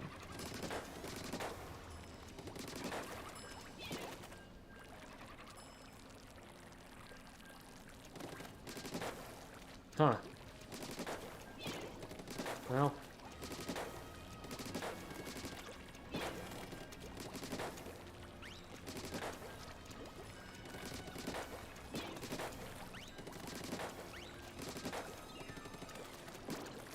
$135 seconds. What is going on with this timer? What can I do if I am said backliner being suppressed? This weighing to your team to get them to recognize that there's a problem. Playing really safe, painting defensively. It's usually about all you can do. You want your team to either be able to do something without you, or to collapse with you. So if your team is able to just cap the zone because the entire enemy team is spawn camping just you, like, that's to your advantage. And just stay alive and do the best you can. But that's only the second time that I've gotten that, and I think the last time I got it was, like, yesterday. The not enough players message.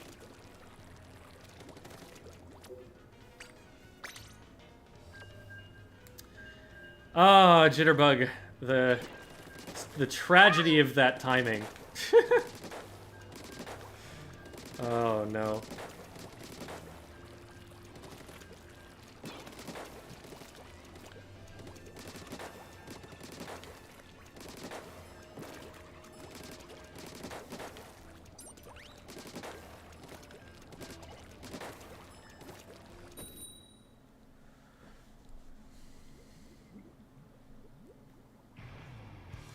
Do people not use brushes in this boss? I mean, brushes are fine. Up to pretty high levels. They're probably not, like, the most favored top-tier weapons, but they're usable. Both of these comps suck. About equally.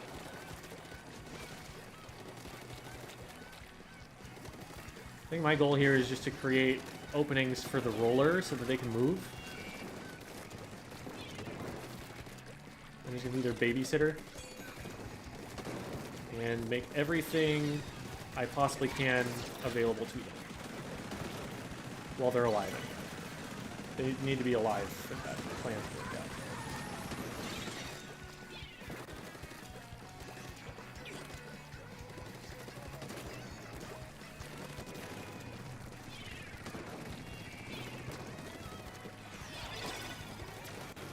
They don't actually have a weapon that's going to be great at pushing me out of here. I can probably set up camp here for, like, a lot of the match.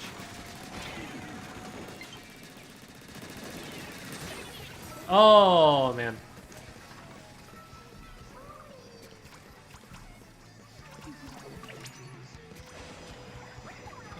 Are both of our backliners standing on top of each other? They kind of are.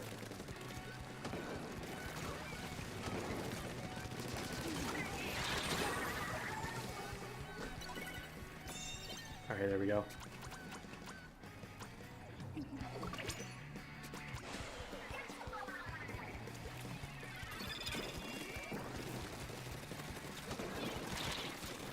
That's a junior. I thought it was the pro. I couldn't tell from the, like, 1 or 2 shots they fired down at their feet. And so I was like, man, I need to not take the risk of them being able to outrange me. I need to just kind of run at them.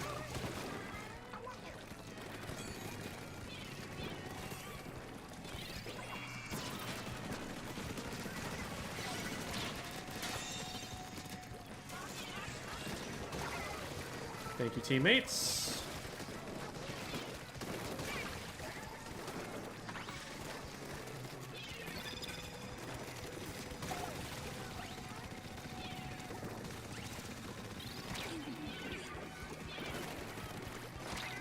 I'm just gonna get out of here.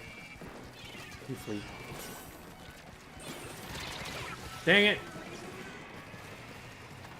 Thought I could surprise them. I did actually hit them, but I also didn't expect where they were gonna be. They really had to jump on me, because they knew where I was gonna be, and I didn't have that information about them. Being marked as a bear sometimes. Just gonna wait a second. Or we're gonna jump in right now because the teammate's going ham. Oh boy. Ah. The roller went in so early there, we didn't have anybody else up in front except for me. I probably could have gotten more impact out of that crab tank if I hadn't tried to use it to defend them. But they also would have just gone in and died.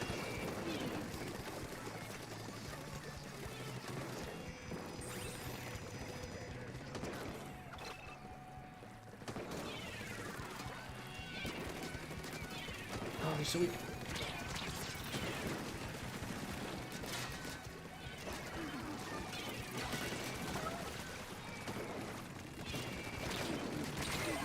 Oh, I thought I was going to hit enough shots to at least trade. No, we need more. We need more paint. I'm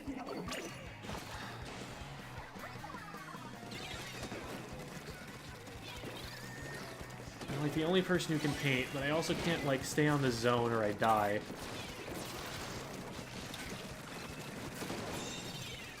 So we need to get lead back. Try playing around here a little bit more. Get better angles for crab tanks at least.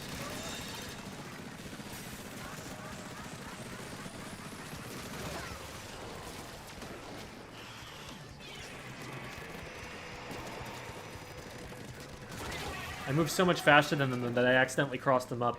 We should be able to hold zone here. I don't think they can even get there in time. Oh, that big bubbler was perfect. We needed cap zone, cap zone. Right side, they're on the right. Oh, no. Okay. Now we just back up. We don't even want to contest. We don't want to die. We need to have a crab tank at the end.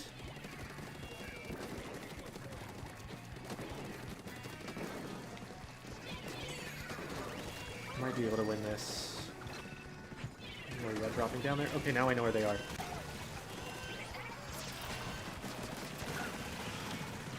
Oh, can we please... Where was everybody? Did we just all die? Oh, I got the only painting weapon. Oh. Definitely not playing a single other game with that team comp. That combination of weapons is awful.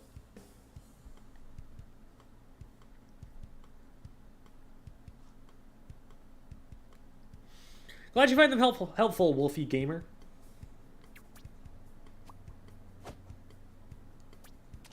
They did, in fact, all die. Oh, man. What do you do when you are not playing Splatoon? To honestly work, which pertains to Splatoon.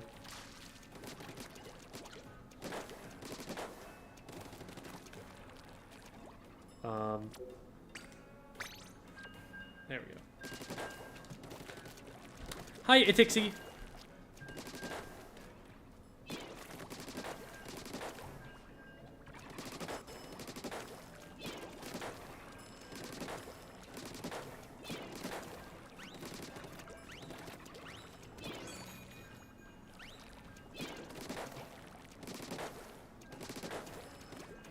Earlier you said some specials are harder to use than others. Don't know if you said this, but which ones are those? Inkjet's really hard. Inkjet requires you to aim pretty carefully. You need to know what you're doing on Stamp and Crab. You need to have like a game plan, or you're not going to get as much value out of them. Or you're what's going to happen is you're just going to get killed immediately if you don't know what you're trying to do with those. Missiles are pretty easy. Rain is pretty easy. There are obviously like good spots to aim them. Booyah! There's actually a lot of nuance to how you use a Booyah bomb. Like, how you position it is very precise, but also, like, when you want to use it, because you want to avoid having to use it to save yourself, but knowing when you need to use it to save yourself is important.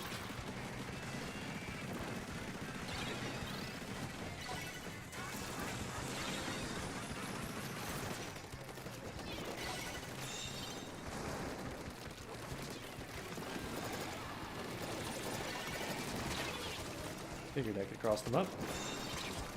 I should have gone up the wall and squid rolled.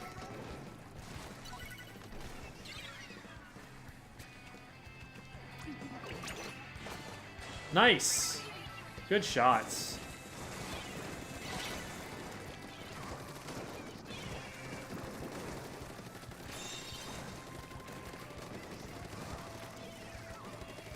Crab. Oh my god, I just wanted a crab. Ugh.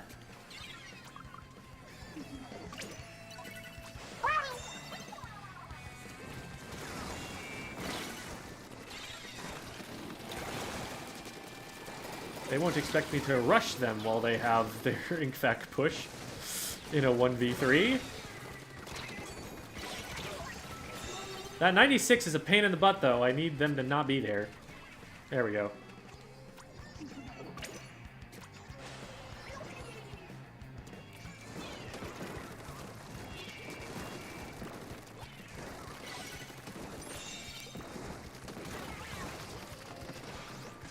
Ah, crap. Yeah, I didn't want to stay there for any longer because I knew there was someone targeting me from the right.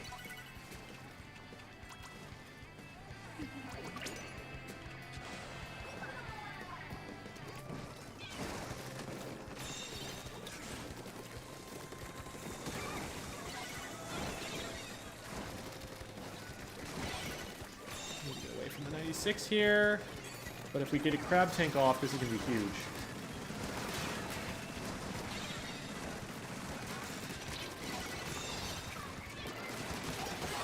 Woo, woo, woo. Let's go.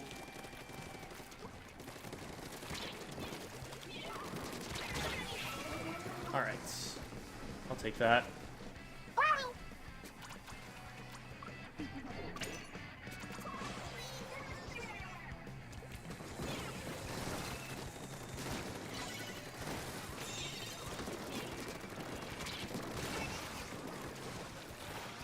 Oh, hi. We should be able to at least hold zone. Nice, we even capped it. Oh, we just stopped capping it.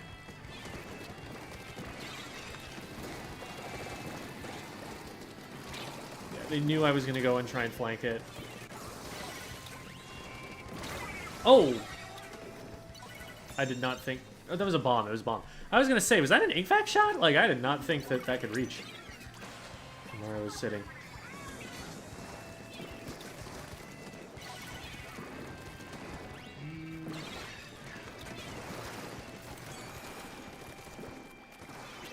Scuttling time. Scuttle, scuttle, scuttle, scuttle, scuttle.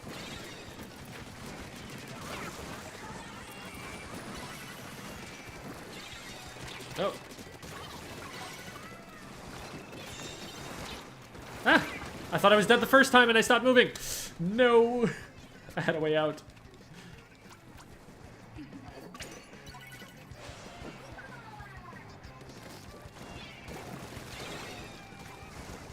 Oh my god, get up.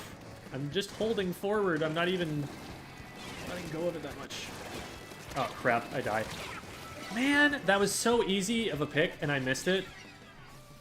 Oh, and that actually puts us in a really bad position. If we can cap here, that's huge. But I don't think we have the ink to do it. Yo, we did it!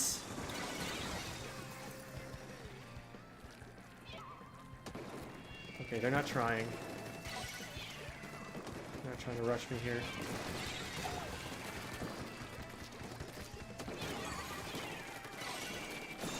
I see you there.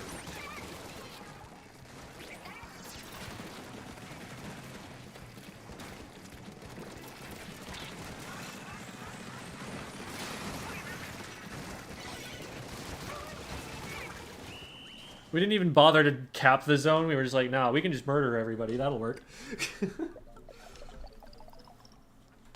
That went pretty well.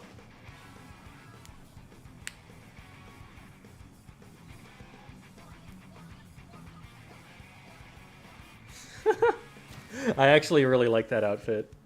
The bear ears with the fresh fish stuff. That's really funny. What gear? What I'm running is fairly close to what I like to do. There are probably a lot of different things that you can run on it. Let me go and see what Sendu.Inc. is saying for Splash builds right now.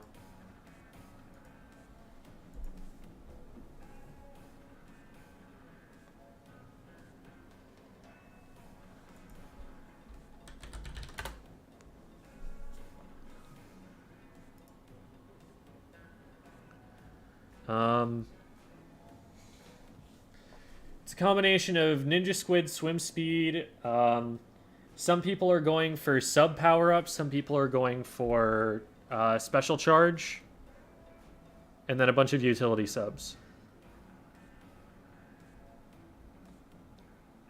Not that much LDE, actually. It's a little surprising. But that all makes sense to me. That's actually pretty close to what I'm running.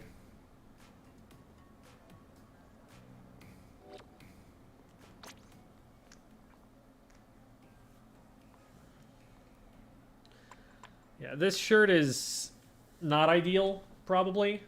But pretty much everything else. Like, I would want probably a sub of sub resistance. And I've actually got the ink resistance. Sub of sub resistance, and then actually everything else is probably fine. So I just replace the quick respawn with that, and that'd be ready. Yeah, this is actually a pretty good build.